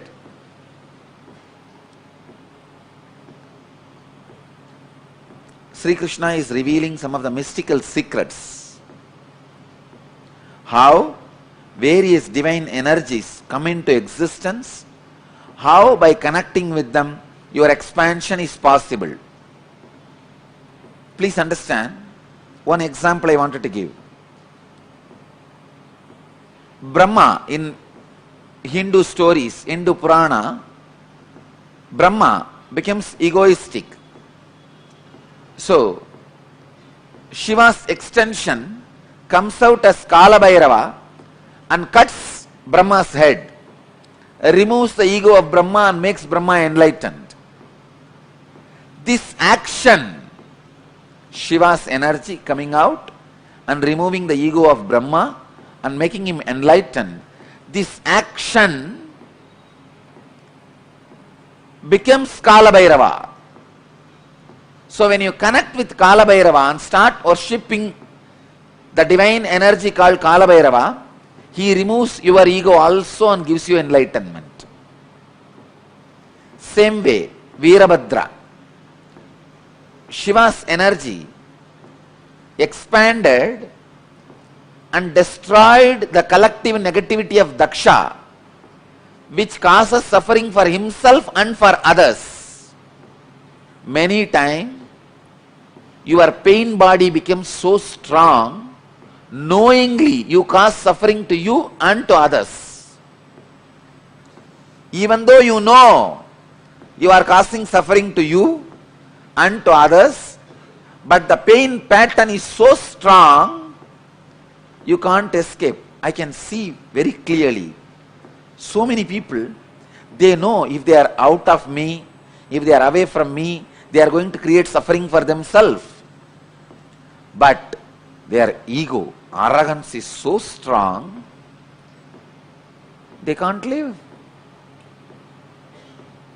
They can't live around me.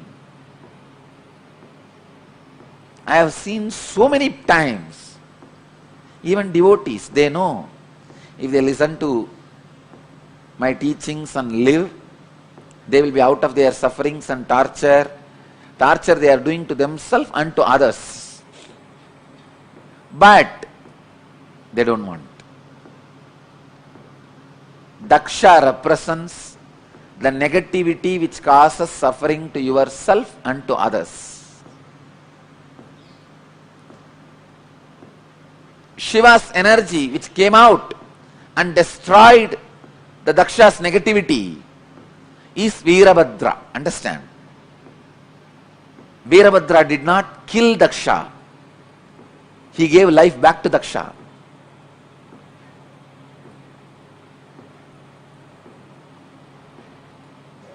So this energy which destroys your negativity of giving suffering to yourself and to others is called Veerabhadra. If you connect with this divine energy and pray, feel connected, you will see in you also the pain body, the patterns which create suffering for yourself and others will be destroyed. It's a beautiful verse. Evam bahuvitaha yajñaha vitata brahmano mukhe karmajan viddidan sarvan evam jnatva vimokshase. Thus, worship of the divine energies is performed in various ways. In the beginning of expansion, understand that all of them originate in actions. Knowing this, you will be liberated. Same way, if you are frozen, closed, then start connecting with Krishna, who is doing Rasa Leela, who just opened himself to the whole universe. Understand? Krishna's Rasa Leela did not happen just with Gopikas. It happened with the plants, trees, rocks, Yamuna, whole thing. And the Purnima Chandra, the full moon, with whole, he had Rasa Leela. His Rasa Leela was enjoyed by the whole existence. Gopikas were also happened to be there, that's all. It was not concentrated towards Gopikas. It was with the whole. So if you are frozen, having the sickening suffocation, Many times people do have this sickening suffocation. Come on, then expand. It is time.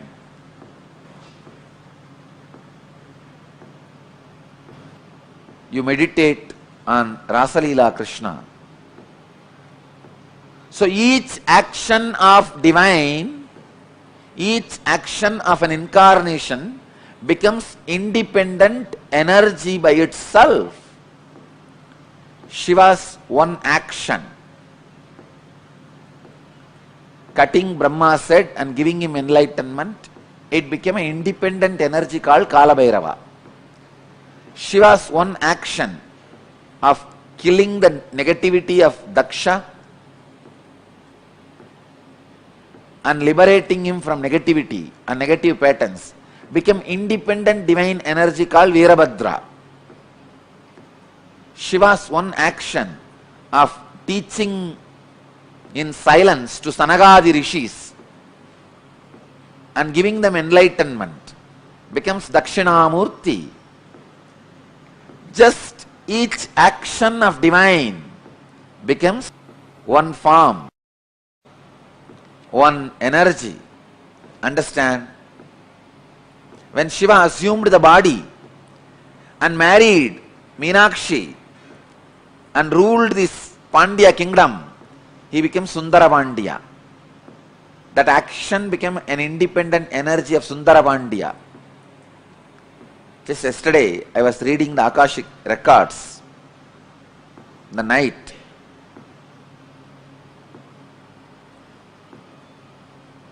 I verified again and again. Earlier when I was seeing, I felt he has taken 3 bodies. Yesterday I saw he has taken more than 11 bodies. Only to play in and around Madurai. Please understand, in this way, no other geographical place is equivalent to Madurai. Where Shiva has taken 11 bodies to play just in Madurai. See, in one body he has played in many places. That record is there. When he assumed one body, he has gone to many places and did his leelas. In one body, doing leelas in 11 places, there are enough records. But 11 bodies to do leelas in one place, only in Madurai's history, the record is there. More than 11 bodies he has assumed at different times to play the leelas. The leela he performed, the first body he assumed to perform the leelas in Madurai is marrying Meenakshi. To marry Meenakshi and all the leelas related to that time, marrying Meenakshi and bringing Vaigai to Madurai, all those leelas were performed in one body. That body is directly under the Sundareshwara's linga. In the main Garbha Mandir, under the Sundareshwara linga, that body is resting. It is there in Jiva Samadhi. And second, he has assumed one more body to build embankment for Vaigai river and converting all the foxes into horse to save his disciple Manikyavasagar. All those leelas, around 40 years he was in that body and performed many leelas. That body is resting in our property near Dinamani Takis. There is a place in Madurai, near Dinamani Takis, there is a samadhi inside Madurai Adinam property. It is called Sundaranar Samadhi. And Sundarananda's Jiva Samadhi, people used to think it is one of the 18 Siddhas. It is not one of the, of course, it is one in the 18, but Shiva himself assumed the human body and performed. 40 years he was in that body.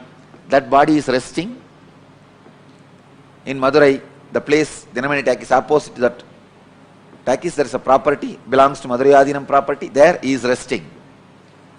And the third body, which he assumed to give sugar cane to stone elephant, and stone elephant ate that sugar cane.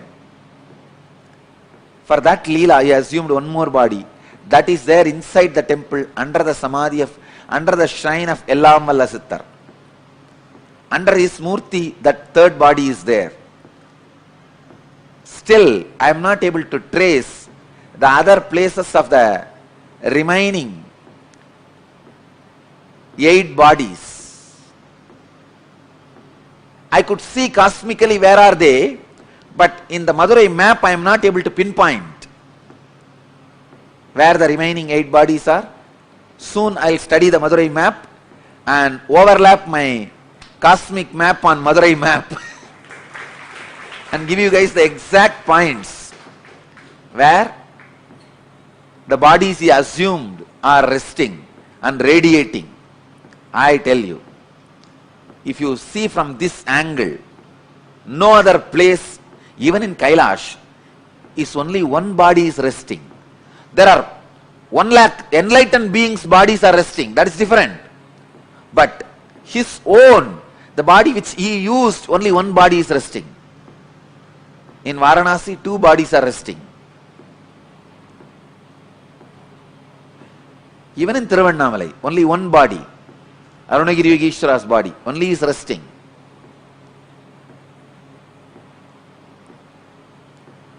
I was shocked when I read yesterday the Akashic records. 11 bodies he has assumed. I tell you, Madurai was his honeymoon place. It was his favorite. Somehow, Madurai people had a very close, hearty connection with Mahadeva. Even for small things, he will assume a body. Come here and play. This was the place where he was very playful and joyful, without any of the so-called social laws, regulations, rules, and the dharma which he himself created. Here, he has broken the laws he created as per the planets. He has changed the planets for Madurai people. He has changed the teachings for Madurai people. He has changed the social laws for Madurai people. He has broken all the moral rules for Madurai people. He has done everything possible. Socially accepted, unaccepted, legal, illegal, dharmic, adharmic. In which Shastra it is dharmic? You convert the wolves into horses and sell them, and after you sell and go away, all that fellows, they become overnight, they become again wolf and bite and kill all the remaining horses who are there. And that poor king is now pauper. In which dharma it is accepted? In which Shastra it is accepted? He has done everything. Everything possible. He comes down as a worker for the old lady, saying that, see, once there was a flood, huge flood in Vaigai river, and king ordered all the citizens of Madurai should take up one portion and cover it with mud and build an embankment. So all of them have taken up one portion. One old lady, Vandi, her job is that making idli and puttu. Puttu is those days breakfast. She will make all this and sell for people. Still now, in Madurai it is a very popular business. Go out in the night, you will see hundreds of shops. The outside street, they will be making these idlis and selling, breakfast and selling. It is still their tradition. Now it is called Kushbu idli. In those days,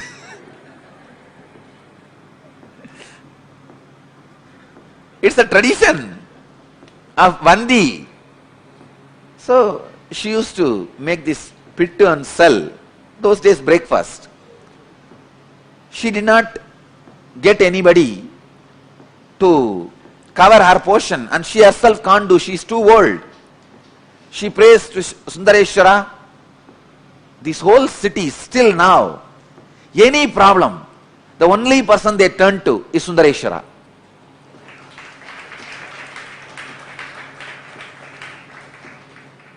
They don't trust anybody else. They just turn towards Sundareshwara. And she's the old lady. She can't get a worker to fill her portion, to do her job. She turns towards Sundareshwara. Oh Chokanada, Sundareshwara. This guy could have just one thought, the whole Vaigai would have built add embankment automatically. He does not do that. He comes down, assuming human body and bargaining with that lady. You should give me the pittu as much as I want, but I will work only for 3 hours. He says, I will work only for 2 jama. Sorry, 2 muhurta. 1 muhurta is 1.5 hours. I will work only for 2 muhurta, but you should give me as much as I want. This poor lady, she doesn't have anybody else. So she says, all right, go ahead. You can see what is puttu. Come on, show me. This is puttu.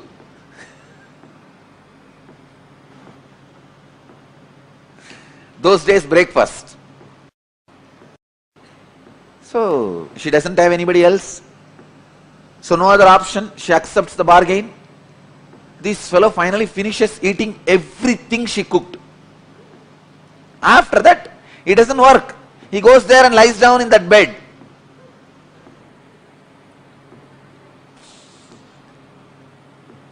So he goes and lies down in the banks of Vaigai. I also traced the palace he had in Vaigai. Just in between, the mid of the water, he had a palace where he used to drink with that, all the bhutas. He was not a womanizer. He used to drink and gamble. He will have all these bhutas around and they will play the dice. He will gamble with them. Finally, what is there? Finally, he will cheat all of them. And he was not a womanizer. But he was used to drink and gamble. Anyhow, so he went and lie down in the bank of Vaigai. King comes in the evening to see whether the embankment work is done. He sees all parts have been covered except his portion, the Vandi's portion. King got very annoyed and asked whose portion it is. They said this is Vandi, old lady's portion. He asked, naturally she won't be able to do. Who is doing for her? They showed this guy has been employed by her, but from morning he is not doing anything, he is just lying there. So king calls him and asks, who are you?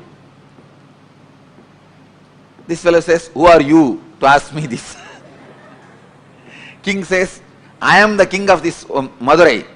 He says, that is the way so many people were thinking, but actually I am the king. There was a strong argument. Finally, king was very angry and he took his sengol, the golden staff with which he rules the country, and gave a strong blow in the back of Sundareshwara. When that beating fell on Sundareshwara, when that stick fell on the Sundareshwara, at that same moment he showed to the king, he is the Antaryami, he is the indweller of every being, cosmos. So the whole world, whole universe, including himself, had that beating. The whole cosmos, including the king, had the mark of that golden staff, scepter, golden scepter's mark. And king was shocked. There he sees Sundareshwara standing with Meenakshi and smiling, king realized who came to play in the form of a worker, and he fell at the feet of Sundareshwara, asked him to apologize. Then Sundareshwara says, just because of Vandi's feeling connection, to please her, to eat her food, to enjoy her puttu, breakfast, I came and I enjoyed. He liberated, he gives enlightenment to Vandi and blesses the king and disappears. Till the end, he has not done his job. He did not do the job of building the embankment to the Vaigai. Casual leelas, not one or two, 64 leelas. God, I know for sure he would have done at least 64,000. And Paranjodi Munivar, the compiler, was able to collect only 64, representing all the 64,000s of leelas.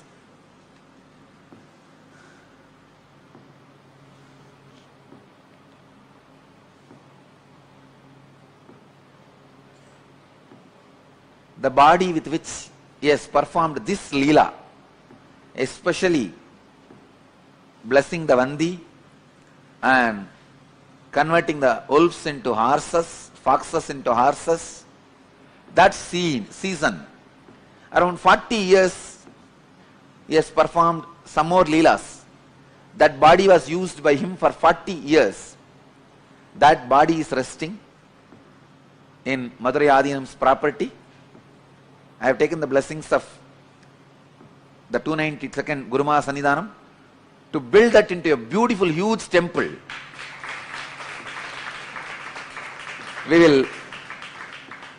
You can see the scene of Sundareshwara coming and eating the puttu of Vandi, the old lady.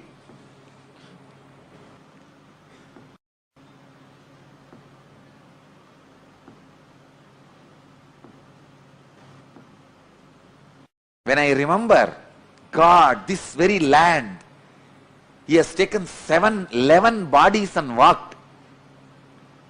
These very roads, he would have walked and sold the firewood. These very roads, he has walked and sold bangles. This very road, he walked and sold diamonds.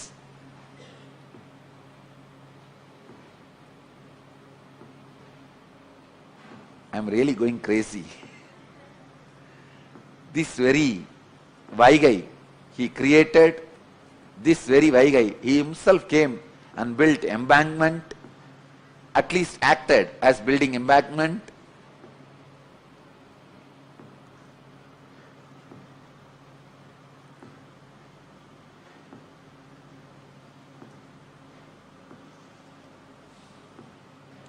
Each action divine energy performs becomes one independent entity. If you connect with that energy, he gives you the same blessing. Understand? Sundareshwara is the energy of Leela, playfulness. Ask him whatever you want. He has broken all the rules. See, there is a law. Only a human body can radiate enlightenment, experience enlightenment. He has broken everything. He has given enlightenment to pigs. He has given enlightenment to bird. He has given enlightenment to cuckoo. He has given enlightenment to swan.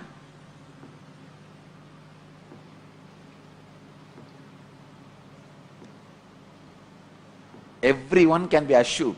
He has given enlightenment to pigs. What a Leela. Sundareshwara.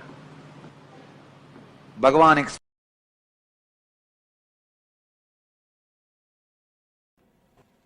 Today, in this chapter, Krishna shows his cosmic form to Arjuna. gives him the experience of universal consciousness. First time Arjuna is experiencing it. From the beginning, from first chapter, he is only hearing. Again and again he is hearing. Yesterday he heard the complete, full expression. He says, Krishna declares how he is present in every level, how he is in every way. He says, among the rishis, I am Narada. Whatever is best, I shine in that. Yesterday we heard all that declaration by Arjuna. Today he proves it by giving the experience to Arjuna, solid experience to Arjuna. See, the difference between enlightened man and egoistic man is only one thing. Egoistic man also declares, but enlightened man can give experience. Hiranyakasipu was thinking he was God, and not only he was thinking, he was telling all his citizens to chant his name. All of them are supposed to chant his name. Hiranyaya Namaha. They have to sit and repeat his name. Hiranya was also claiming he is God. Krishna also claims he is God.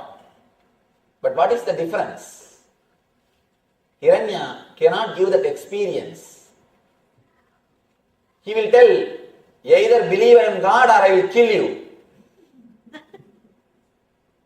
Either believe I am God or I will kill you. He can show, he can threaten people and make them believe what he says. Or he believes people believe in what he says, that's all. Hiranya also says he is God. Krishna also says he is God. But Krishna can give experience of that universal consciousness to beings. That is where an enlightened being and an egoistic being, both of them differ. How to find out whether somebody is enlightened or just egoistic? This is the scale. This is the scale.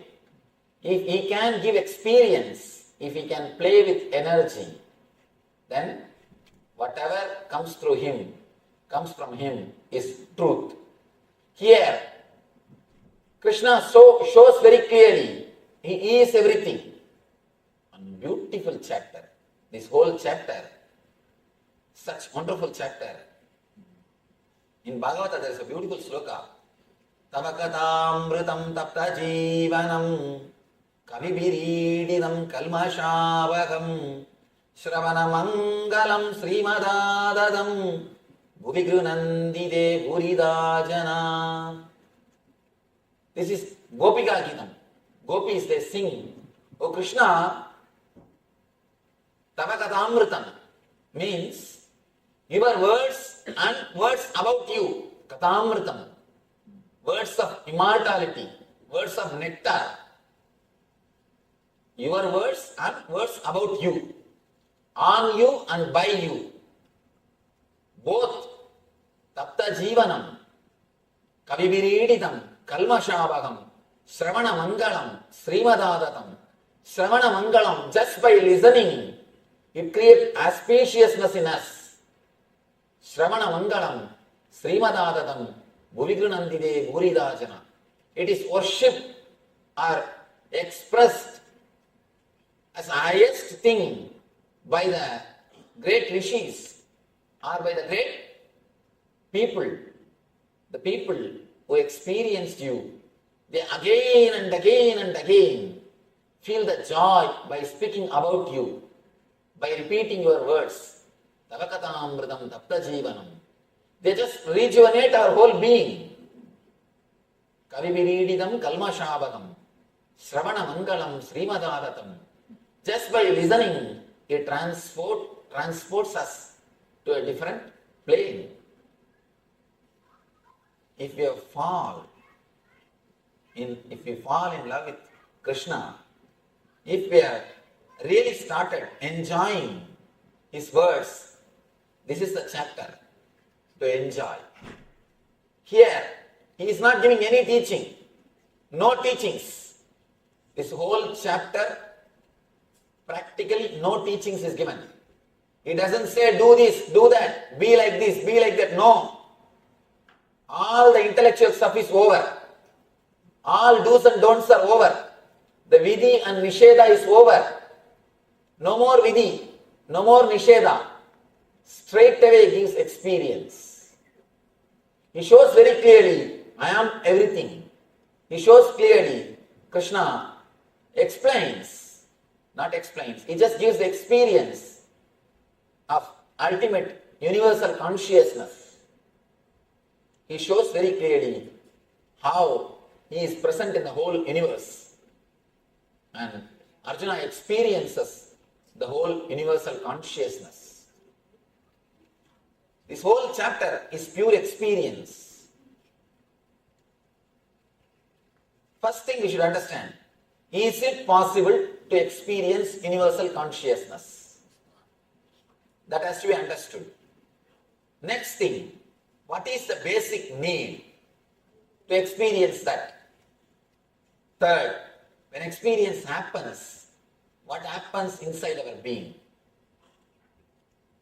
These three we will understand from this chapter, and such wonderful possibility to experience the Krishna as the cosmic window. Yesterday he intellectually expressed, I am the ultimate. I can't say it is an intellectual expression, it is an expression given to a person who is deeply in love. Please understand, Krishna can be God only when a person achieves the maturity of Arjuna. Not for everybody. That is why, as I was telling you, Krishna also declares the same thing, I am God. The truth should be declared only to a person who is qualified, mature. Only when you reach the level of Krishna, you experience the divinity of, only when you reach the level of Arjuna, you experience the divinity of Krishna. As I was telling you, when you deeply feel connected, even ordinary person looks like God, looks like divine. And Shiva says in Tantra, when you drop all your fantasies, you become Shiva and your wife becomes Uma. You reach the state of Shivatva and she reaches the state of Devi. It's a strange thing. How can you become enlightened with a normal life? Shiva says, live with your wife or husband, nothing wrong, but just drop the fantasies which you are carrying. When you live without fantasies, the other person looks like God. Be very clear, everybody is God, including you. But as long as you carry the frame or your own idea about God, you try to fix everybody into that frame. When they don't fix, you throw the person instead of frame. Now Shiva says, just throw the frame, you will see everybody as God. You will see everybody as divine. But what we do usually, we throw the person, not the frame. It is like cutting the leg for the shoe. Alter the shoe, not the leg. When you alter the shoe for the leg, you are intelligent. When you cut the leg for the shoe,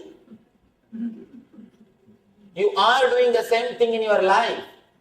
You have an imagination, how your wife should be, how your son should be, how your daughter should be, how your brother should be. You try to fix everybody into that imagination, into that frame, and you suffocate them. You suffocate them. And they get suffocated and they try to run away from you. That is why every single moment the other always suffocates you. Other always suffocates you. Why do you need your space? Why do we need our space? Because the other suffocates us. The other person has got his own frame. He is trying to put us into that frame.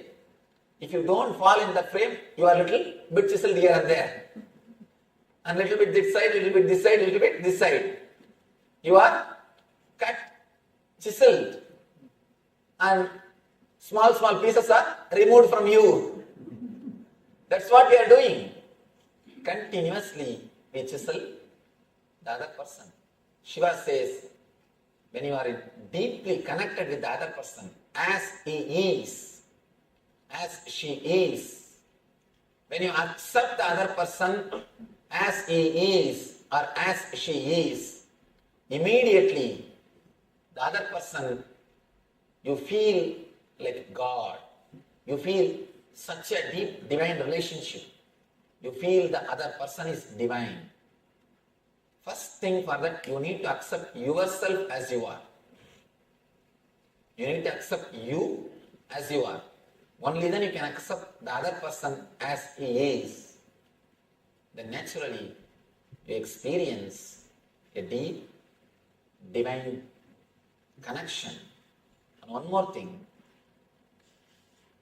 When you continuously chisel, never think you will end your job.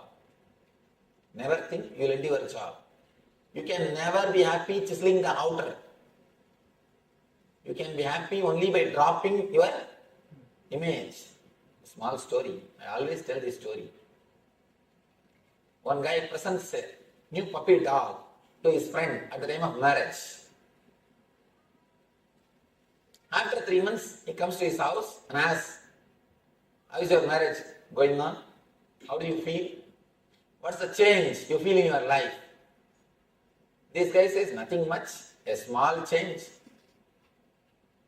In the beginning, 3 months ago, the puppy which you presented to me, that used to bark at me, and wife will bring newspaper early morning. Now, early morning, puppy brings newspaper, she barks at me, that's all. Earlier, puppy will bring newspaper and earlier she will bring newspaper, puppy will bark. Now, puppy brings newspaper, she barks. When you try to chisel, continuously bark, but nothing happens. Nothing solid happens in our being and in other being. When you accept the other person, he looks like God. Same way, when you accept the whole universe, when you accept every being, the whole universe looks like God. Of course, this experience can be achieved in 2 ways. Please understand, this experience can be achieved by 2 ways. One, by your own tapasya, acquiring maturity, again and again understanding, achieving the maturity, you experience that. Second, by pouring tremendous energy into your being, a master can give this experience. By bringing you to that frequency, master can also give you this experience. Both the way it can happen. But one thing, unless you are at least little mature, the experience will not stay even if master gives you. That is what happens here. In the end of the Vishwarupa Darshana Yoga, Arjuna says, no, Krishna, I am not able to bear. Enough, I enjoyed, it's okay. I asked you, it is true. But now I think it is too much. Please show me your normal form. The frequency is too much. The other day, one of our ashram, she was asking me, I was sitting and watching CNN. I was seeing the Hurricane Katrina's disasters by Hurricane Katrina. She asked me, Swamiji, why all these things are happening? All ashramites were sitting in the morning meeting. She told me, why so much of calamity, disaster? See, understand one thing. I gave a small example. There is an ant hill, small ant hill. If you drive your car on that ant hill and kill all the ants, it's actually natural calamity for them. They may say, Hurricane SUV. They may name that as a Hurricane SUV. It's a natural calamity for them. And can you say it is predestined? Can you say it is predestined or free will? Can you relate with that incident? What the ants feel when you do this type of things, when this type of things happen? Your logic and their logic is totally different. They can't question you and you can't answer them. They may also start doing big relief work. They will ask all the ants, whomsoever is alive, whatever your savings, please bring all the sugar peas, all the fruits, all the food. Let us serve. They may have a small red grass. They may also have, instead of red grass, they may have something like a red ant grass. Something. They may be also doing a big relief work. They may also be serving. But if the ants ask you, can they ask first of all? No. We don't know. Maybe there must be an enlightened ant which is giving discourse. Sitting and calling all the ants and saying, you see, this all happened because God wills. How? The logic of the ants is totally different. The level of will, their will level is different, their frequency is different, and your frequency is different. And the ultimate, the cosmic consciousness, that frequency is different. Just like how you will not even know your car made an accident. You do not even know you killed thousands of ants. If your car kills, or if you kill, you will not even know. You wouldn't have even noticed. Same way, the cosmic energy don't even know what is going on. The level itself is totally different. The frequency of consciousness itself totally is different. The frequency in which the ants accident happens is different. The frequency in which you are staying is different. The frequency in which the cosmic consciousness is happening is different. From that level, if you see, it is nothing but a small wave. For example, near your water tank, in India, there should be an open water tank, open drainage.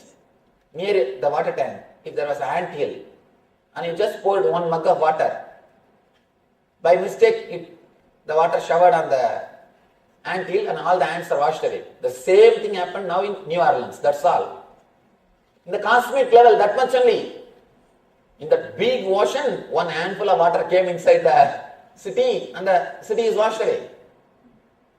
In the cosmic level, the happenings are totally different. The will, the level of will, the frequency of will is totally different. All we can do in our life is, we can become one with that will, that's all. We can raise the frequency of our will, frequency of our consciousness to that level, that's all. You cannot understand that level. Neither God nor your wife can be understood. Just learn how to live with them. That's all. Just learn how to live with them. Both cannot be understood. And the more you try, more you are in trouble. Of course, when I say wife, I mean husband also. Both cannot be understood. You cannot understand.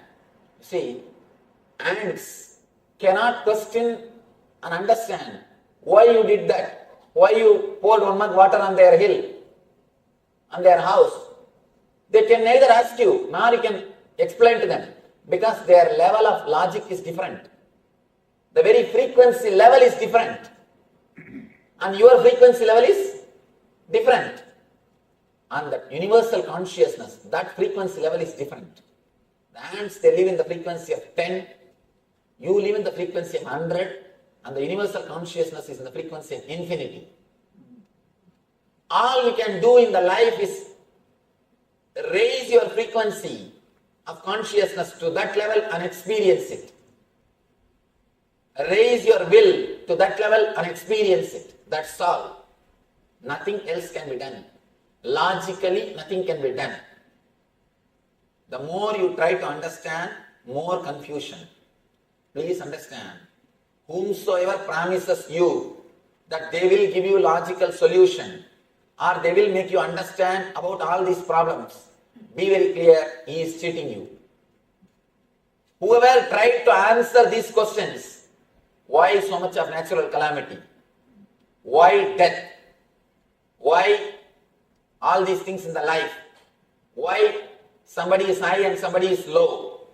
Whoever tried to answer these questions, they did only one thing, created one more philosophy, that's all. Created one more philosophy, that's all. Neither they understood, nor others have understood. At the most, if they are little charismatic, if they are little intellectual, if they can play with words, they have cheated a group of people, that's all. Nothing else. Please be very clear. All answers for these questions are pure way of cheating a group of people.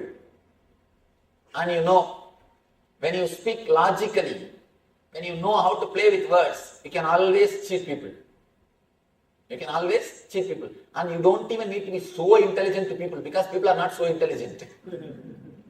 You don't have to be so intelligent to cheat people because people are not as intelligent as you think. So you don't need to be so intelligent. That is why all philosophers, they convince others, but they are not convinced. I know a great atheist. I have seen him. A great atheist. But when he died, he chanted God's name. He started chanting Rama Krishna, Rama Krishna. People asked him, what is this throughout your life? You lived preaching atheism, spreading atheism, living in atheist way. Why are you now chanting Rama Krishna? No, for life it is okay. When it comes to death, I have to. As long as I live, it's okay. When it comes to death, I have to catch. Who knows, he may be there. Better now itself let me chant and keep in the reserve, keep in the bank. When I go there, I can say, you see, I chanted your name 3 times. At least for that, give me some concession. Be very clear. These philosophers, they convince others without they being convinced. And one more thing, trying to convince others itself shows that person is not convinced completely. And I tell you one more thing, people who are violent preachers without having personal experience will always fall into worst depression. You don't need to give any other punishment to them. And many people come and ask me, Swamiji, so much of conversion is going on. You guys should, you people all should do something. Why don't you do something? I tell them, please relax. No need to punish them. Because they are having enough of punishment already. Already they have enough punishment. Religion. I never ask anybody to convert. What is the need? First of all, I don't have any religion. Because what I am teaching is the pure Satya, truth. Truth. For example, just because this light is discovered by Thomas Alva Edison, we can't say this light belongs to only Christians. It belongs to the whole world. Same way, these truths which gives inner light, they are discovered by Krishna. But it doesn't belong to one religion. It belongs to the whole world. Just like a light, it belongs to the whole world. So I never ask people to convert. What's the need? There is no need. Just understand the truth. Live your life happily. Live your life intensely, that's all. We never believe in conversion. But there are people violent, continuously converting. And this preacher, he somehow fell into depression.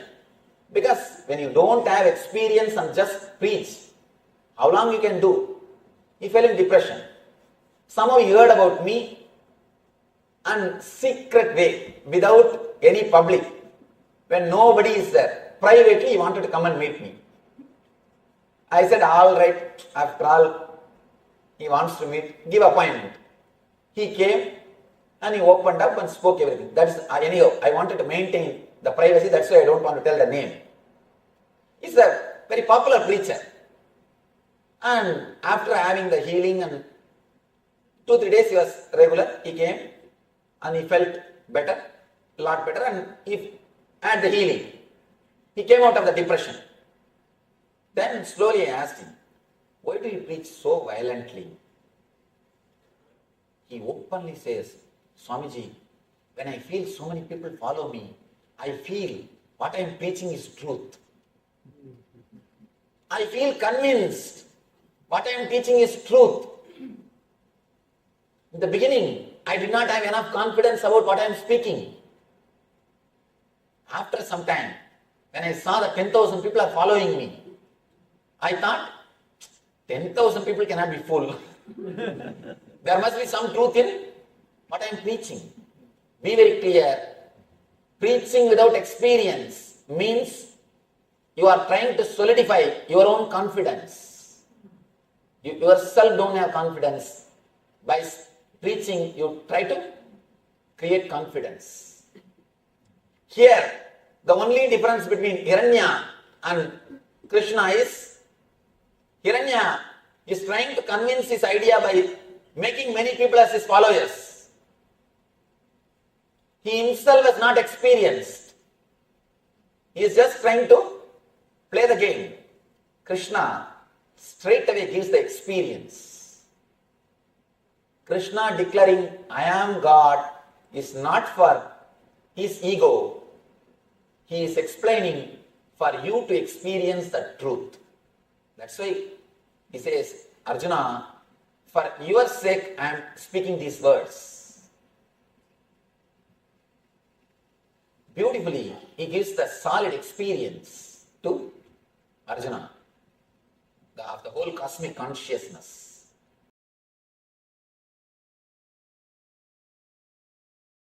Say, at this moment I feel it is worth dying for this experience. That mood prepares your body and mind and protects you from all the extremities associated with enlightenment. Understand? Understand the question thoroughly. He says he has heard from two people, two masters, that enlightened one cannot live in the body. I do not want to comment about their words, what context they said and how you heard and all that. I don't want to comment on that. But I wanted you to understand one thing. The moment I created this feeling in you, for this experience, even death is okay. It means you become ripe enough to hold that experience in your body. Understand? Till you have, see, what is death? What is fear of death? If you are afraid of death, still you have the hope for life, hanging on to life. So if you are clinging or hanging on to life, how can enlightenment happen to you? I tell you, the moment you are ready to die, you don't need to die. The moment you are ready to face the death, you are free from death. Enlightenment can stay in your body now without causing the extremities associated to it. You can see very clearly, she was already ready. See, in Sati's body she gets Satori. In Parvati's body she gets enlightenment. In Meenakshi's body, she is an incarnation. What makes Sati into Parvati and Parvati to Meenakshi? Understand, non-clinging to life. Non-clinging to life. Stop clinging to life. All hopes are hopelessness. Get more and more comfortable with your insecure imaginations. Please understand. I wanted this to be one of the important understanding for all my disciples and followers. Get more and more comfortable with your uncomfortable fear fantasies, uncomfortable insecurity thoughts, uncomfortable insecurity imaginations. For example, if you have wealth, suddenly you will think, oh, if some thief comes and steals everything, what will they do? Or there are some other. But nowadays the fear of small thieves have disappeared. Fear of big thief means the government. Now the whole thing collapsing, economy melting down. What is the economy melting down? The larger thief stealing everybody's wealth by wrong policies and corruption. So you have fear. If the whole thing melts down, what will I do? Where will I be? How will I be? See, everybody constantly has these insecurity imaginations, especially early morning before you wake up from the bed. Either you will have the deep insecurity imaginations or fantasies. This too only wakes you up from the bed early morning. Of course, about fantasies, with fantasies already you are comfortable, but these insecurity imaginations, start getting comfortable with that. Okay, now you are there. That does not mean you are going to become reality. Your ability to get comfortable with insecurity imagination makes your nervous system ripe enough to hold the highest experiences. Understand? This is the only way Sati becomes Parvati, Parvati becomes Meenakshi. Your ability to handle very beautifully in one place in Shiva Sutras, Mahadeva says, living in utter insecurity is living enlightenment. Get comfortable with your insecurity imagination. Only the people whose nerves have become comfortable with the insecurity imaginations have achieved highest things on the planet Earth. Whether it is in the outer world or in the inner world. People whose nervous system cannot handle the insecurity imaginations. I tell you, when I declared a few days before a new understanding for our Sangha, you do whatever is your maximum capacity. I tell you, when Buddha gave sannyas to women, of course, I am not against giving sannyas to women. I am all for it. But Buddha knows human beings. He says when he gave sannyas to women and made them also part of the Sangha, he says, I reduced the longevity and purity of my Sangha. Because after him, there will be too much of men exploiting women and women exploiting men. It's not that only men exploit women, women also exploit men. In both ways. I have seen. No, anyhow. It's like different ways, not just the guru-disciple relationship. In so many ways, it's men and women exploiting each other. He knows as long as he's in the body, that won't happen. The moment he leaves the body, it is going to happen. He says he reduced the purity and longevity of the Sangha. I tell you, when I said be honest to yourself, I felt exactly the same after I leave the body. Of course, as long as I am in the body, I will be going on inspiring you guys. And you will again and again, true to your honest capability and true to your core, all that will continuously happen as long as I am in the body. After that, this law, this understanding, I know, is going to create people who are lazy, dull, dead, enemies to enlightenment.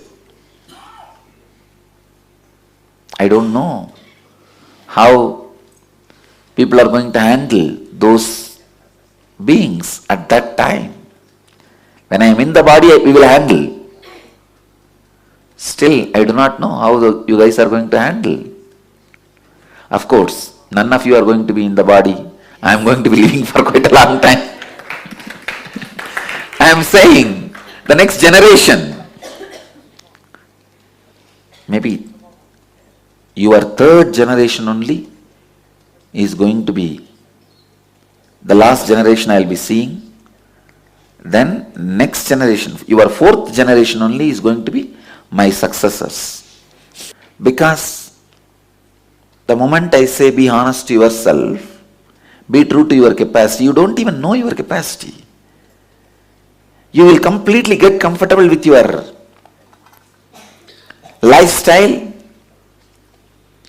See, by the word, through the word productivity, I was constantly making you get comfortable with your insecure imaginations. You see, with the word productivity and with that scale, with that idea, constantly you are made to live in that, get comfortable with your insecurity imagination of, that is the ultimate insecurity. If I lose master, what will I do? That's the ultimate insecurity.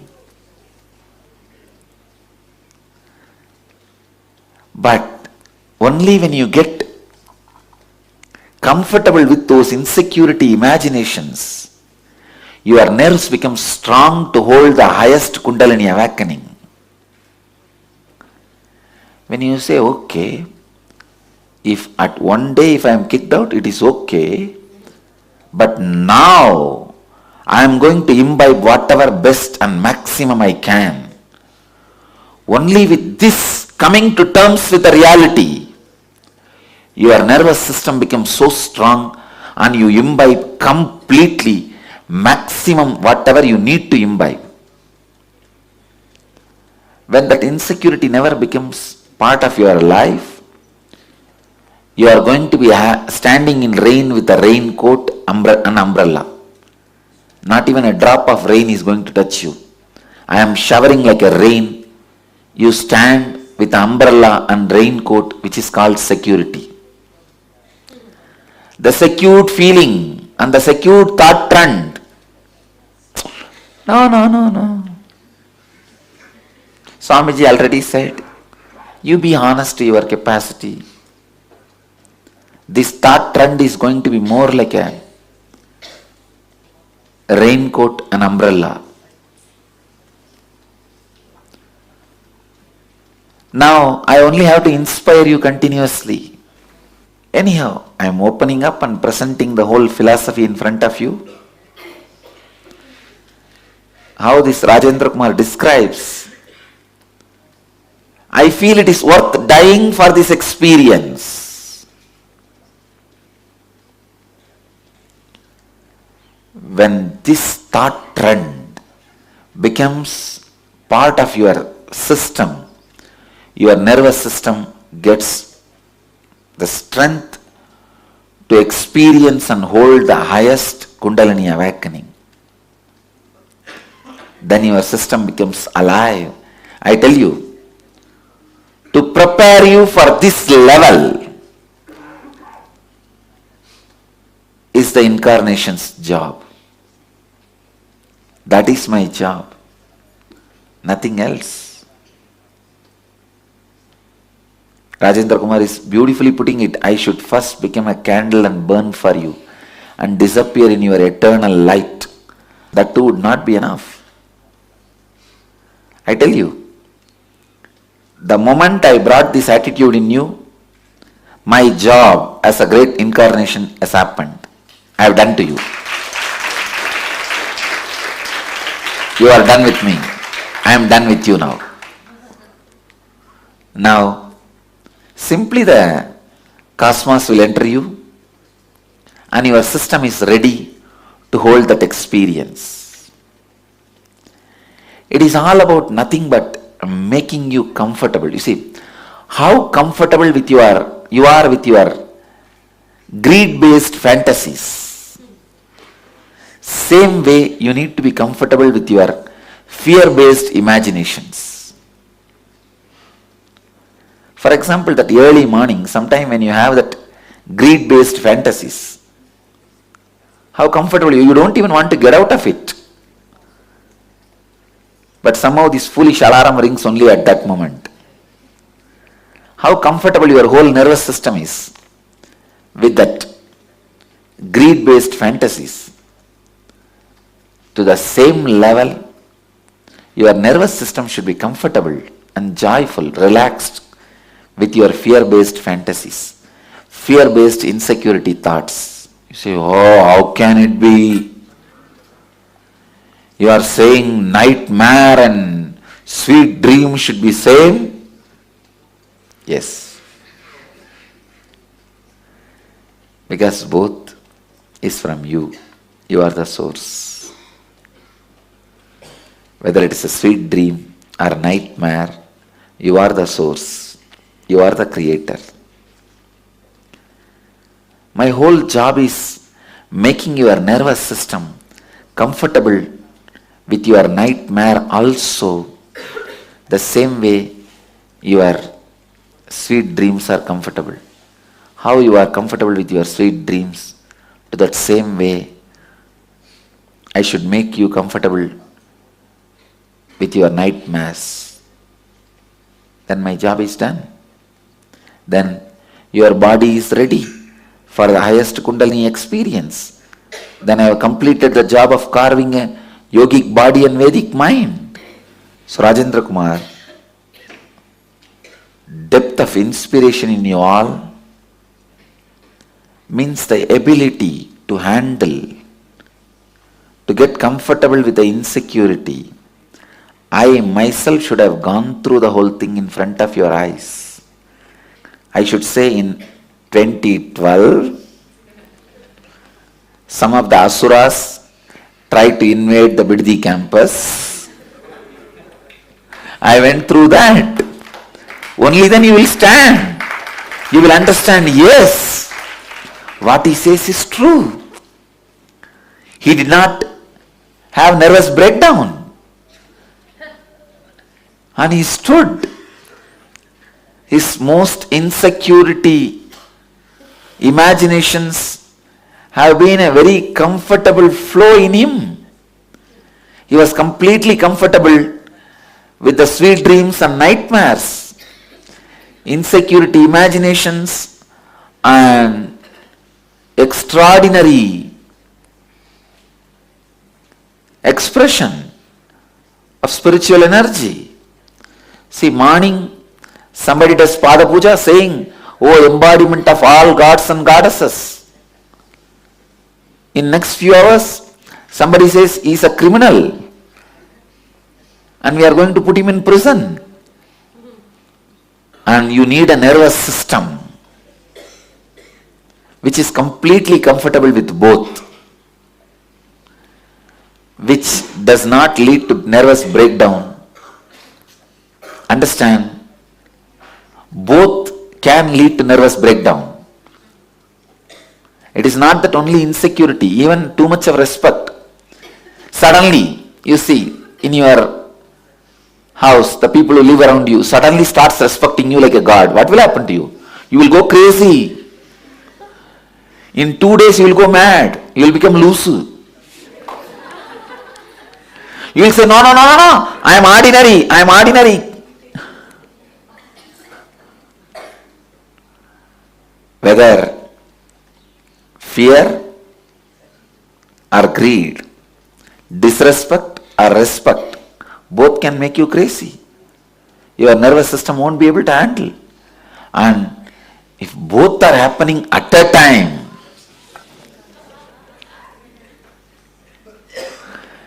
just today, one side the 15 international media has published about our diabetes kriya.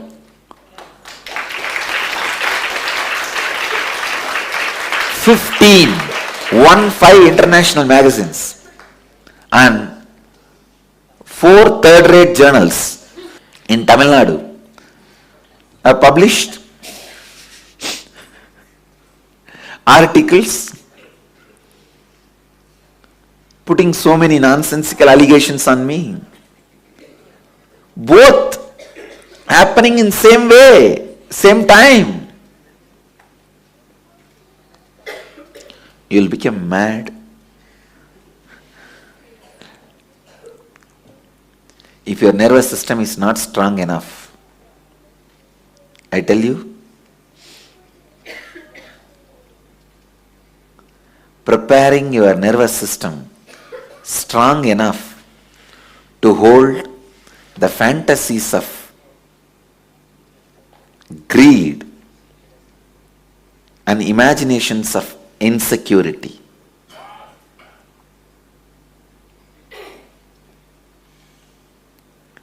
Early morning, if you are lying and imagining some sweet dreams, if this person lives with me, if I am with that person and that kind of house and car and bungalow, money, how life will. Whether you are drooling or shaking,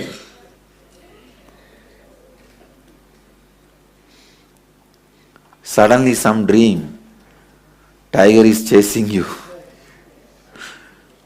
and a huge python is trying to swallow you, or you lost all the money in your share market, your net worth has melted down.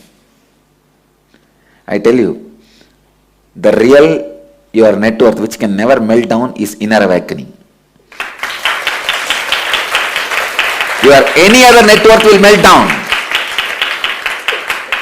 That is why I tell you, have some asset which will not melt down. Your capability. See, it is not that easy.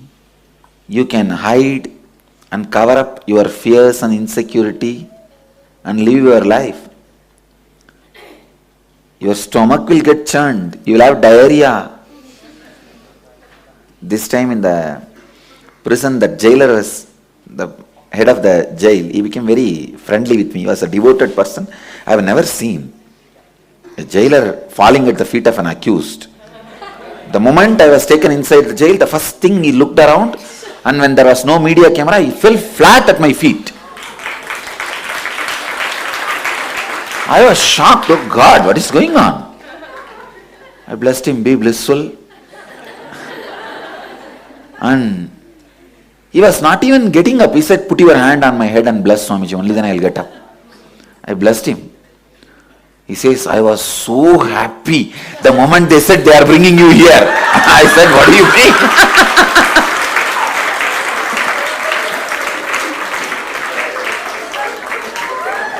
He was telling, you are my guest. I am going to take care of you. Come on.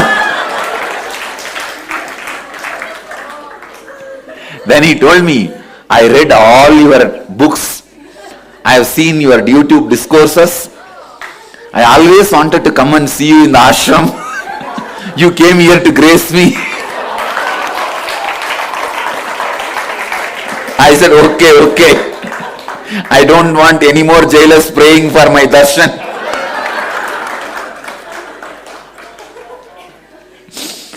And he said, please accept my hospitality.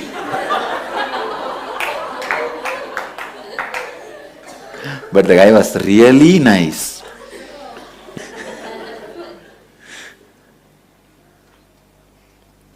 It's not that easy to hide the insecurity if it is there inside. Understand?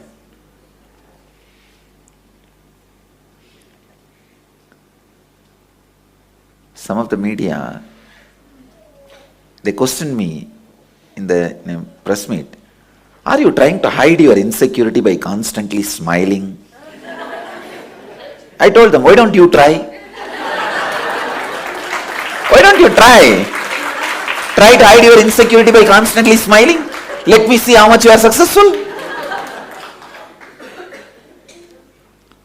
You need a special nervous system through which the current of insecurity and the current of future possibility both can flow.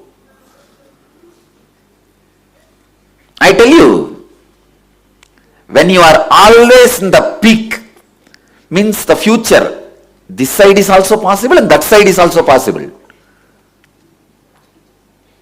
Only then you are alive. I tell you, somebody may think I am a good guy, somebody may think I am a bad guy, but I can tell you about me, I am a living guy. I am alive.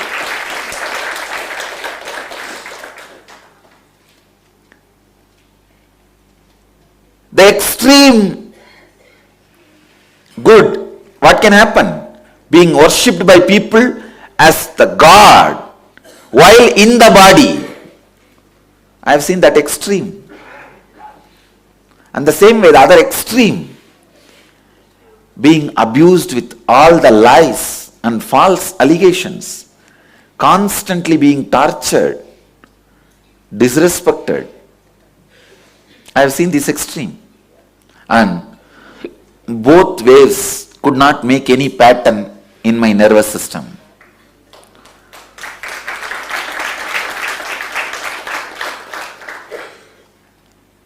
Birds don't leave footprints in the space.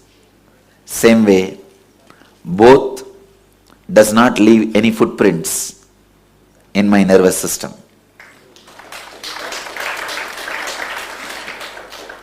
Only buffaloes leave strong footprint in the mud.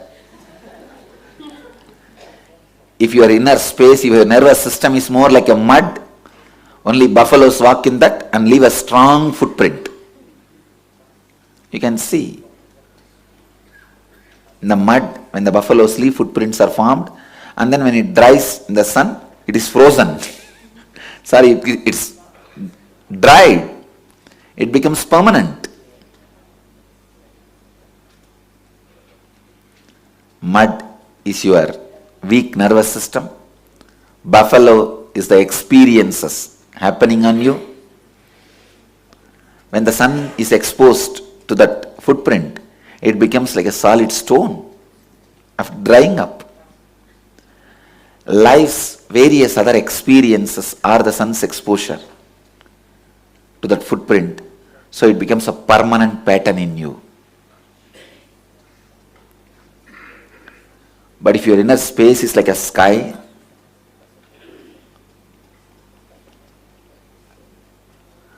all the experiences of the extremities, either the experience of fear or the experience of greed, flows in you, flies in you like a bird. You can see the buffalo's footprint.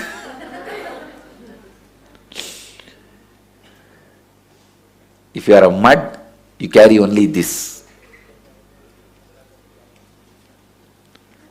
If your inner space is like a air, ether,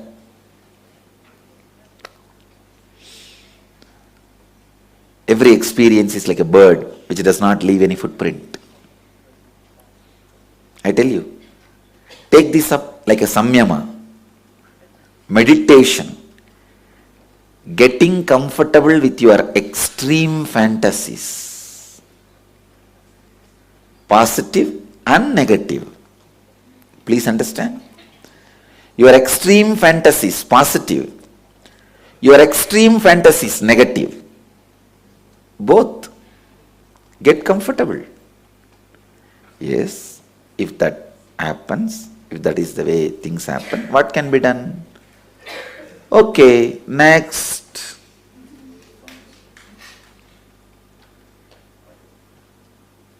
Next. That's it.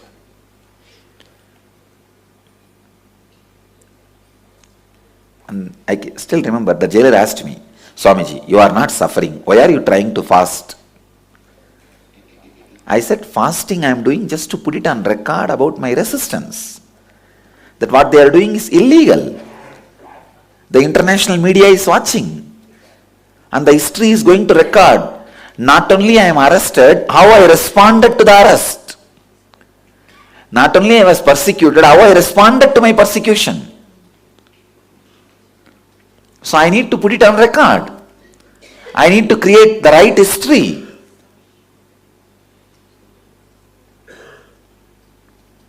I am not suffering.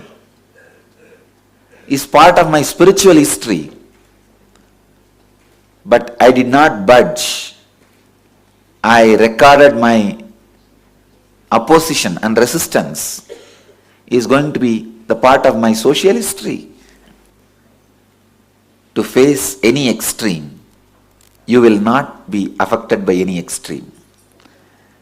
The moment you are ready to die, you don't need to die. But as long as you are not ready to die, death is waiting for you. You need to die. The moment you are ready to die, you don't need to die.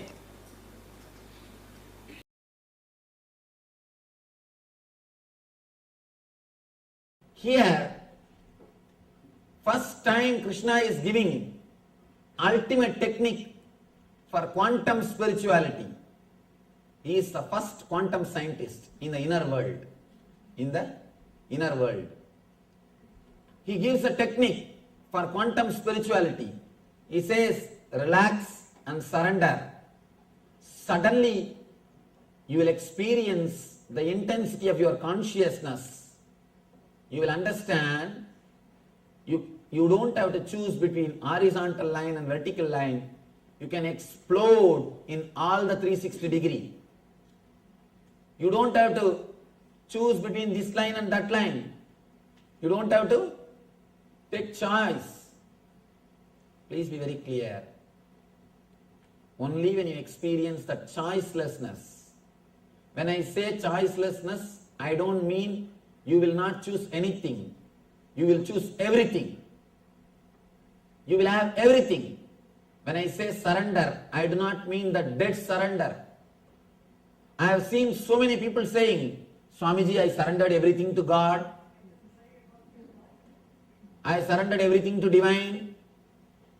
I surrendered everything to existence.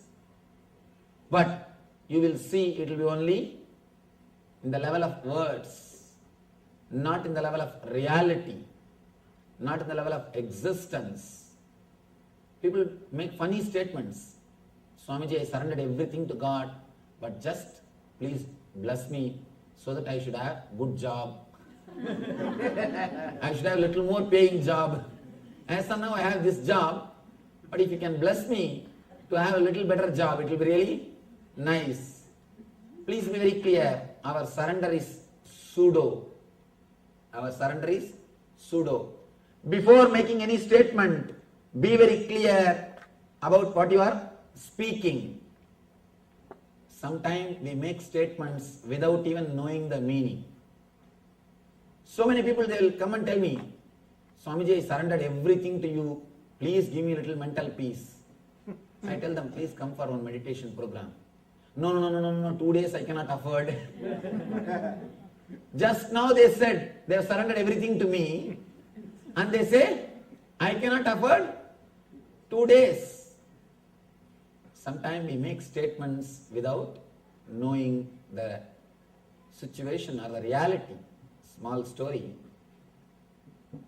One journalist, a reporter, he saw a crowd gathered around an accident in the road.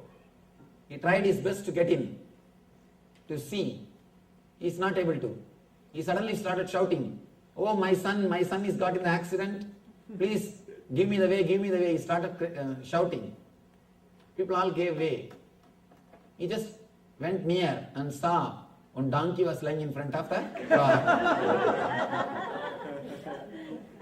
There was a donkey in front of the car. Please be very clear. Before making any statement, know the situation. Without knowing, when you make statement, you are the person who is going to suffer. With the surrender also, we make statements without knowing the truth. With the real surrender, you don't exclude anything, you include everything. You just experience the whole. You explode in all the directions. You just experience horizontal line and vertical line and something more, which you have never imagined. You will experience the different dimensions of your own being. When I say surrender, I don't mean you need to surrender to somebody. There is no need to surrender to somebody. There is no need to surrender to some other God, some other guru. Of course, God or guru is just a symbol. You don't have to surrender to that God or that guru.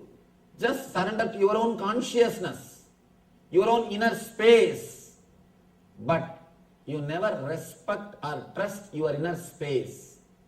That is why in the initial level you need God, you need guru. The other day, somebody was asking, "Swamiji, if I surrender to you, what should I do?" I said, if you really surrender to me, you will not have that question, what should I do? You will be simply guided from within. You will be simply guided from within. People come and ask me, "Yes, Swamiji, I surrendered everything. Now what should I do?" When you really surrender, you will not have this very question. The very question will not exist. Simply, you will surrender the whole being. When you are completely surrendered, you will see your intuition or the divine intelligence automatically guides you. As long as you have doubts, be very clear, you have not surrendered. You have not surrendered. Here, Krishna says beautifully about the surrender. Adhishtanam tadakarta karanam cha pratakvitam vividascha pratakseshta daivam chaivatra panjamam.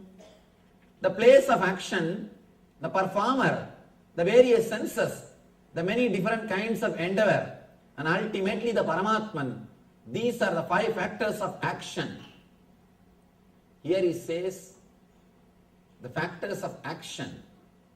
And the next step, tatraivam sadigartaram atmanam kevalam tuyaha pashyat krita buddhitvan sapashyadi durmati. Therefore, one who thinks himself the only doer, not considering the 5 factors, is certainly not very intelligent and cannot see things as they are. Now he gives the exact technology of surrender. In these 2 sloka, these 2 sloka can be called as stotra and shastra and sutra. Shastra means which shows you the goal. Stotra means which is out of devotion. Sutra means which gives you the technology. In these 2 sloka, he gives you the exact technology of surrender. Understand? Whatever you think as you is totality of so many things. And individually, everything is responsible for something. But suddenly you start thinking, you are responsible for the whole thing. You are responsible for the whole thing. That is where the trouble starts. That is where the trouble starts. And he gives the technology how to experience the deeper levels of surrender. 3 levels of surrender exist. One is intellectual surrender, means trusting the master's intellect is much sharper, much more than your intellect, is intellectual surrender. Next, emotional surrender, surrendering the emotions, trusting that master's emotions or the way in which he guides is much more intelligent, that is best than my emotions. Third, surrendering the very senses, very cognition, the cognition which happens inside you, surrendering the root of the cognition itself. Here, surrendering the intellect is very easy because it continuously tortures you. After some years, you have suffered enough with the intellect. You somehow wanted to get rid of it. You just surrender. Surrendering intellect is very, very easy. Just if you see somebody who is more intelligent, clear than your thinking system, you just surrender. For example, if you go to a consultant, naturally you surrender intellectually. You surrender to his ideas. If you go to a lawyer, you surrender legally. You know in that field he is more sharp than you. So you surrender to lawyer in that field. When you go to some accountant, you surrender to him intellectually as far as the accounts concerned, because he knows much more than you in that field. Intellectual surrender is easy. Same way, if you see somebody who has got more knowledge in the spiritual field, intellectually, immediately your intellect surrenders. That's not a big thing. Surrendering intellectually happens very easily. Moreover, you just wanted to get rid of it. You are finding somebody, you are finding some dustbin where you can dump your intellect. So when you find somebody, you just relax from it. Next is emotional surrender. That happens when you feel deeply connected with the Master. When you feel deeply connected with the Master. When you start experiencing 1 or 2 things, little meditation, little bit of understanding, naturally the emotional surrender starts happening. You start respecting his emotions much more than your emotions. Master's emotions means whatever he tries to guide you, whatever way he wants you to live, you start giving importance to that more than what you think as life. Slowly, slowly, he becomes the center of your life. Almost like you start respecting him more than all other emotional attachments. The priority is slowly changing. You start thinking in your emotion, in your emotional level, Master comes as a number 1 priority. This is what I call emotional surrender. In the emotional level, you feel connected. Next, a deep level, of course, it's a spiritual technique. Because you all heard enough of these intellectual things, these 17 days, I think now you should understand the deeper levels of techniques. Surrender of senses means even your senses will listen to what he says. One disciple asked the Rishi, Vedic Rishi, why should I surrender? What is the need? Master asks, as far as you understand as you, how do you know you? He says, through my senses. According to your senses, who are you? I am this body and mind. Master says, according to your senses, you are body and mind. But according to me, you are God. Only when you surrender your senses, only when your senses starts listening to what I say, you will see the truth of what I am explaining. According to you, according to your senses, you are body and mind. But according to me, you are God. When you surrender your senses, when you believe me more than your senses, you will experience you are God. He says, the moment you believe me more than your senses, you will understand the meaning of Tattvamasi. Master again and again represents the ideal of you are God.